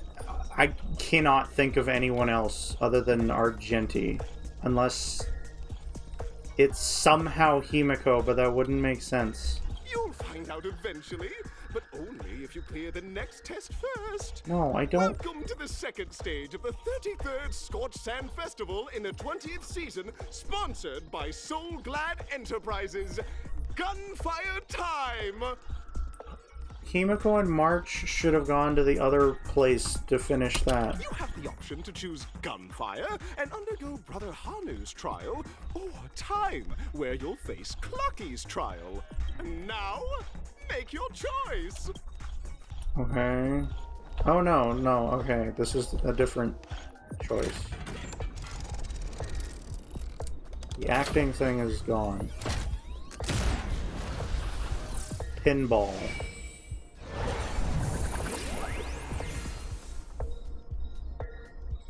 Okay. Gunfire or time?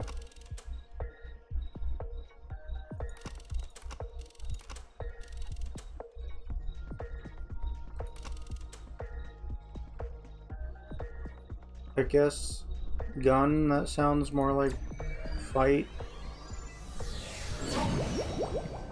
Himiko and March can deal with the other one.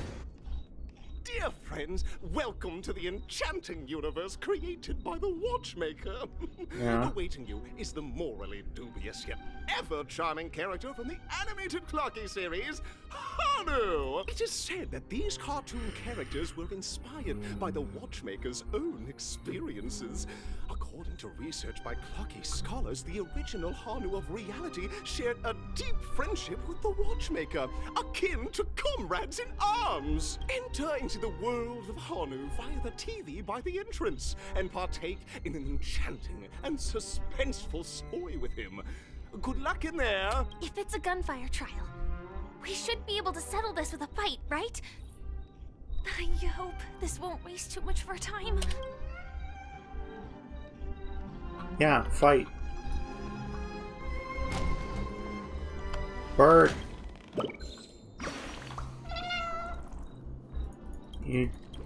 Yeah. Seen this a million times. Every other bird is doing this.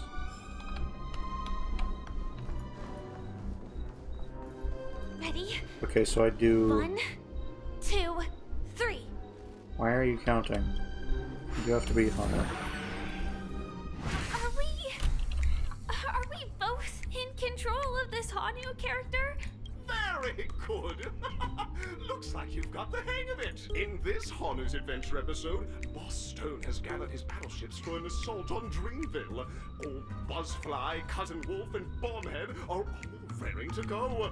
The brave Hanu must thwart their advance and protect his home. Give me the rocket launcher. Alas, Hanu presently is ill-equipped to fend off the malevolent mischief makers, which is why he is preparing to seek out the Puzzle Gentleman's aid. Go forth and speak to him.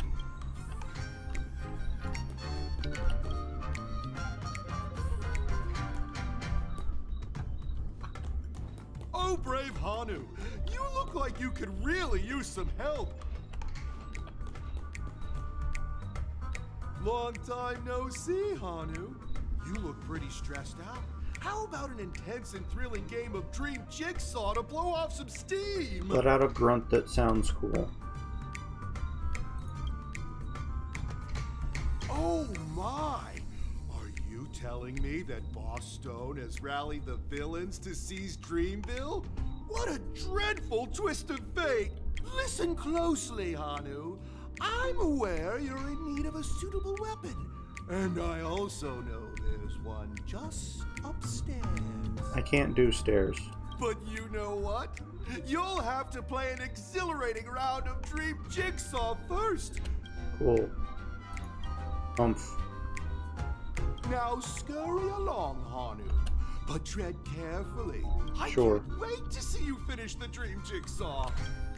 Let's stay alert and make sure those monsters don't spot us. Look up there! If we can push that thing down, do you think that would do the trick?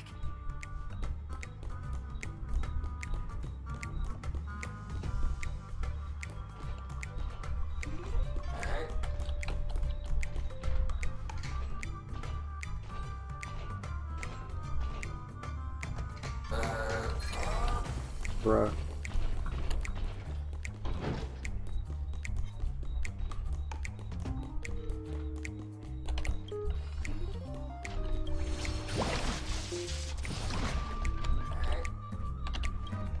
Bird. Brother Hanu. Grunt.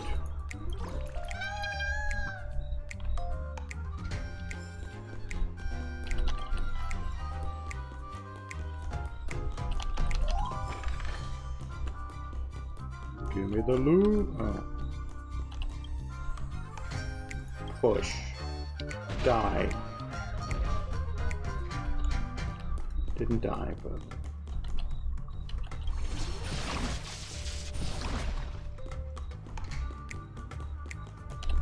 Finally, that's all the jigsaw pieces. Let's hurry back.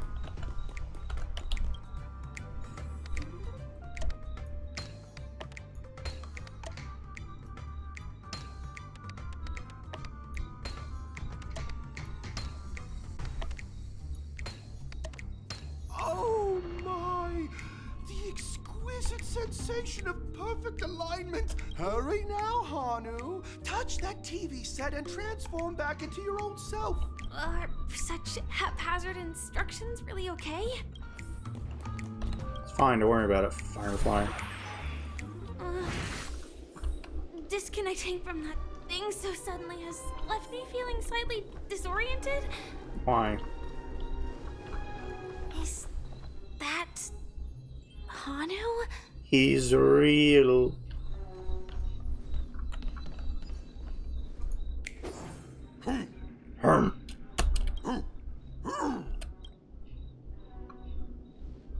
I know the answer to this one. What exactly is he talking about? Tick-tock! It's time for me to make an appearance! Hi, Clocky. How come you're here too? The plot thickens! Clocky? I can also see him. Is this character part of the show? Yes. In Dreamville, Clocky is everywhere and can do anything! Like right now!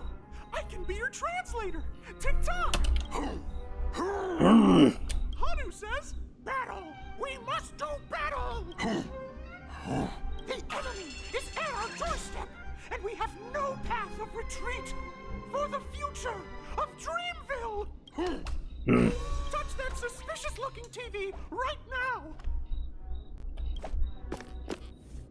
So they just jumped inside that TV. Why not? Sheesh. Logic in this plot and dialogue is really being pushed to its limits. It's fine. Don't worry about it. How did I hear a chest? Oh. Well, here we go again. Ready? I am gradually getting used to this.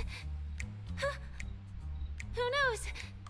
I might even be able to perform some high-level moves with Hanu. No? Did someone say high-level movies just now? Last we saw, Hanu was preparing for battle. But brave Hanu won't go down without a fight. But we guess what? Hanu's favorite bazooka just so happens to be in that storage room. So... What a coincidentally convenient plot twist. It'd be even more awesome if the organizers allowed me to wear armor. Nobody's happy. Even Firefly's annoyed right now. The storage room. It's behind the shelves, right?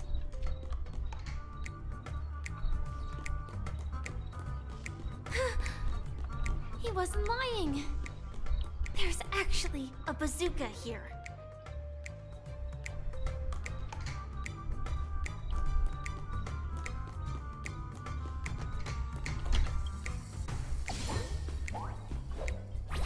Die. Now we should have a way of dealing with those baddies. This thing feels just like the Soaring Locust too.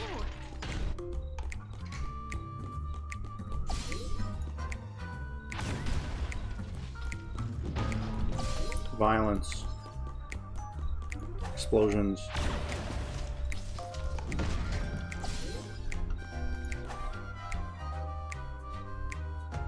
What just happened? What? Careful. It looks like we've got more company. Get ready to fire!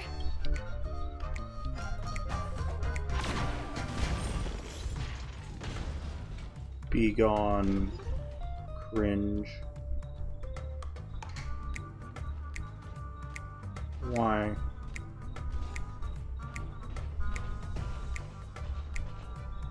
Why more? Here we go again. But no big deal. We're pretty handy with this bazooka now. I guess.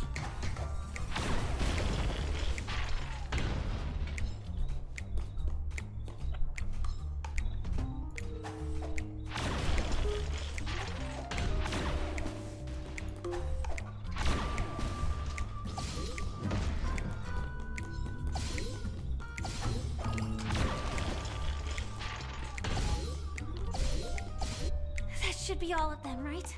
Oh my!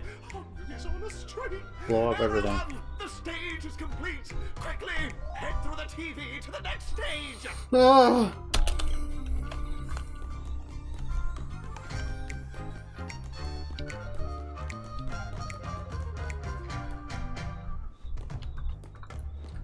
Well, I'm not getting that.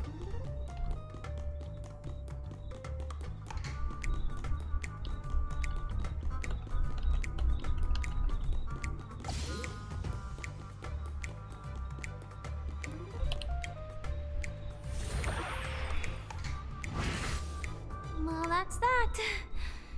But it is gonna be hard to let go of this bazooka. Never mind. Let's hurry over to the next stage. Gee, Firefly, do you thirst for blood?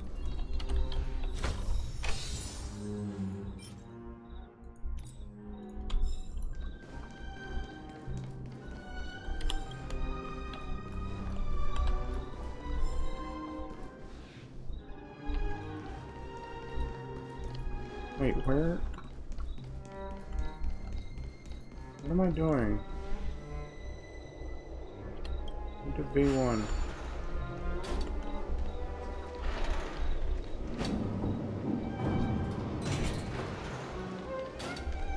Let me out.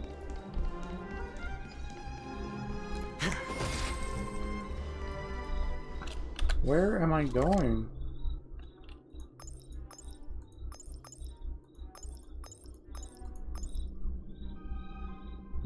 Am I dumb?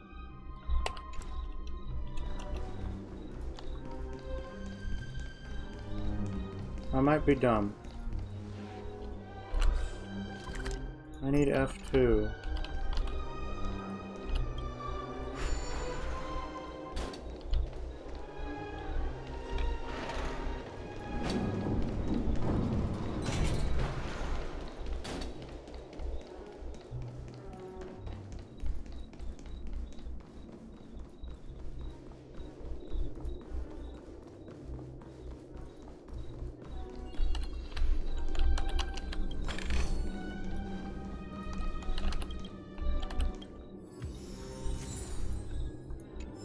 A little Caesar.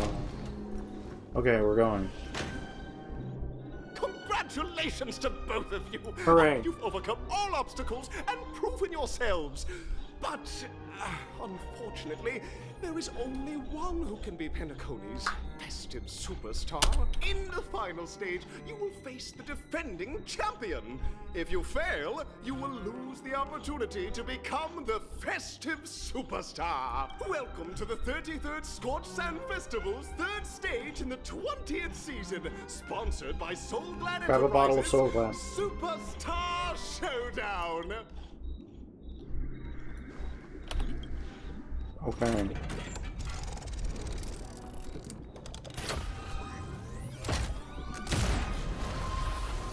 Pinball.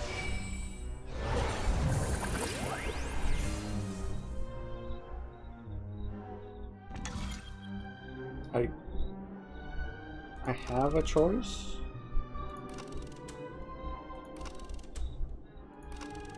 Arena 2, Arena 1. What do you mean by that?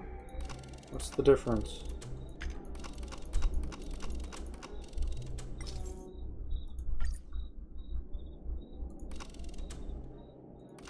I mean, this one's blue, so I'll take the blue one.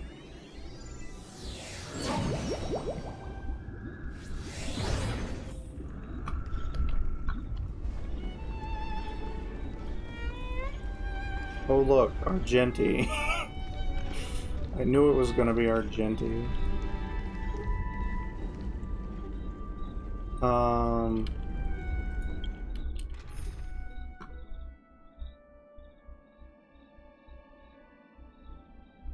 I mean,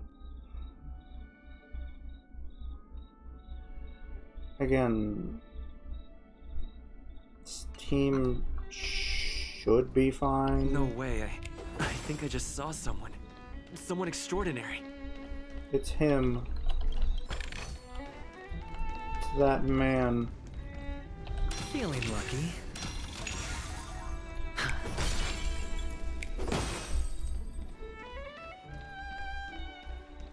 Greetings, that man. Why are you not talking?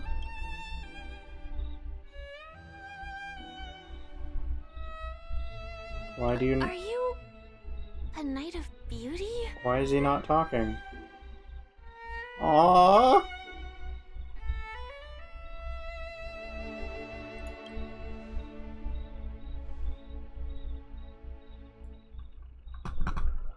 Why is he not talking?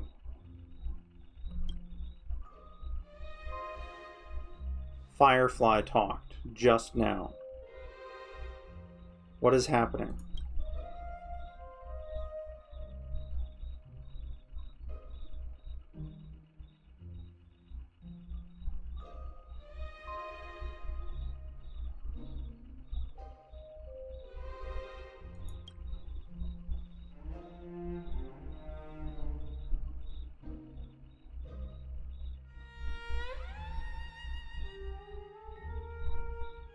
He knows about adventuring. Again, why aren't you talking?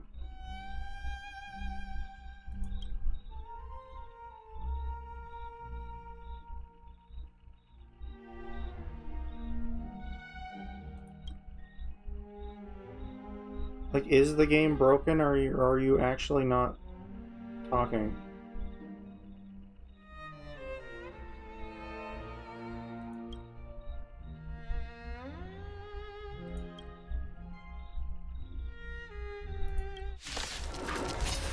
I'm confused. Behold, this symbol of pure. Stay back, Clara. Dangerous thoughts. Resonate all together. The dice have been cast. Bust. Or maybe I'll take it off. Watch your head. Rise to the challenge.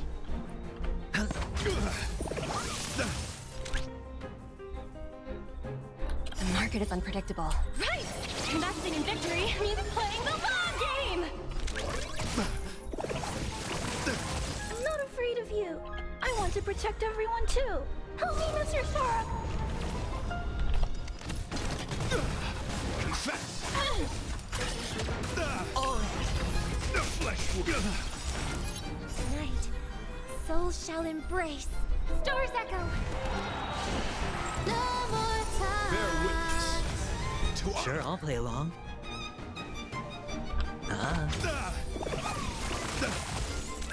Robin's song isn't going over this? Go Nappy! Rise to the challenge. Brave. Annihilate. The flesh wound. You are fighting a gentleman. Pledged on you. Watch your head.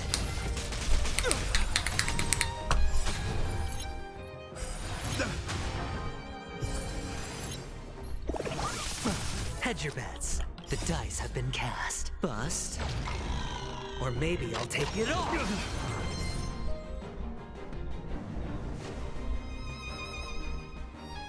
What? The flesh wound. What?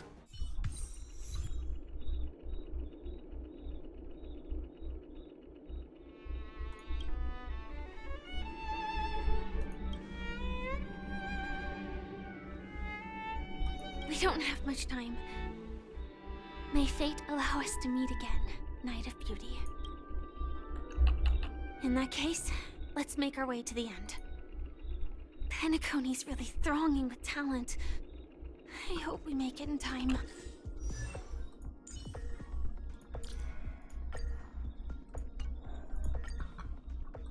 My name is Argenti. I belong to the Knights of Beauty. May this rose convey my heartfelt salutations. Why are you broken?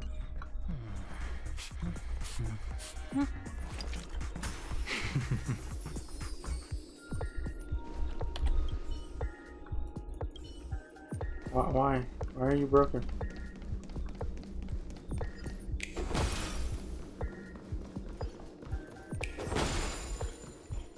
Hunger. Path of the Superstar. I'm the wiener. Pinball.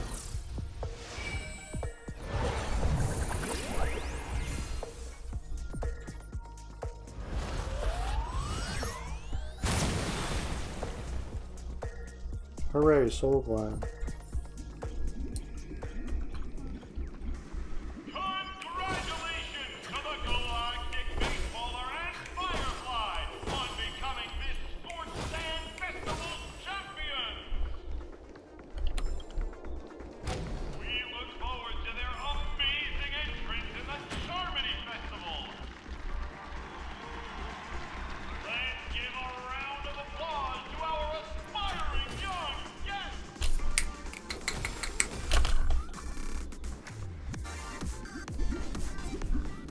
I'm for an interview. Congratulations to the both of you on becoming the festive superstars of this year's Charmony Festival before entering the Grand Theater. Oh, we're at the theater. On behalf of the organizers extend my sincere congratulations to you, wishing you joy under their radiance. Hi, Sunday.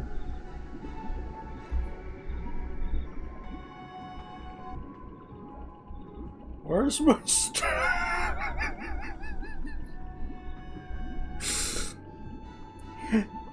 Fuel my gambling addiction, Mr. Sunday. When's your banner?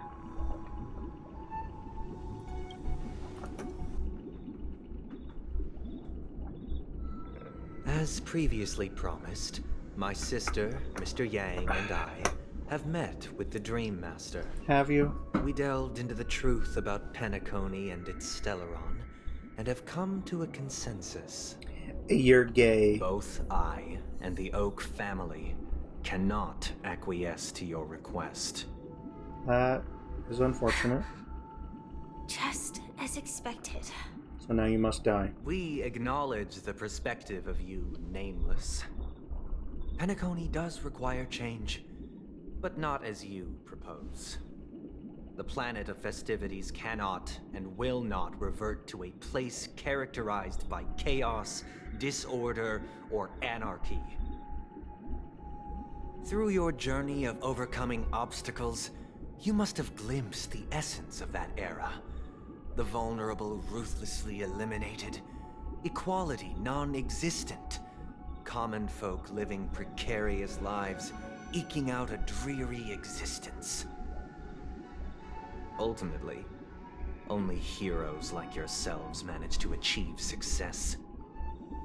But I would dare ask, if you did not possess the special status of having a Stellaron, and you were but an anonymous and frail member among the masses, which Penacony would you prefer? A dystopia for the survival of the fittest, or a sweet dream paradise for all?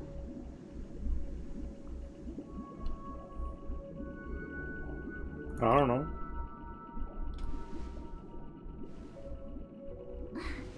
That's not the point. Don't let him mislead you. Mr. Sunday, even if the members of the Oak family can't fully agree on what to do about the Stellaron, now's not exactly the time to be holding an extensive discourse about Penacony's past and future, is it? The Stellaron issue concerns the life and death of everyone on Penacony. If anyone has a better suggestion, the crew is more than willing to listen. Also, it'd be best to tell us the ins and outs of that meeting. This way, we'll at least know what Welt and Miss Robin are dealing with, and the reason why they failed to make our appointment. Ah, Navigator. That is precisely my intention. With all present, let's begin by discussing the details of that meeting. Let's talk about our tribulations and choices, our ideals and beliefs, and our final course of action. The only path to take. Sunday, you're sounding sus again. You mean to say that for the longest time, there have been scoundrels who would use the Charmony Festival that I have bequeathed to the masses as a tool to realize their ambition? Indeed, Dream Master. Once the Charmony Festival begins, the Stellaron's powers, along with the song, will be broadcast across the entire planet of Penacony. And then everyone in their dreams will be unable to awaken. This is indeed surprising to me. The dreamscape is maintained by the collective effort of the 5 families. If someone were to use the Charmony Festival to recklessly disseminate the power of the Stellaron, this individual must hold a position of great authority. Do you have any suspects? I'd like to ask, did you really not know of the Stellaron's existence? I would have never thought that this Nameless would point the spear at me. Quite astonishing indeed. If I have offended, the Astral Express extends its sincere apologies. But the current circumstances are dire and leave no room for meticulous inquiry. We're doing this out of concern for the dreamscape's safety. So, if you could, please alleviate our concerns. Dream Master, it's just to prove that the Charmony Festival has nothing to do with the Stellaron. If we're being overly cautious, I will return to the stage to offer tribute in song, just per the arrangement. Sunday, Robin. I've watched you two grow up and know your dispositions like the back of my hand. Both of you, right now, can surely be lauded as their most devout advocates. I already know your resolve. The magnitude of this matter is enormous and cannot be taken lightly. Since Mr. Yang has asked with such earnestness, I will personally respond in kind. If there is a need, the entire Oak family will be mobilized to heed your call. Sunday, might I ask you to beseech them to cast their light unto me, and question me in their stead, so that no lies may be concealed? I will do as you command. Robin, could I entrust you to be present as a witness, to document the truth, and to proclaim my innocence, so that all slander may be utterly dispelled? I will do as you command. May thy will be carried out on earth, just as it is in the heavens. Oh, triple-faced soul, please sear his tongue and palms with a hot iron, so that he will not be able to fabricate lies and make false vows. Let us begin. There is nothing else to prepare. Understood? Question. Have you devoted your life to your god, never worshipping other gods? Naturally. Do you love your god as you do yourself, always heeding their admonishments? Naturally. Have you strayed from the path expected by your god, betraying their name? Never. Have you ever been inordinate with your asks of your god, coveting more than the foundation of the creation itself? Never. Then, a final question. Do you swear to fulfill all vows, past, present, and future? With the Eon as my witness, if I do not deliver on my words, or if I renege on my vows, may I be cursed in accordance with divine law. They have seen your faith, and have endorsed your faith. With this, it can be evidenced... Just a moment. Which god do you follow? What is it, Mr. Yang? I have another question I hope to have answered. To my understanding, the family's harmony and prosperity have never relied on so-called divine laws. The god you both mentioned, are they truly Shipe? Mr. Yang should know that those belonging to the family toil together as if they were kin, embracing solidarity and unity under their light. All duplicity is laid bare before the harmony. Such a delicate and complex symphony. Which other god could perfectly harmonize this, if not for the great one, Shipe? Perfectly harmonize. Therein lies the problem. It isn't an outsider lurking in the shadows who changed the harmony, but a dissonance that has surreptitiously emerged from within this very symphony itself. In the distant past, there existed an Eon. With one flick of the wrist, they crafted the laws of the cosmos. Their followers formed the Beyond the Sky Choir, spreading solemn and reverent hymns throughout the universe. Welt is too smart for you dumbasses. Later, they fell. The route traversed by this eon clashed with the harmony, ultimately being absorbed and fused into it.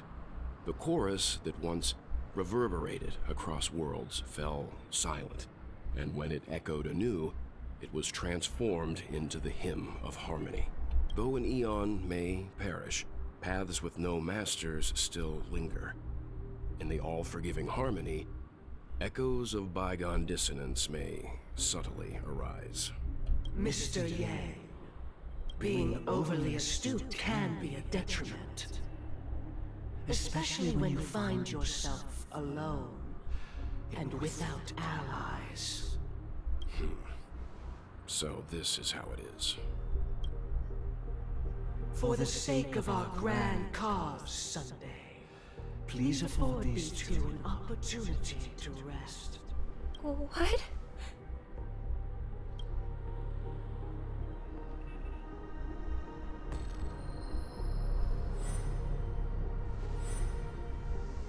Sorry, Robin. It's just you. I did not wish for you to know this. It's a pity that things have turned out this way. So, this is the true reason I can't sing? The shadow that envelops Penacony is actually... We were never children of the harmony. Our ideal paradise could not have been crafted by Xipe. True bliss can only be guaranteed by the one who transcends the many. Within the foundation of law, humanity establishes civilization, and through harmony, we obtain order.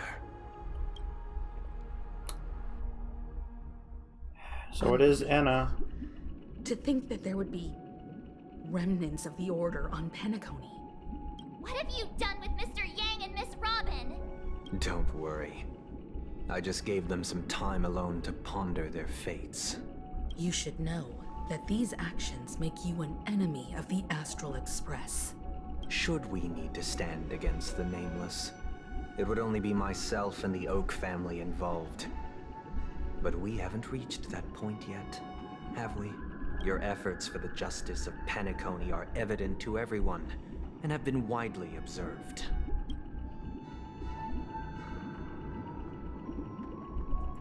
Get to the point. Patience is a virtue. However, I won't hold it against you. On the contrary, I'm here to make my intentions clear. If it is the Order that drove you to imprison Welt and Robin, and you're using them to coerce our compliance, then there'll be no point in entertaining any type of discussion. You're mistaken, Miss Himiko. They are in very safe hands, and just as the family has always proclaimed, no one can be harmed in the dreamscape, least of all in the beautiful new world belonging to the Order. Penacony and the entire universe have witnessed far too much innocent bloodshed. The strong wield their blades against the weak, and the victors push the vanquished to the brink of life. Yeah, you keep spouting that over and over again. Natural selection. The world abides by this principle, establishing the well-being of humanity atop the corpses of the downtrodden. Only we, or rather, I, possess the power to put an end to this farce. So you've decided to resurrect a dead Eon? No one's ever done such a thing. If Miss Himiko is interested, let's draw back the veil and speak candidly. I've always firmly believed that people can understand one another through peaceful means. I'm willing to divulge the unembellished truth as to the intentions of the Order's Pathstriders, so that you will make better judgment for the Astral Express, for Penacony, and for this stretch of the universe. Words can hardly do justice to the beauty of that ideal. So, come with me, everyone. Let us retrace our steps and see once again where this road leads. Huh? Where'd he go? Oh boy. Welcome. This isn't any location in Penacony's dreamscape. It's my inner world. The reason the scenery before you remains unchanged is because your consciousness has drawn on similar concepts to fill in the gaps.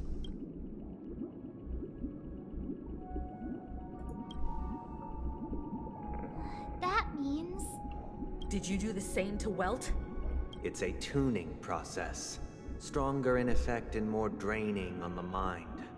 The gray-haired guest has experienced it before, so he should understand what it entails.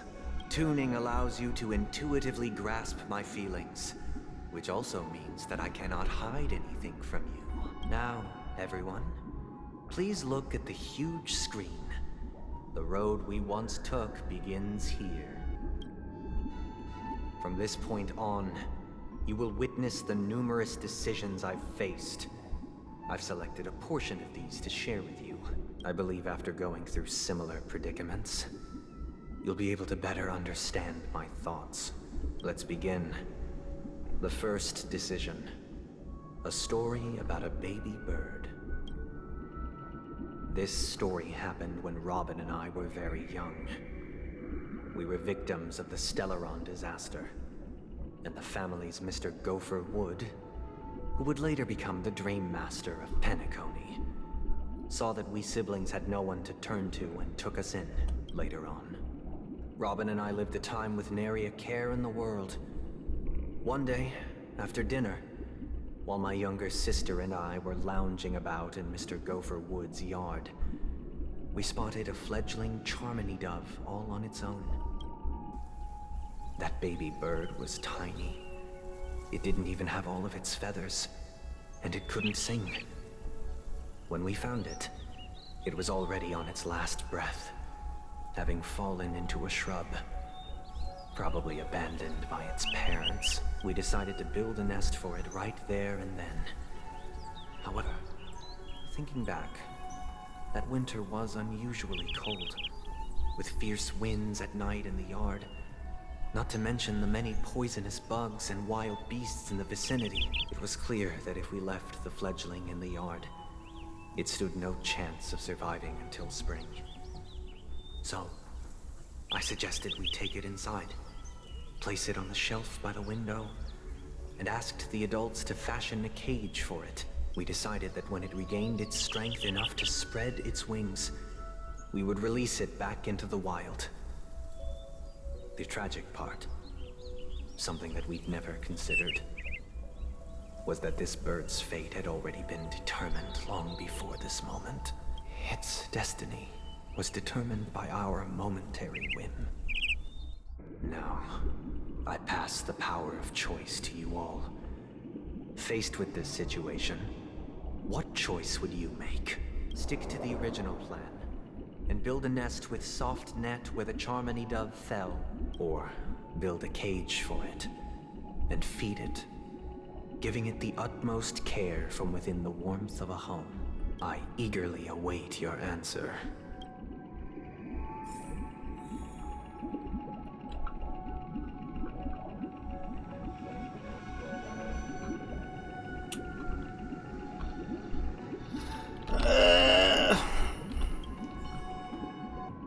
It looks like he really has no intention of imprisoning us.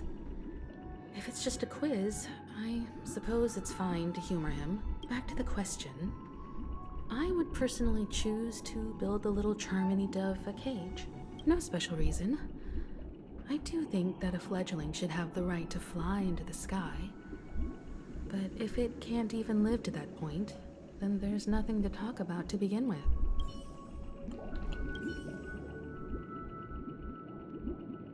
I can't decipher his intentions right now, but based solely on that question, I would probably choose to build that dove a cage. Even if I was gonna release it back into the sky, it'd have to be strong enough to fly first. If I left it where I found it, I fear it'd never get the chance to fly ever again.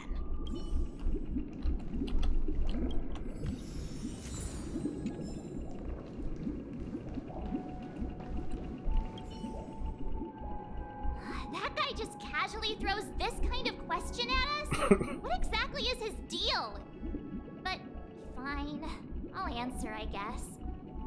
If it were me, I guess I'd choose to build a cage for the little Charmony dove. After all, leaving it there, it's bound to get hurt by wild animals or something. And that'd just be too sad.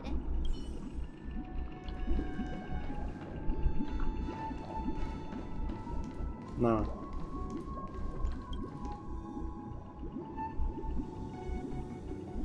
Interesting. Since you've made up your mind, allow me to reveal what fate this choice will bring to the fledgling. No matter what, it dies, so who cares? From what I've observed, there are at least 3 predators in that yard that prey on small birds. The Vossicle scorpion, Asdana wolverine, and the Huntington winged snake. Even if they shy away from humans, these animals are still near apex predators in a fenced location like a yard. In such a location, only one fate awaits that little Charmony dove. A painful death.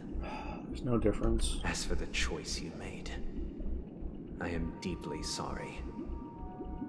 Now, let us advance to the second decision. This time, it's the story of a dream chaser. This story happened when I was appointed as Bronze Melodia, a position exclusive to the Oak family, charged with listening to the problems and vexations of Dreamscape residents, and providing them with the relevant guidance. It was during that period that I had the opportunity to hear voices from all corners of the Dreamscape. Joy, sorrow, arrogance, regret. The complex tapestry of human nature that formed the world. And I was fortunate to catch a glimpse of it. He was a dream chaser, and an illegal stowaway. Just like the rest of them, he came to Penacony in search of a better life. Except that, to most people, the price he paid, I suppose you could say it was everything. He told me I sold everything I could at home. The house, the land, even his 2 children. He said he could not afford to raise them, and that at least they could eat if they lived as slaves. He had a plan in place. He would buy back his children once he had made his fortune, and enjoy Penacony's beautiful dream with them. Alas, his plan to smuggle himself was somewhat clumsy, and he was sniffed out by those pig-headed hounds. After hearing the Dream Chaser's story, I immediately appealed to the Bloodhound family to cease their pursuit. That way, at least he could live peacefully. But I was still too naive to the ways of the world. I did not anticipate that what I thought was a kind gesture would later lead to dire consequences. I'll tell you the outcome soon. For now, I'd like you all to make a choice. Will you do as I did, and try to convince the Bloodhound family to stop their pursuit, so that the Dream Chaser may live peacefully and realize his wishes? Or will you remain silent, leaving him to languish while the hounds are hot on his heels, until his inevitable judgment arrives? I look forward to everyone's decisions. Who knows? Perhaps they might even alter the outcome of this tragedy. It won't, but,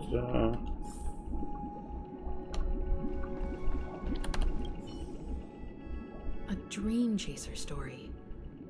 If I acted out of kindness, I would probably ask the Bloodhounds to stop their pursuit and lend him a hand. like, screw the parents. I would take care of the kids. They're the victims. This choice result in? I think Sunday must have been deeply impressed by the limitations of the strong defending the weak through this incident. Like, screw the parent. He made his choice. The kids are the victims. Like, just take care of them. Screw the parent. Like, what? This question... Surely it has some connection to the baby bird story. And this connection is precisely the breakthrough Sunday aims to use to persuade us. I'd probably choose to ask the Bloodhounds to cease their pursuit.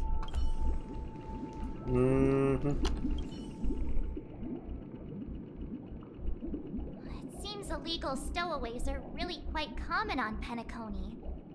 But that guy in the story, I don't think he deserves any sympathy at all. He sold his kids to chase a dream. Even if he intended to go back for them, it's still insanely irresponsible. Wow, March. With that thought, there's only one choice. Let the Bloodhounds send him back home. This person deserves to be punished. Ooh, we're splitting now. But yeah.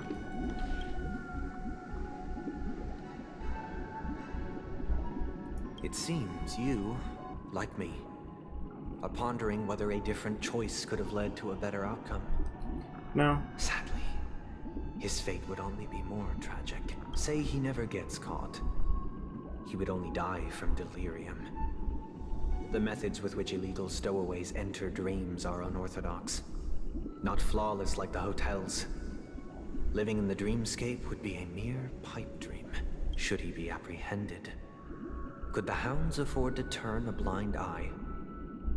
The answer is a definitive no. They couldn't bear the resulting consequences, and thus wouldn't dare extend a helping hand. As to your choice, I once again offer my heartfelt apologies. Next comes the third and final decision, and the story this time is my own. This story happened the day I was appointed the Oak family head. At that time, Mr. Gopherwood was the current Dream Master, and as per his wish, we had a private conversation. What surprised me was that the Dream Master had only come to deliver a letter to me. He let me read its contents, and it was a letter from my sister.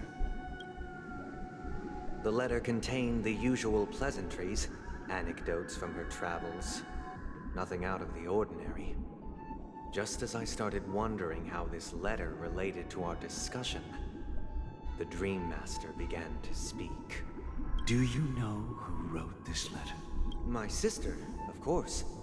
But why would you personally visit me to hand me a letter from my sister containing mere trivialities? To help you grasp the full scope of this issue. Do you know where Robin is at this moment? From what the letter indicates, she must be in Caspelina 8, correct? She's touring there right now. Correct. Has she mentioned anything about a stray bullet? A stray bullet? What? A war has broken out on that planet. It is because of this very reason that Robin chose this destination. To spread the word of the Harmony. And to save the lives of that planet. She personally made for the front lines. She hoped to ease the people's suffering with song, and was willing to brave mortal danger to deliver the IPC's medical supplies.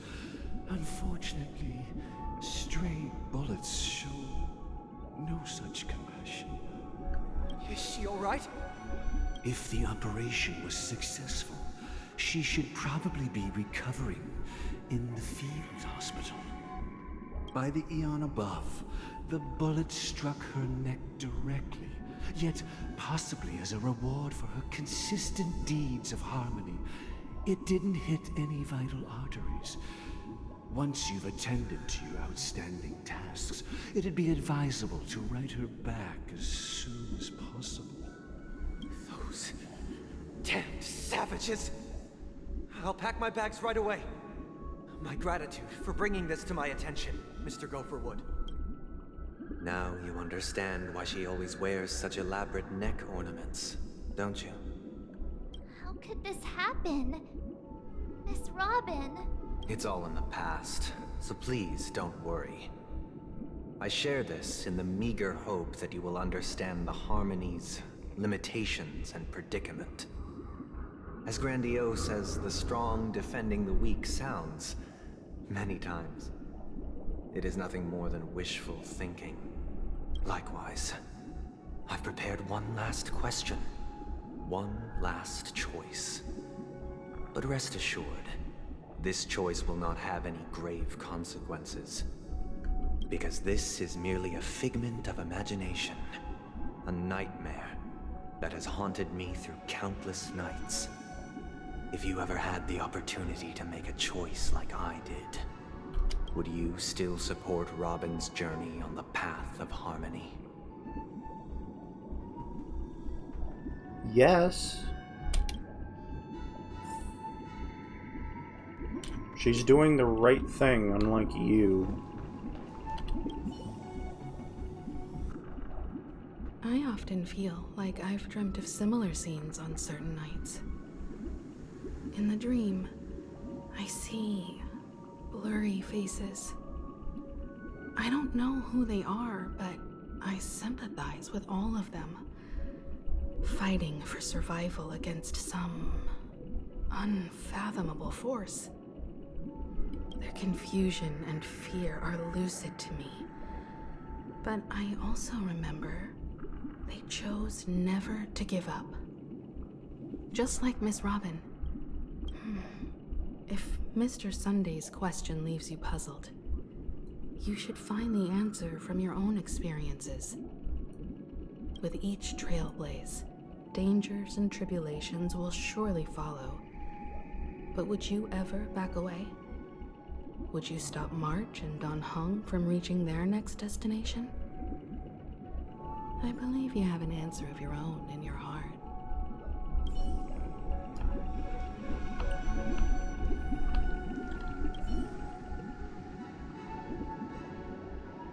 Miss Robin's courage is admirable. And here I was thinking she was just another superstar celebrity. But the fact that she's also Mr. Sunday's younger sister? No, I doubt he'd wish harm on his own flesh and blood, no matter how grand the ambition.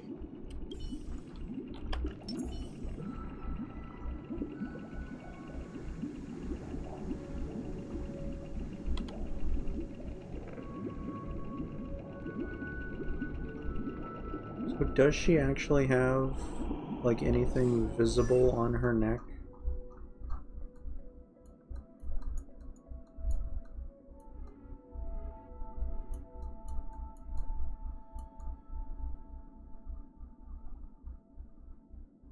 Doesn't look like it.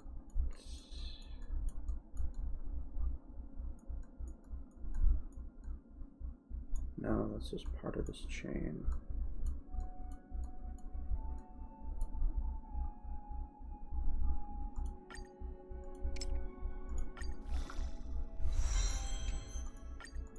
Only consistent practice can ensure optimum performance.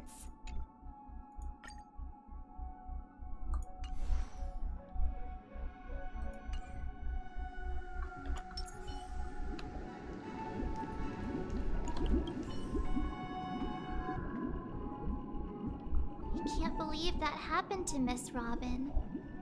The strong defending the weak is a great mantra, but if I had to pay such a price, I don't know what I'd do.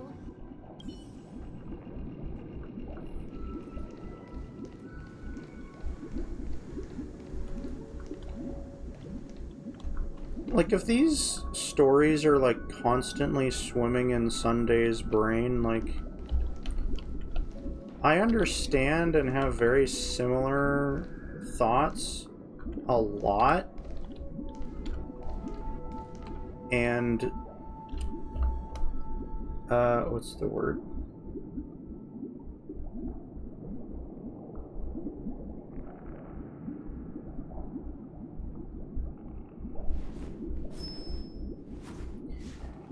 like, I do think a lot about the choices I've made in my life and how a lot of those choices probably have been mistakes, and I think a lot about what I could have done differently. And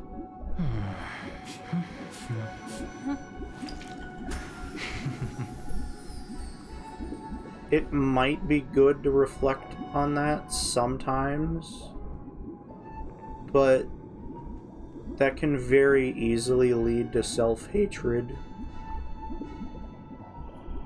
and just not a very positive outlook on yourself.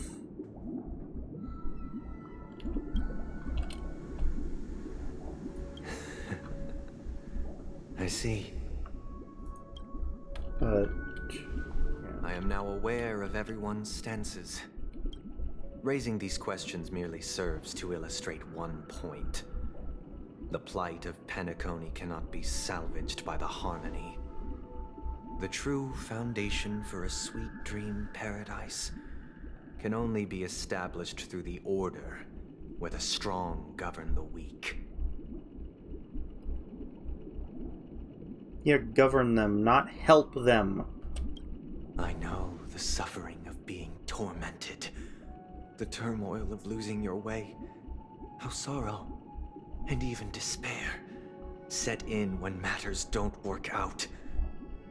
All of this causes me unending pain, because this is not what happiness is at all.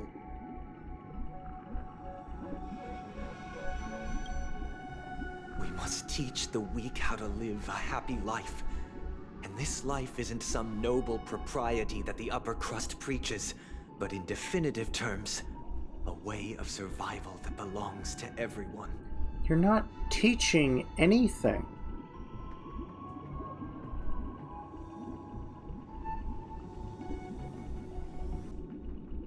You are not teaching the weak how to live a happy life.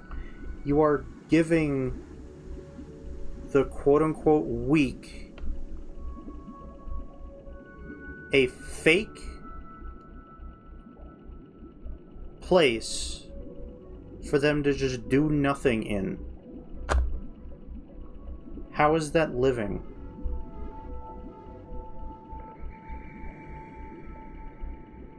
A way of survival. It's fake. So what is your definition of living a happy life?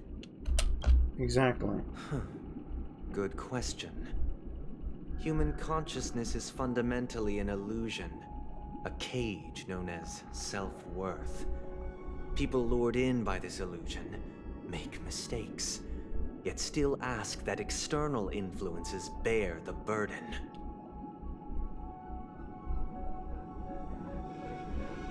When one mistake after the next permeates the masses, they become impossible to trace.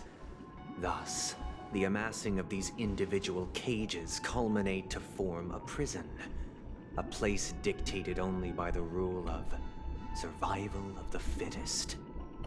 Nature is always accompanied by predation and sacrifice. Its antithesis is known as order. That is what I want to do. Unite people's happiness under the banner of order. They won't need to make bitter choices any longer, nor face the weaknesses of humanity. They can cast aside their primal instincts to build a haven for mankind. A haven. It's fake.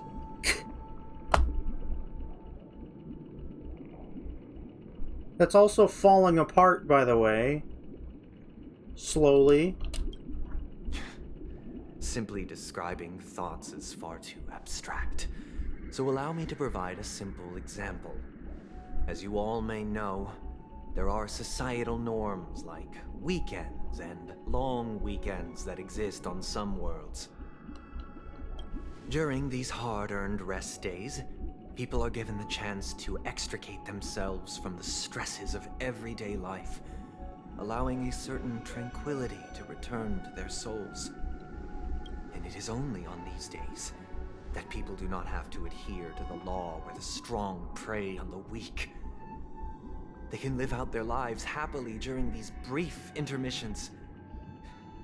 It's just a pity that 2 or 3 days are still too fleeting compared to the span of a lifetime. From where I stand, society's ideal system should be 7 rest days.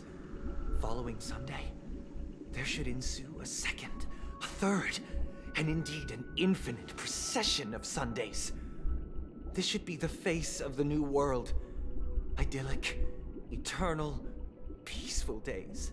I've seen several memes about that. Every day should be me. Every day should be Sunday. And thus, every person can return to their base selves in this utopia.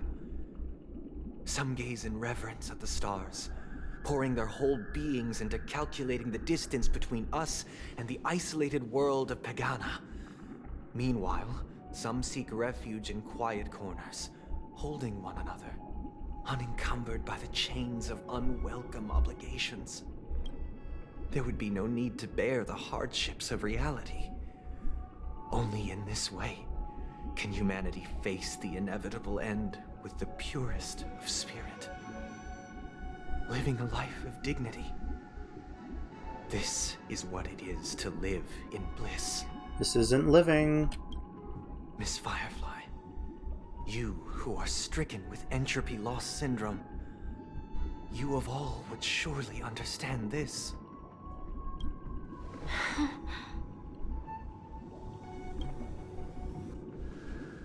It sounds like a flawless theory.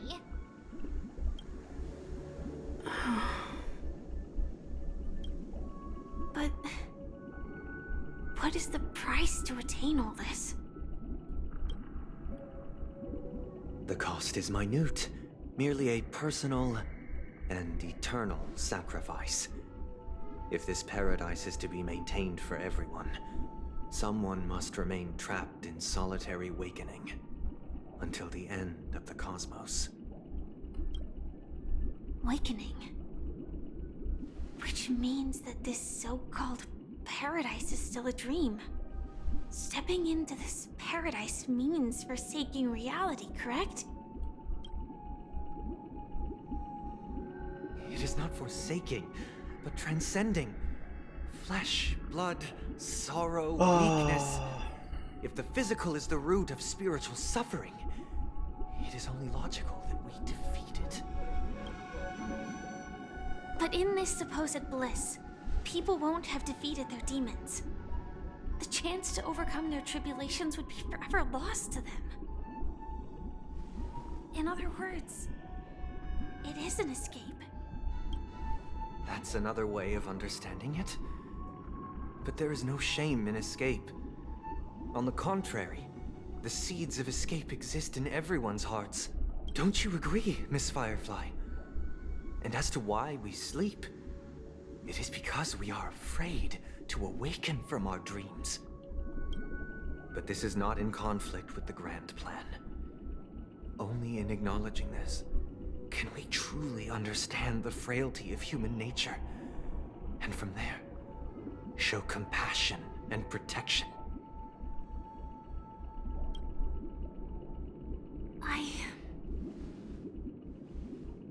I admit that you are a born leader.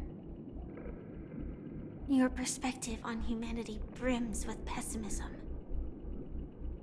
Yet you express compassion for all, even when your heart pities them. But unlike you, I live for the self. From my perspective, individuals making choices for themselves is their birthright. The want to escape may be innate in the weak.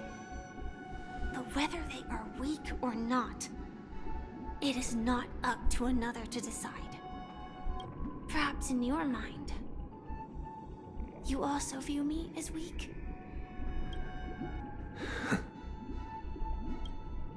Because I don't think so.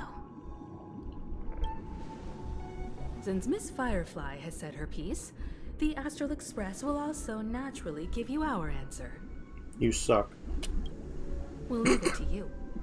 Just as Mr. McHale instructed before. Tell him our choice. Mr. McHale mean nothing? What? What is this place? Does this place ring any bells, Misha? I don't know, but I feel a sense of deja vu. What is this place? It's the realm within a dream bubble. This was left to the Astral Express by a nameless, but weirdly, when we entered it, it was completely empty. Dr. Edward from the Dreamscape sales store told me that dreams are formed from memories, and a dream bubble can't take shape if its core is empty. So I thought you might be able to help us in unraveling this mystery, Misha. As a hotel doorman, you know Penacony best among us. I don't know much about dream bubbles, but if you want to figure out what this mansion is, I'll do my best. I'm counting on you then. Himeko, I still don't get it. Why were you so sure that Misha had a connection with this dream bubble? I wasn't sure. It was just a hunch. But since Misha feels familiar with this place, my hunch might be correct. So is Misha tied to McHale? Exactly. This is where you and Firefly encountered death, which we now know as dormancy. Considering its connection to Dreamflux Reef, it's not surprising it appeared here. The question now is, who brought you here? Based on the clues we have so far, it's unlikely to be that masked fool. So identifying them is crucial to us. We're drawing closer to the truth once more. Let's give Misha some time, as I believe he'll unveil the secret of this dream bubble. All right, but there are doors all over the place. Which one should we choose? I guess maybe this way? I'm not entirely sure, but let's give it a try. Wait, you managed to choose the right door on your... Weird. This place is quite different from the hotel. But I feel like I've been here before, and even lived here for a while. If I remember correctly, there should be a fireplace down that hallway. Clocky and I used to sit by the fire, listening to the crackling of firewood. And the room on the other side was the toy room. I loved spreading out all the toys from the box on the floor and making up stories for each of them. Hold on. This doesn't make sense. Didn't I grow up in Dreamflux Reef? So, what is this place? This could be a case of amnesia. Don't worry, Misha. It's common for everyone to forget certain aspects of the past. Those memories haven't vanished. They're just lying in the depths of your mind. We can surely get them back. Since this place seems familiar to you, why don't we explore a few more rooms and see if you can recall anything more? Yeah, then let's check out the rooms I just mentioned.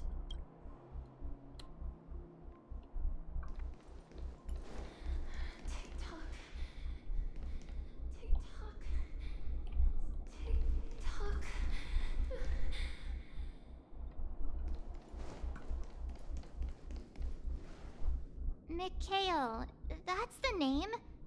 Now we all know him as the Watchmaker. So, who is he talking to? Do you know anything about it, Misha? I'm sorry. I don't know much about the Watchmaker. But Mikhail... Anything special about that name? Mikhail is Grandpa's name. Grandpa? Do you mean You're the watchmaker's grandson? But we haven't heard anything about the watchmaker having descendants. And the name Mikhail is not rare. Perhaps it's merely a coincidence. Could you tell us more about your grandpa, Mikhail? Yeah, sure. He was a seafarer who fearlessly ventured into mysterious seas and storms. He was always on the sea and had lots of friends who accompanied him on his travels. He didn't want me to call him Grandpa because that would make him sound old. He believed he was still young. The name Mikhail was given to him by his parents, Mihaly and Elise, both renowned seafarers. Every time he came back, he'd share his logbook with me and tell me about his adventures at sea. I want to become a great adventurer, just like him. It appears that the seafarer has nothing to do with the watchmaker. So, perhaps it's just a coincidence? So, where is your grandpa now? He went off on a new journey. And it's been quite a while since I last saw him. So, where has Clocky gone? Did he leave to protect Dreamville? That's that's a Venturian's motto. Keep yourself safe.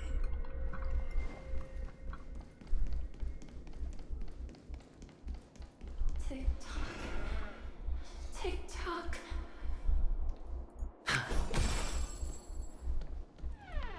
I heard some noises from the room. Origami Bird? That's a friend of mine. You and Origami Bird are friends? Yeah. It's a member of the Compass crew, just like Clocky and Miss Mirror. And there's more than just one Origami Bird. They are a big family with lots of brothers and sisters who look the same. They follow Miss Mirror's orders and handle all sorts of jobs on the ship. They're the best sailors. Sailors? Can Origami Birds be sailors? Could you tell us more about the Compass, Misha? The Compass is a ship bound for the New World. Clocky and his partners travel through layers of fog to the depths of the sea. Whenever there is danger, Clocky will use a compass and guide the ship in the right direction. That's a great story. But in the Penacony cartoon, Clocky and his partners have always lived in Dreamville and never ventured out, right? Huh? Oh, that does seem to be the case. Weird. I clearly remember Clocky arrived in the New World in the end. Misha, are you okay? Perhaps Clocky has a hidden past. I think I hear the sound of water. You once mentioned there's a magnificent fountain up ahead.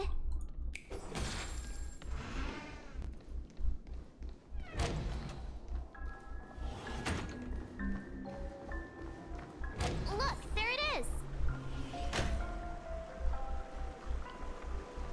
The water resembles a precious jewel, embedded in the dreams of all seafarers. Every time I gaze at the shimmering lights beneath the waves, it feels as though I'm back in this place, standing by your side. Have you recalled anything, Misha? Yeah, I saw these sentences in Grandpa's logbook. He used to say that despite the perils of the sea, whenever he stood on the deck in the afternoon, overlooking the sparkling waves, he would think of this fountain in front of his house. He often said that those moments felt like returning to his family's side, and the difficulties at sea didn't seem quite as challenging.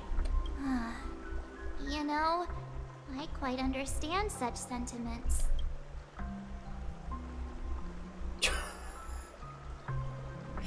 Don't sigh or you'll get gray hair. Hey, don't tease! I was just being a bit sentimental. Perhaps every adventurer far from home carries a fountain within their soul. Even though the other side of the sea remains shrouded in the unknown, the fountain in front of his house serves as a compass, leading him back to his cherished ones. Yeah, while Grandpa was at home, we would stand by the fountain and place the compass, a toy boat that I made, into the pool. Back then, I would ask him when I could go on adventures like him, and he would always laugh and say I was still too young. It seems this Mikhail is truly a seafarer and has nothing to do with the watchmaker. Yeah. Based on Misha's recollections, the scenes in the dream bubble appear to be his childhood memories. But this raises more questions. According to Misha, he was clearly born on an oceanic planet and led an ordinary life, with no connection to Penacony at all. Okay, but there's been so many ocean motifs. Like there's, you know, fish swimming right behind us. And like, again, like the loading screen of entering the pool. Looks like you're just getting dunked into an ocean. Could this be some sort of metaphor? There we go. Perhaps the sea refers to the memory zone. I'm sorry. I don't know, but my memories keep pouring out uncontrollably, like water flowing from a fountain. Perhaps I'll remember more things if we go further. I wish to share your burden.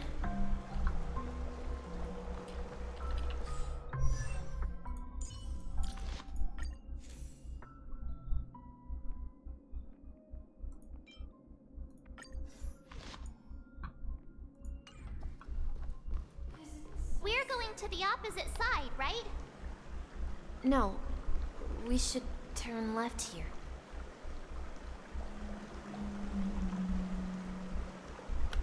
Huh? Something feels different about this place. This is it. I remember this corridor. Up ahead is Grandpa's study. It was in that room that I saw him the last time. Are all these voices Misha? Will you come back? So I always thought it was a girl. Tim, finally, nothing on the sea can stop us. Across the ocean is our destination.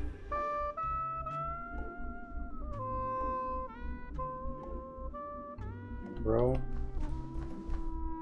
The atmosphere in this room feels totally different. Misha! You finally come! Clocky, you're here! Huh. Yeah. This is the room where we first met each other. Are those books on the bookshelf logbooks left behind by that seafarer? Yeah. Whenever he came back, he placed a logbook on the bookshelf in his room. They contain records of his expeditions to every corner of the world. He described our world as a fountain. At some point, the sea started to gradually swallow up the land where people lived.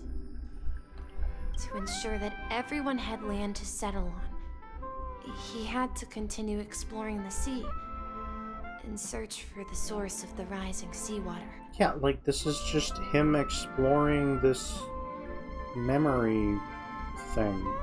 On that day, he called me to his study, telling me that he was embarking on another journey.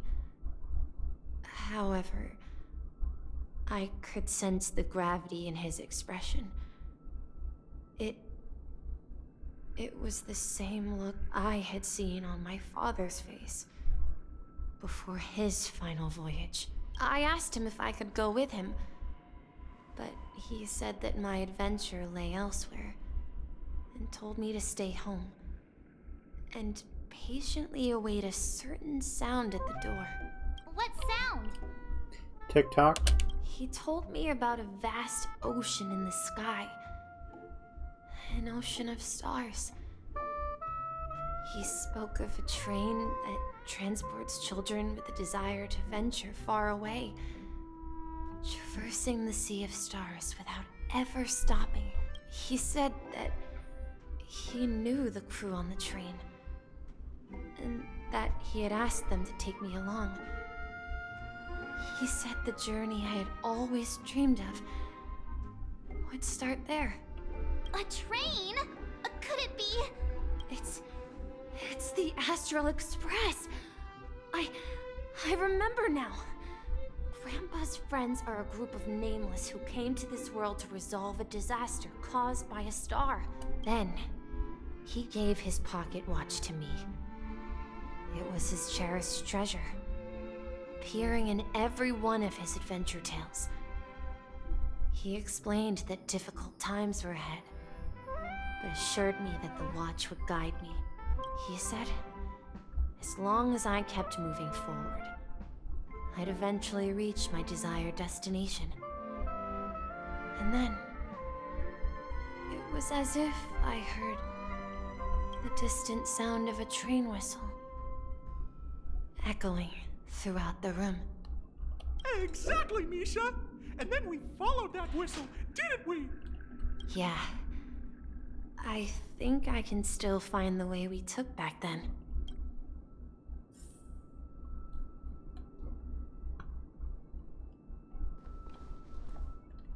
This is the dream jigsaw, right? So we're supposed to find the exit. But where can we find the last piece? Do you remember? You said you obtained a mysterious shard when you stumbled into this place. Hey, the shape seems to match. So this shard is also connected to Misha? Looks like we're just one step from revealing the truth. Let's get to the other side and investigate. Puzzle.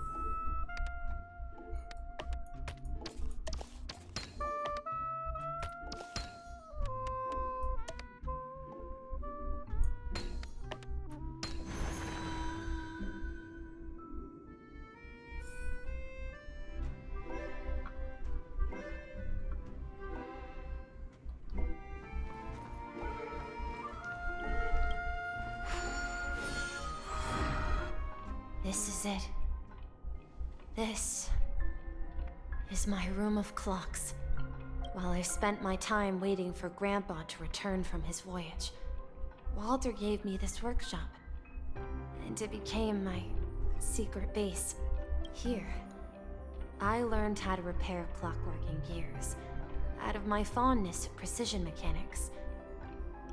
In my dreams, I was the captain of the compass, embarking on adventures with my companions, Clocky and Miss Mirror, in search of the new world. I was born and raised here. So, this building in the dream bubble is your childhood home? Yes, but not exactly. To be more precise, this dream bubble itself is my home. Looks like you've remembered everything now. Wait. Why does it feel like everyone else knows something I don't?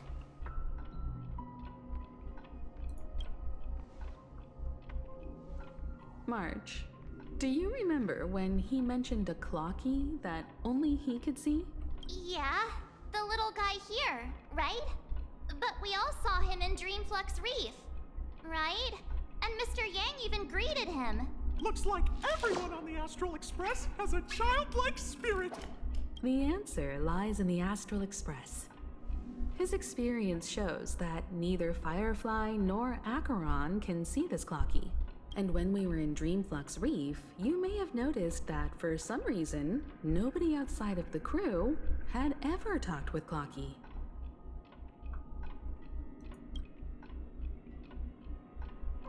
A mimetic life that can only be seen by a select few. It's just like a hidden message, left by someone for the nameless. But Misha can see Clocky too, right? They even grew up together. But Misha hasn't started the way of the Trailblaze yet. That's the key to the mystery, March. Now, take a moment to recall. Have you ever seen anyone outside of the crew interact with Misha? Wait. No, wait! That's the answer, March 7th. This dream bubble is the place where I was born. And I'm a dweller in this dream. Just like a memory zone meme. I should have stayed here and waited for you.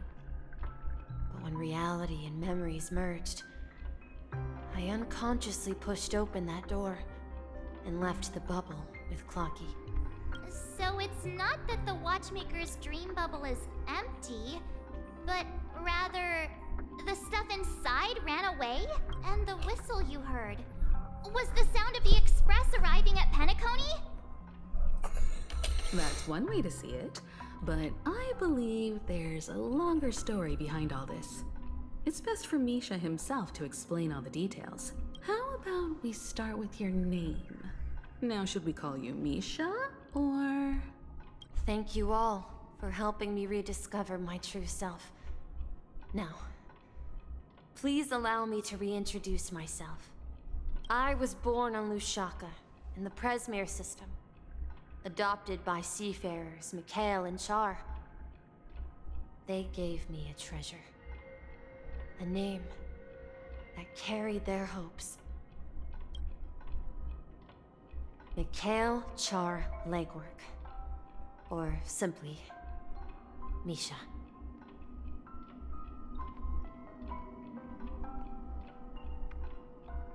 If you prefer, you can call me by a more familiar name. The Watchmaker.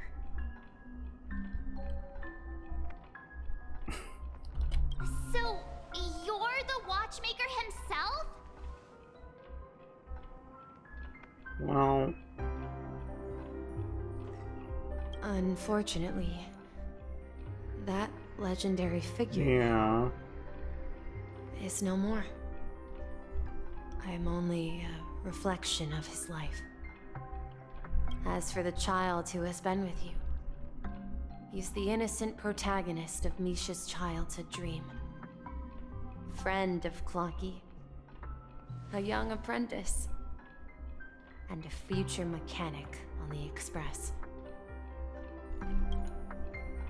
And this also marks the beginning of his journey, devoted to the Trailblaze. At the end of the journey, I left this little flame, which I so cherished, in my deepest dreams, hoping to pass it on to the nameless of future generations. However, he somehow left the dream bubble and forgot all about his task. I apologize for all the confusion this caused. Because he was born with a desire to trailblaze, wasn't he? I don't think Misha has forgotten his role as a guide. He remembered it, and that's why he mistakenly appeared as a hotel doorman in his dream from the very beginning. The one who brought our unconscious friend here must have been Misha. If that's the case, we encountered the Watchmaker's legacy from the beginning, didn't we? Well, I have a sarcastic friend who says I always take big detours and end up back where I started. Perhaps that's what every nameless has to go through. But in the end, you found me. I'm sure you're all wondering what my legacy is. I believe my hound has mentioned the Stellaron and my wealth. If I may apologize, the Stellaron part is real. As for my wealth, however, it's nothing more than a baseless rumor. I left my homeland as a child and embarked on the journey of Trailblaze. I traveled to various planets until finally reaching Asdana, where my friends and I built the original Penacony and fought for its future ever since. I've been moving forward all my life, doing what I could to overcome the obstacles in my path. But ultimately, my journey reached its end, and I left behind no possessions worth entrusting. So, if you ask what's left within this worn-out train engine that can be called a legacy, I suppose it's the things that are still burning in the engine's furnace. Now that you're well aware of the current situation of Penacony, I certainly hope that you'll help me get this world back on track. But I'll leave that decision to you. For the path of Trailblaze is never paved by others. All I have for you is a story and 2 gifts. I want to give you my pocket watch. It has accompanied me throughout my long journey, guiding that naive child forward, and has been blessed with the presence of so many great people up to this day. And my hat too. The one who navigated for me placed it on my head and planted a fanciful thought in my mind. The trailblazing expedition will never end. Now, it's time for you to make your choice. Once you've made up your mind, open that door and enter the long dream of an old man. Harmony Trailblazer time, at least it feels like. I'll be waiting for you at the end of this corridor of time. All right, everyone. Let's make a decision. Although I don't think anyone will have any objections. Of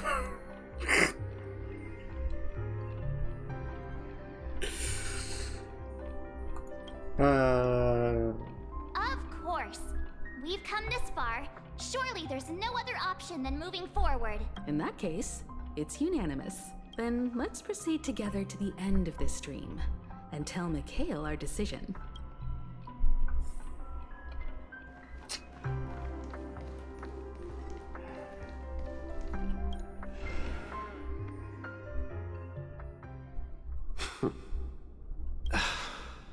Mikhail, where are you going? Someone has to step up and save Lushaka. So why can't it be me, Misha? Please don't go. And if you must, please take me with you. Don't leave me alone. Even without me, you know how to proceed forward, brave Captain Misha. The compass is waiting for you. Haven't you always wanted to be a better adventurer than me? Now go, board that train and start your journey. Where are you going, Mikhail? I'm going to clean the floor in the parlor car. I've promised the conductor. Wait, first tell me, did you fix this watch? Yeah? I know what it looked like before. Its chain was broken, the back case torn, and the marks on the dial all worn out. How did you manage to fix it? Well, it's hard to explain, but I knew it could be fixed. It's the hands, Mr. Amundsen. Its hands were intact and pointing in the right direction, so I knew there would be a way to fix the rest. I see. You'll work with me from now on. Haven't you always wanted to tinker with this train? You're its mechanic now. As for the conductor, I'll do the talking. But I only know how to fix watches. Don't worry. You've got what it takes. I'll teach you what you need to know. Have this swag hat. Where are you going, legwork? It's time to head to our next stop. I'm staying in Astana with Rosalina and Tiernan. I see. This place reminds you of home. The people of Astana have only achieved a tiny victory and still have a long way to go towards true freedom. Hanunu needs us. Don't worry, not all journeys lead to the stars. Even if I leave the Express, our path of Trailblaze will continue. Yeah. I knew you wouldn't stay on the Express forever. Leave in peace, my friend. And, take this with you. This is Mr. Amundsen's hat. But why? When he departed, he said he would leave it to his best student. Well, I suppose the time has come. Farewell, legwork. Take care of Tiernan and Rosalina. And don't forget to write to us. you going, Watchmaker? Don't worry, Micah. Just going on a little trip. Someone has to be at the forefront of the interstellar frontier, and I'm the only former Nameless in Penacony. So why can't it be me? Because you're all we have. Have you forgotten about Tiernan? The cosmos is way more dangerous now. What will happen to Penacony if we lose you too? But what will happen to Penacony if we don't find a way out? Ah, Tiernan. How could I ever forget him? I've spent countless sleepless nights asking myself why I didn't go with him back then. We Nameless won't stop. Don't worry, Micah. It's just a matter of getting back to my old profession. Just wait for me to come back. But if, and it's a big if I don't come back in one piece, then you'll become the next Watchmaker. Where are you going, old man? Oh, you're here. Answer my question. What are you up to? Relax, Gallagher. I just came up with a great idea. Wanna hear it? Oh, come on. Aren't all your ideas just ways to get yourself killed? I may be blunt here, but you're the last remaining hero in Penacony. If you die too, the secret of Stellaron will go to the grave with you. Yes. I'm afraid there's no way out in Penacony, so I'll have to consider alternatives beyond Asdana. We'll organize a festival using the Watchmaker's legacy as a facade, and send invitations to the entire cosmos to gather people here. So, a desperate struggle against the family? Desperate? Don't we have you here, my friend? This task is challenging, but what hasn't been challenging for us along the way? Well, whatever you do, remember, make sure to send an invitation to the Astral Express. Misha! Where are you going? Oh, it's you, Clocky. Take me to Dreamflux Reef. Last night, I had a long dream about the day we met. I want to write down that dream. Write it down? Why? Oh, so I won't forget it. Do you remember how you got your name, Clocky?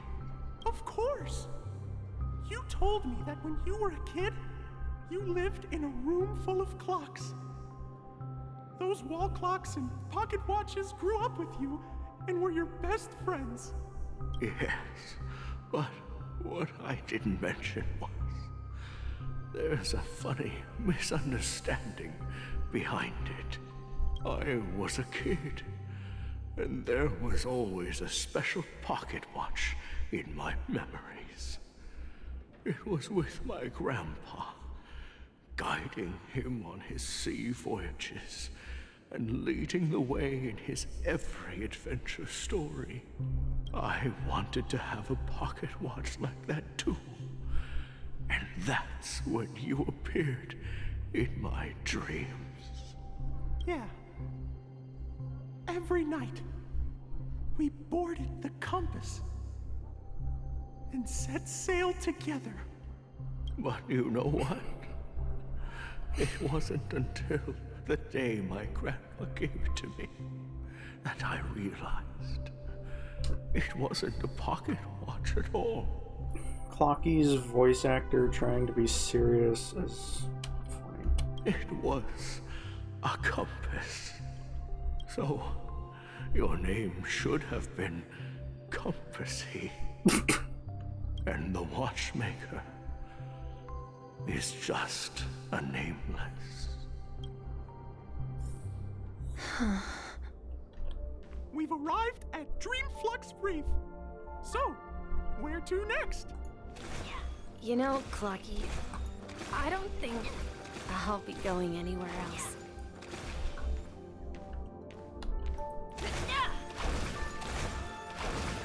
I can't run. Get up there, Misha.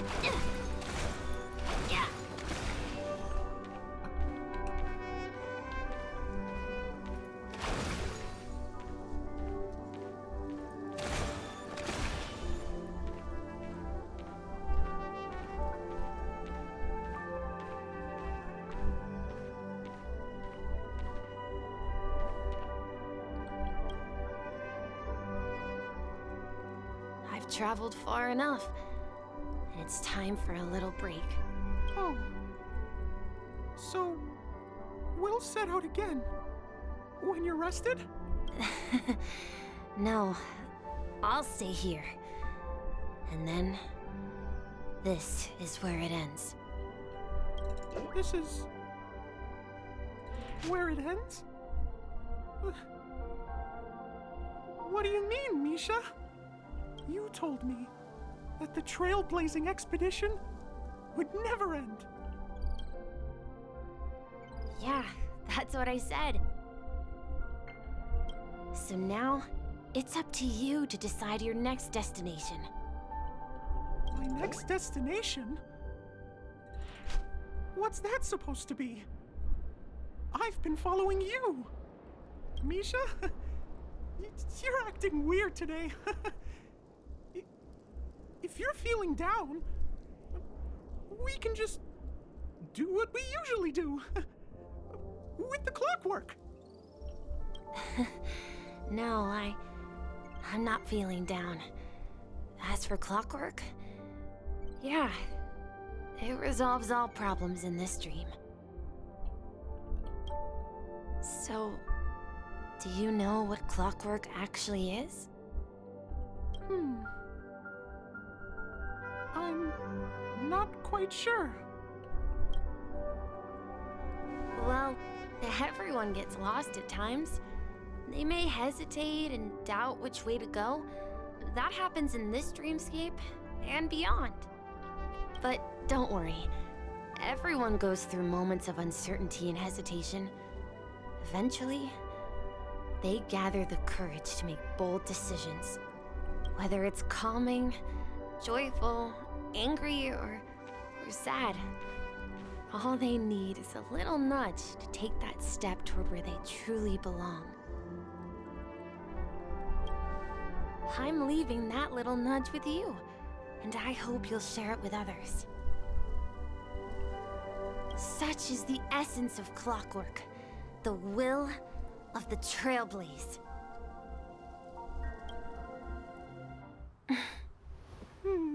Clocky's hands spin around non-stop, indicating confusion, frustration, and weakness. But ultimately, people still need to move forward. Just like your hands, always pointing ahead. This is where my journey ends. From now on, it is your path to walk. Trailblazing means taking paths your predecessors forswore, and venturing even further. The Penacony in Mikhail's dreams does not belong to Order. Oh. Puzzle piece.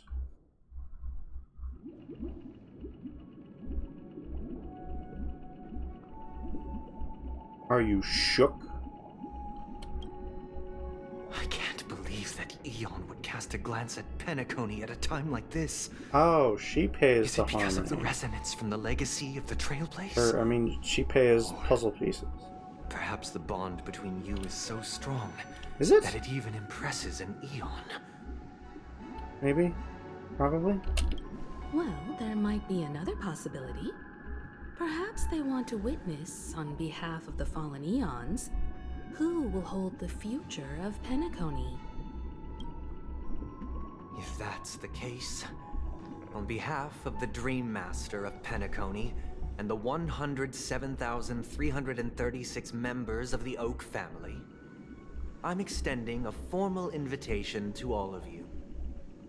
I'm cordially inviting you all to the Penacony Grand Theater to participate in the upcoming Charmony Festival. And, of course, you won't be in the audience, but on center stage. Fight. Since the future of the Stellaron, Penacony, and even the entire cosmos is at stake, let's draw a conclusion there. In all fairness, if you truly believe in Akavili's path, then show me their courage and determination. Okay.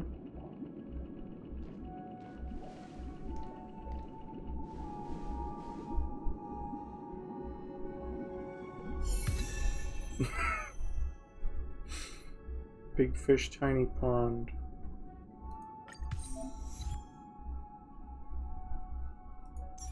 Some door.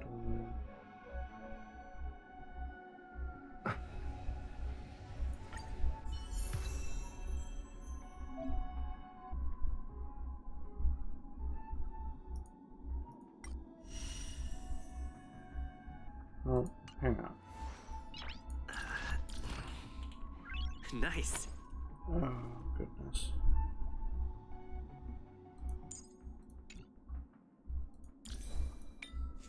So, how does Trailblazer hold on to relics now? Okay.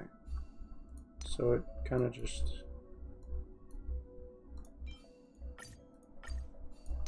Okay.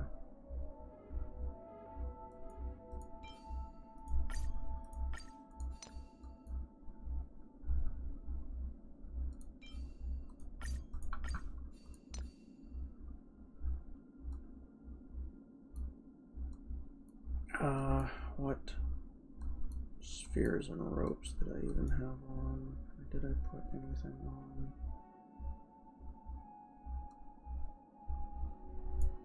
Did I put anything on?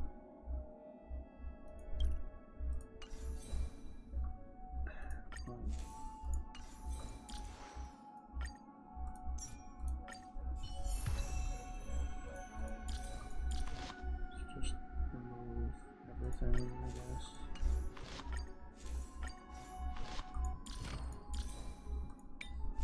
Oh, you are right. I don't have any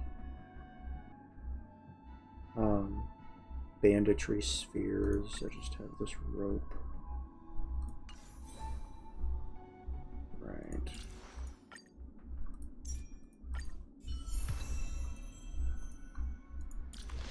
Oh boy, I am not ready for this. Probably take dance. And then I have a rope you can use, but... Although... Do you want a break effect rope or a regen rope? Might even want the regen rope. I don't know. But you're kind of stuck with all of that.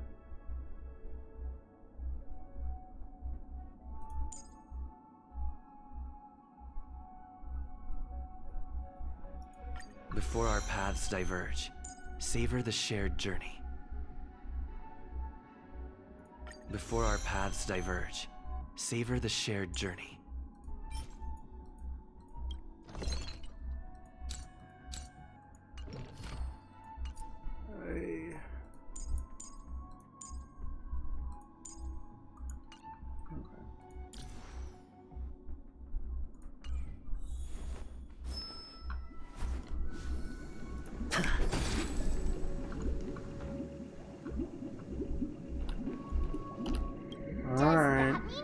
To fight us during the Charmony Festival? Yeah.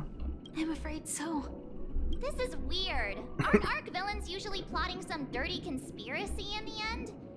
But he actually said something like, "In all fairness." Could it be that he's underestimating us? Well, in my opinion, Sunday is deeply committed to his own philosophy and genuinely wants to prove that the Order is right. I sensed a strong conviction and a desire for dominance in him. Maybe he won't accept the outcome unless he wins fair and square. That's why he'll give it his all in the upcoming battle. If evil, why nice? Yeah, you're right. We've even dealt with a Lord Ravager of the Destruction, so a follower of the Order won't be a big deal. Yeah, sure. Anyway, we can't leave the Stellaron unchecked. This is about trailblazing a bright future for Penacony and fulfilling Mikhail's and his predecessors' long-cherished wishes. Now that we've taken up the mantle, we can't afford to fail them. However, the same applies to the Order. Their plan didn't materialize overnight, and they have the profound collective consciousness of the planet of festivities behind them. A desire to dream, to slumber and escape reality. All those hidden emotions have given birth to the sweet dream of the Order. They've harnessed the will of an entire planet to create an eon. This confrontation is far more complicated than a simple power struggle. To secure Penacony's future, fighting on the stage alone is not enough. What do you mean? Are you not coming with us? I believe Firefly is trying to say that she's heading off to another battle.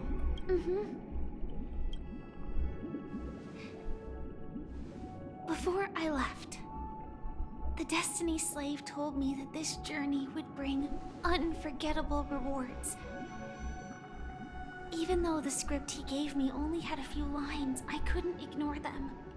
Because one of the lines said, "I'll experience death 3 times in the land of the dreams." 3 times? This can't be serious, right?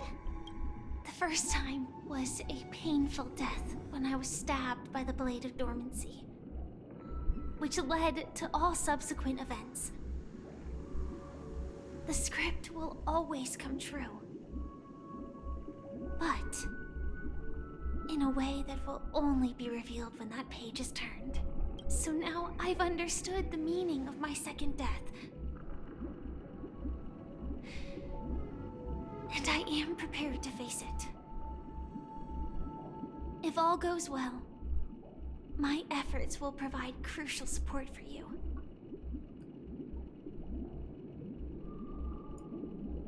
Only by achieving victory in this battle can we secure a future for Penacony. And only then, my third and final death won't come true in the most terrible form. The most terrible form? Does that mean... The true death, where everyone in Penacony loses themselves completely in the eternal sweet dream of the Order.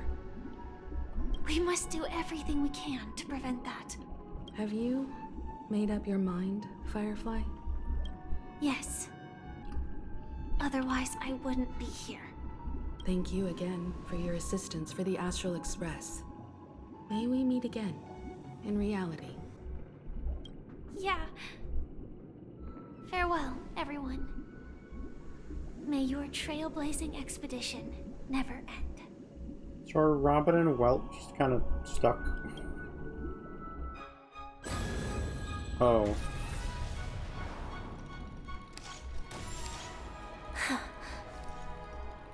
I dreamed of a scorched earth. Everyone, are you ready? A new shoot sprouted from the earth. It bloomed in the morning sun and whispered to me.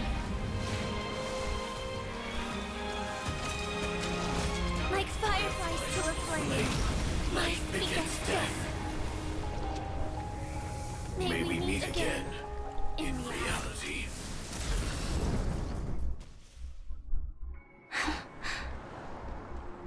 After today, Japella's name will disappear from cosmic history, and the Everflame Mansion will take its place.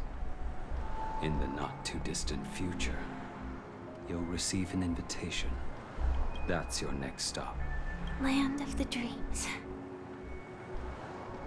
Penacony. I hope you find whatever you seek there. Be it answers or salvation.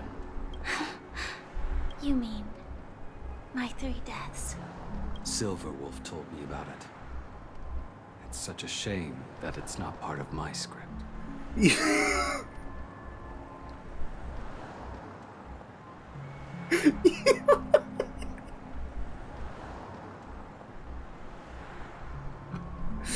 God damn it, Blade. Well, I want to live. I'm never afraid of death. The opposite of death is eternal life, and that's something I'll never desire. People die, and I am no exception. Death is like a script, a fate that cannot be defied. But that's exactly why. And Blade's just sitting next to you going, fucking envy you. You're gonna die in 20 years. We have to choose where we want to rest forever. Do you exist just to perish? Are you not the same, Blade? The end you desire is not one dictated by others. If I were to die now, I would only be a weapon. I believe I should die as a human, though its definition escapes me. Isn't this the answer that ordinary people look for their whole lives? A name that can be carved onto their tombstone. A tombstone that belongs to me once bore the inscription, Glamoth's Iron Cavalry. Then it changed to Stellaron Hunter. But one day, it will bear the name Firefly. And all the brilliance she showed at the end of her life.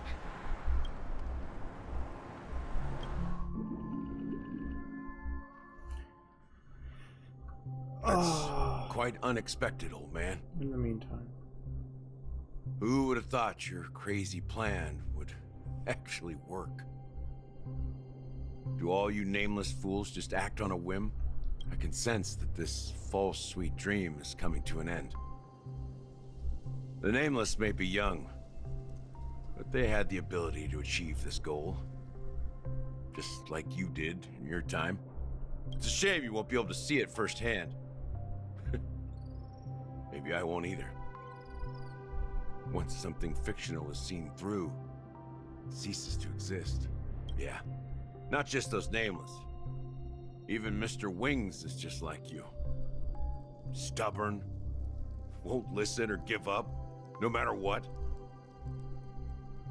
Well, fate is unpredictable, I guess. If we weren't bound by those cursed paths, maybe we could have had some good talks. But in the end, we managed to do it. And now we can find solace. Remember how those idiots cursed us? They said, "Go to hell, you worthless traitors." Well, I don't know if they really meant it, but if longing for freedom means going to hell, then I'll be joining you soon, you fool. Let's get together and have supper again in hell. Oh, I almost forgot. There's one more thing. Here's to you. A glass of hello and goodbye, Trailblazer. To the imperfect tomorrow. Cheers. It's warm here, isn't it? We're suddenly at Acheron again. You're lucky to have found shelter from the rain. Let alone fresh berries in this desolate place. I was just following the scent of life. It's particularly strong in a place like this. It's a shame these berries don't have much flavor. Seriously? In case you didn't know, this fruit is pretty juicy. The only downside is that when you chew it, it becomes extremely spicy. Have you lost your sense of taste? I can still taste certain things, like a faint sweetness. Before coming here, I stopped by a place called Orkron. It had barren cliffs and nights lit by bonfires. Burgundy snow would fall from the sky, and when it landed on my tongue, it tasted like raspberries. The flavor wasn't exactly sweet, but it left a lasting impression. When I think back on my past, I realize that what's tying everything together isn't the big events, but rather these small yet unforgettable moments. Don't worry about it. Losing oneself is a reality that every self-annihilator must face. At least I haven't completely lost my senses and memories yet. Well, congratulations on adding another footnote to your journey. By the way, are you always alone? No, I had a companion in Orkron. She's a short, nameless girl who aspired to explore IX. She always said she'd walk a path deeper and farther than Akavili's. Quite an ambition for such a small girl. So, what happened? She became stagnant water. Well, my condolences. Condolences? I don't need them. The girl left with a smile. She never regretted her choice and most definitely wanted me to say goodbye with a smile. So, that's what I did. That's proof that you're grieving for her. Or perhaps I'm just afraid. Afraid? I rarely sense that emotion from you. What do you fear? I'm afraid I'll forget the 30 days I spent with her. Just like all the other days in my life. Most of them have already washed away with the rain, disappearing into an unseen realm.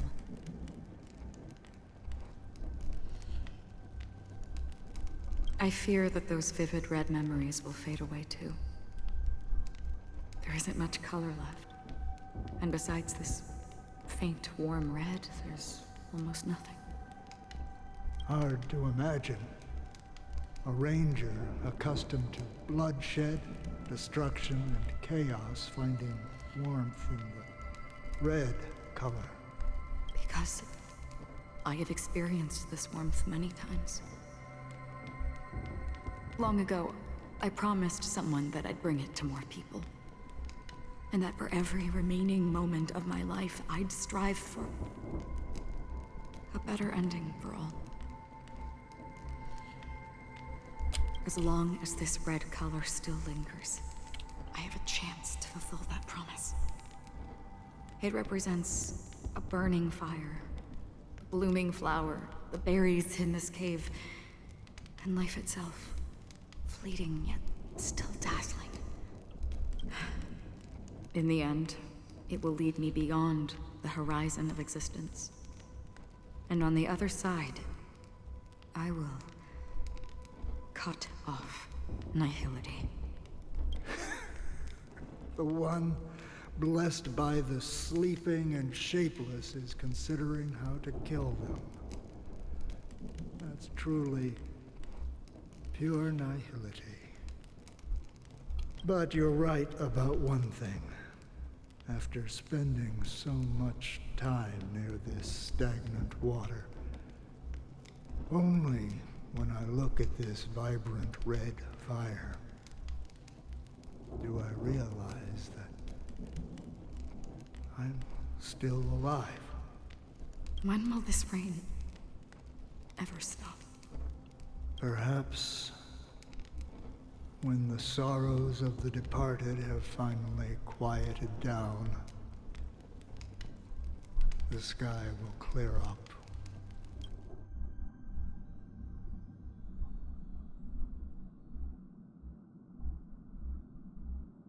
Quiet. Have you heard of a planet named Biari Scamandros, Don Hung? It's one of the Paradise Kingdoms under the influence of the Harmony. A sought-after wonderland for the inhabitants of the Dardanu Major and Minor systems. Half an Amber Era ago, the family held an unprecedented festival there. And after that, everyone on the planet became part of the family. Do you think the same thing will happen on Penacony? Yes. Or how else can we explain it? The family deliberately used the Watchmaker's invitation to keep all the Pathstriders here, but banished the Emanator of the Nihility.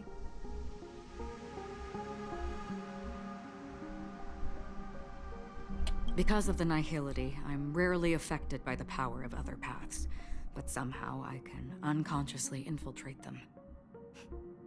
Maybe that's the risk they're trying to avoid. I would disagree. Biaris Scamandros is not part of the credit system or connected to the Silver Rail. It's nothing more than a remote civilization sheltered by the Harmony.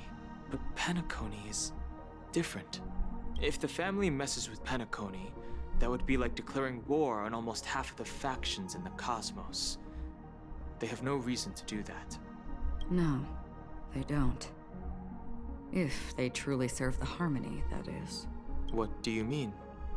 The path in Penacony is impure. The Harmony here has impurities. Do you remember the Ancient Swarm disaster? Tazeront, the propagation, brought endless havoc to the universe, and it eventually evolved into a fierce battle among all eons. 2 paths lost their eons in that war, the propagation and the Order. Coincidentally, their downfall is related to a certain eon. Shipe, the Harmony. Legend has it that they participated in the crusade against the Imperator Insectorum, and devoured Anna the Order for unknown reasons.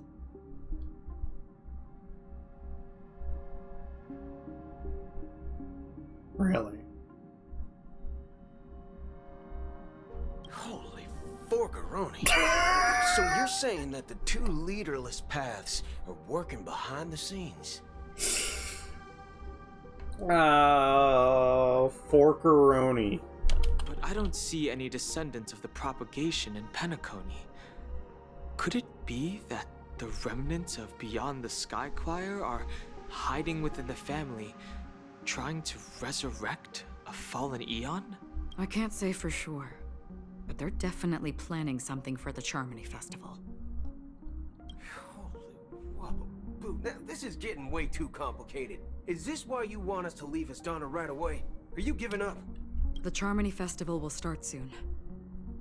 There's one thing that I need to confirm no matter what. A warp jump is the best way to do so. Time is running out. I have another plan.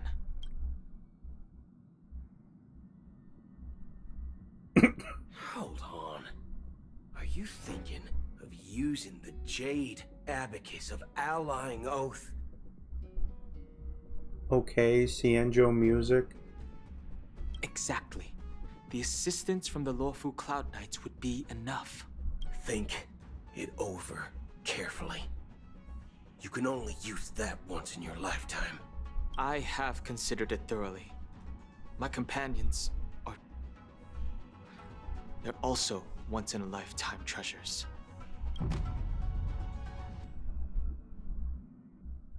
Okay.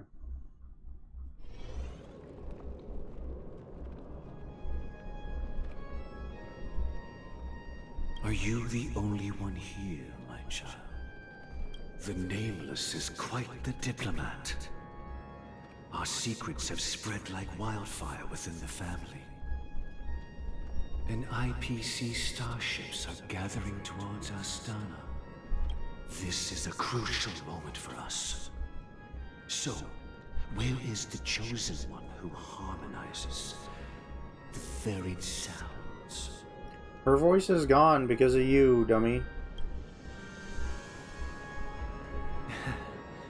What do you mean, Master?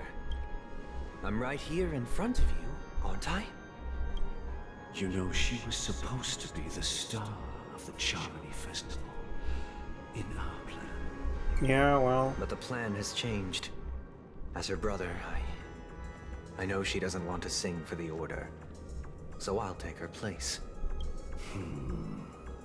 You've always been wise beyond your years. I'm sure you understand the consequences of your choice. If you consider this a betrayal, well, there can't be two suns in the sky. I'll step up and take down the other sun if necessary. Do you believe in karma? If karma exists, then everyone has their own karma. You have yours, and I have mine. And my karma has nothing to do with you, Mr. Gopherwood. All right. Since you're willing to sacrifice yourself for her, I'll grant your wish. Well, the compromise came sooner than expected. Why? You and your sister were born as twins of the Order. And one of you is destined to follow this path to the end. Is this part of your plan? Of course. You're still as clever as you were when you were a child. The opening is near. Go, my child. Seize the power of the harmony and reveal your karma. This Dream Master guy feels like Odin. I have one final question, Master. The raven and the eyes and... Why did you choose to bring the Order to Penacony? Wouldn't it have been better to choose a desperate world instead of a city filled with hope and dreams? Why? It's for justice, my child. If we lose justice in our hearts, we'll make the same mistake as the Harmony did. So, it's not you who manipulates the dreamscape with the Stellaron, but... Well, that's where our conversation ends. Go ahead. The 107,336 souls of the Oak family have dreamed of this moment too many times.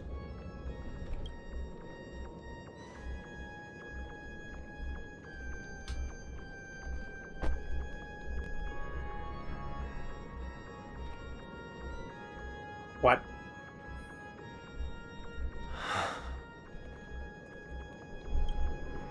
I shall ascend to the heavens, becoming the scorching sun, bathed in my light.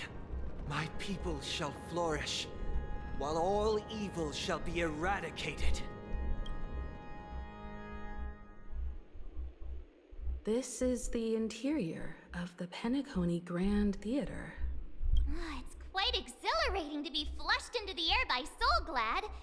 But why is the venue still closed when the Charmony Festival is about to start? And not only that, the entire theater is eerily quiet. No audience, no staff, no one around.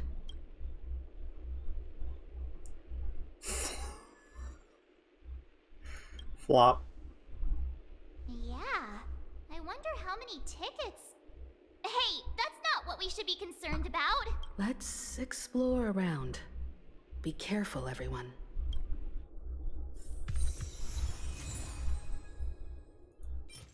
Sticker.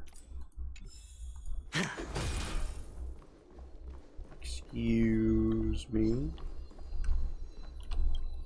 That's mine. Have a nice day.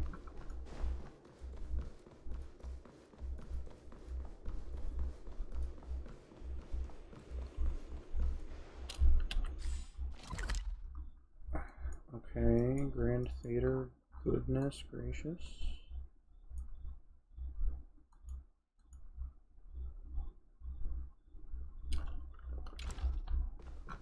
Alright.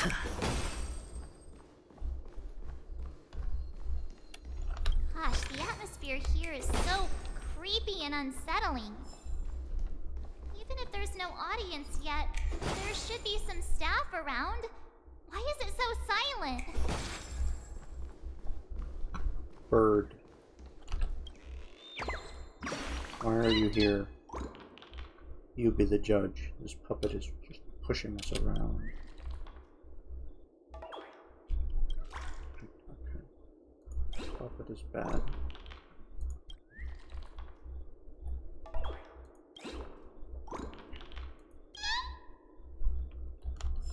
Inspector.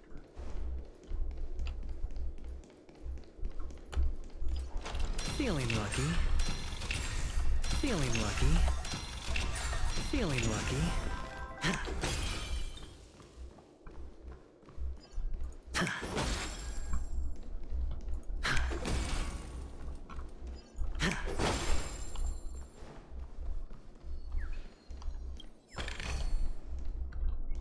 Why do these robots have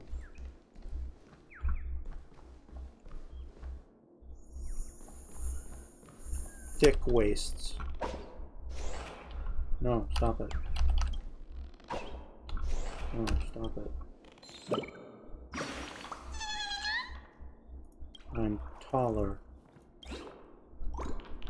Watering. That's creepy.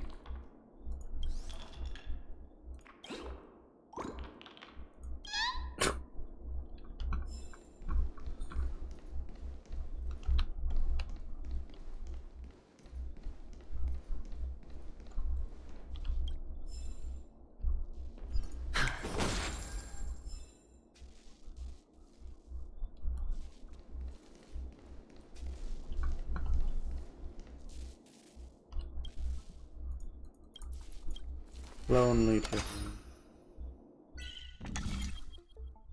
Oh goodness.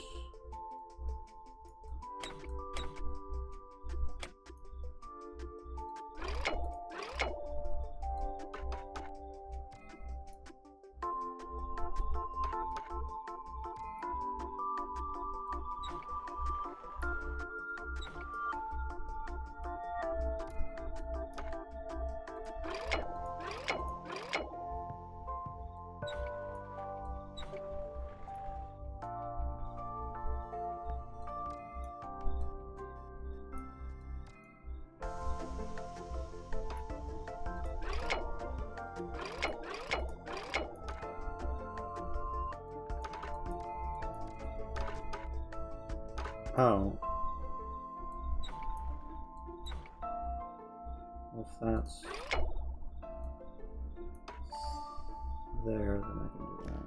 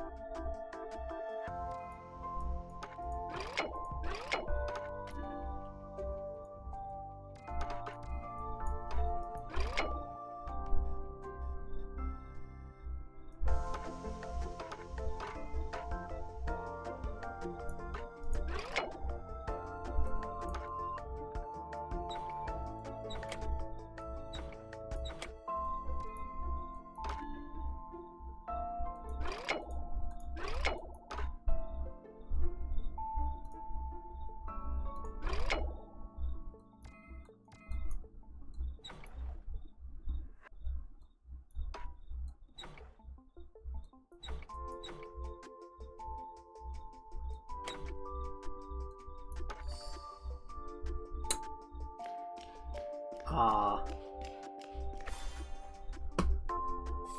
Sheesh. Being alone isn't so bad.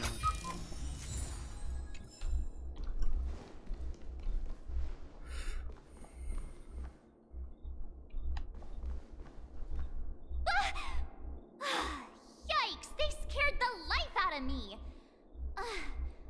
Why are there so many They're not scaring me, they're thick. Ma! Behind you. What? You're so annoying. Stop scaring me. Are these puppets part of the stage setup? Even so, it's so eerie that the entire front hall is empty.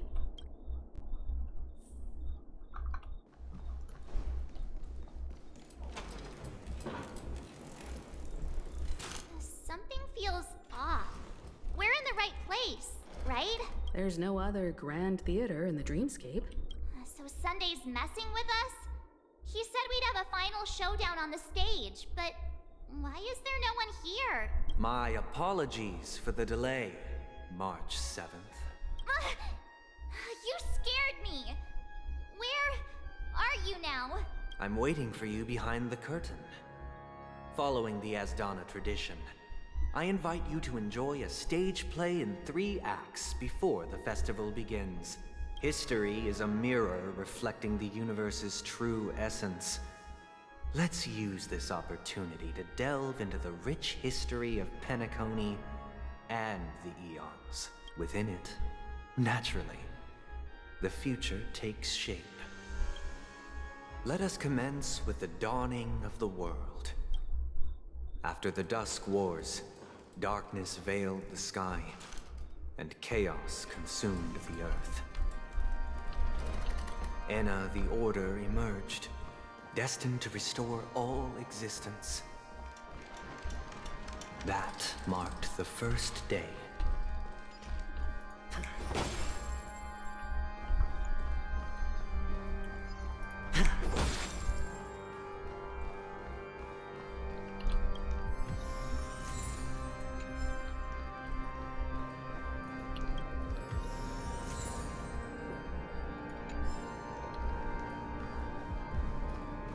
God, I love organs. Watch Act 1. They gathered nebulae and forged them into picks, thus creating a grand lyre with black and white keys. Strike the white keys and the sun rose. Strike the black keys and the moon rose.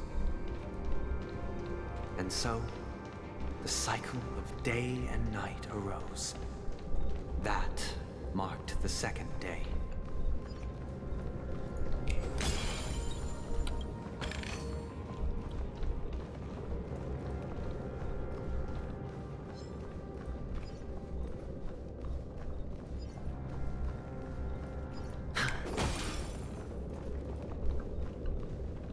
I got Aventurine's, like, buff, so I don't want to waste it on just a regular enemy confrontation. Gumball machine.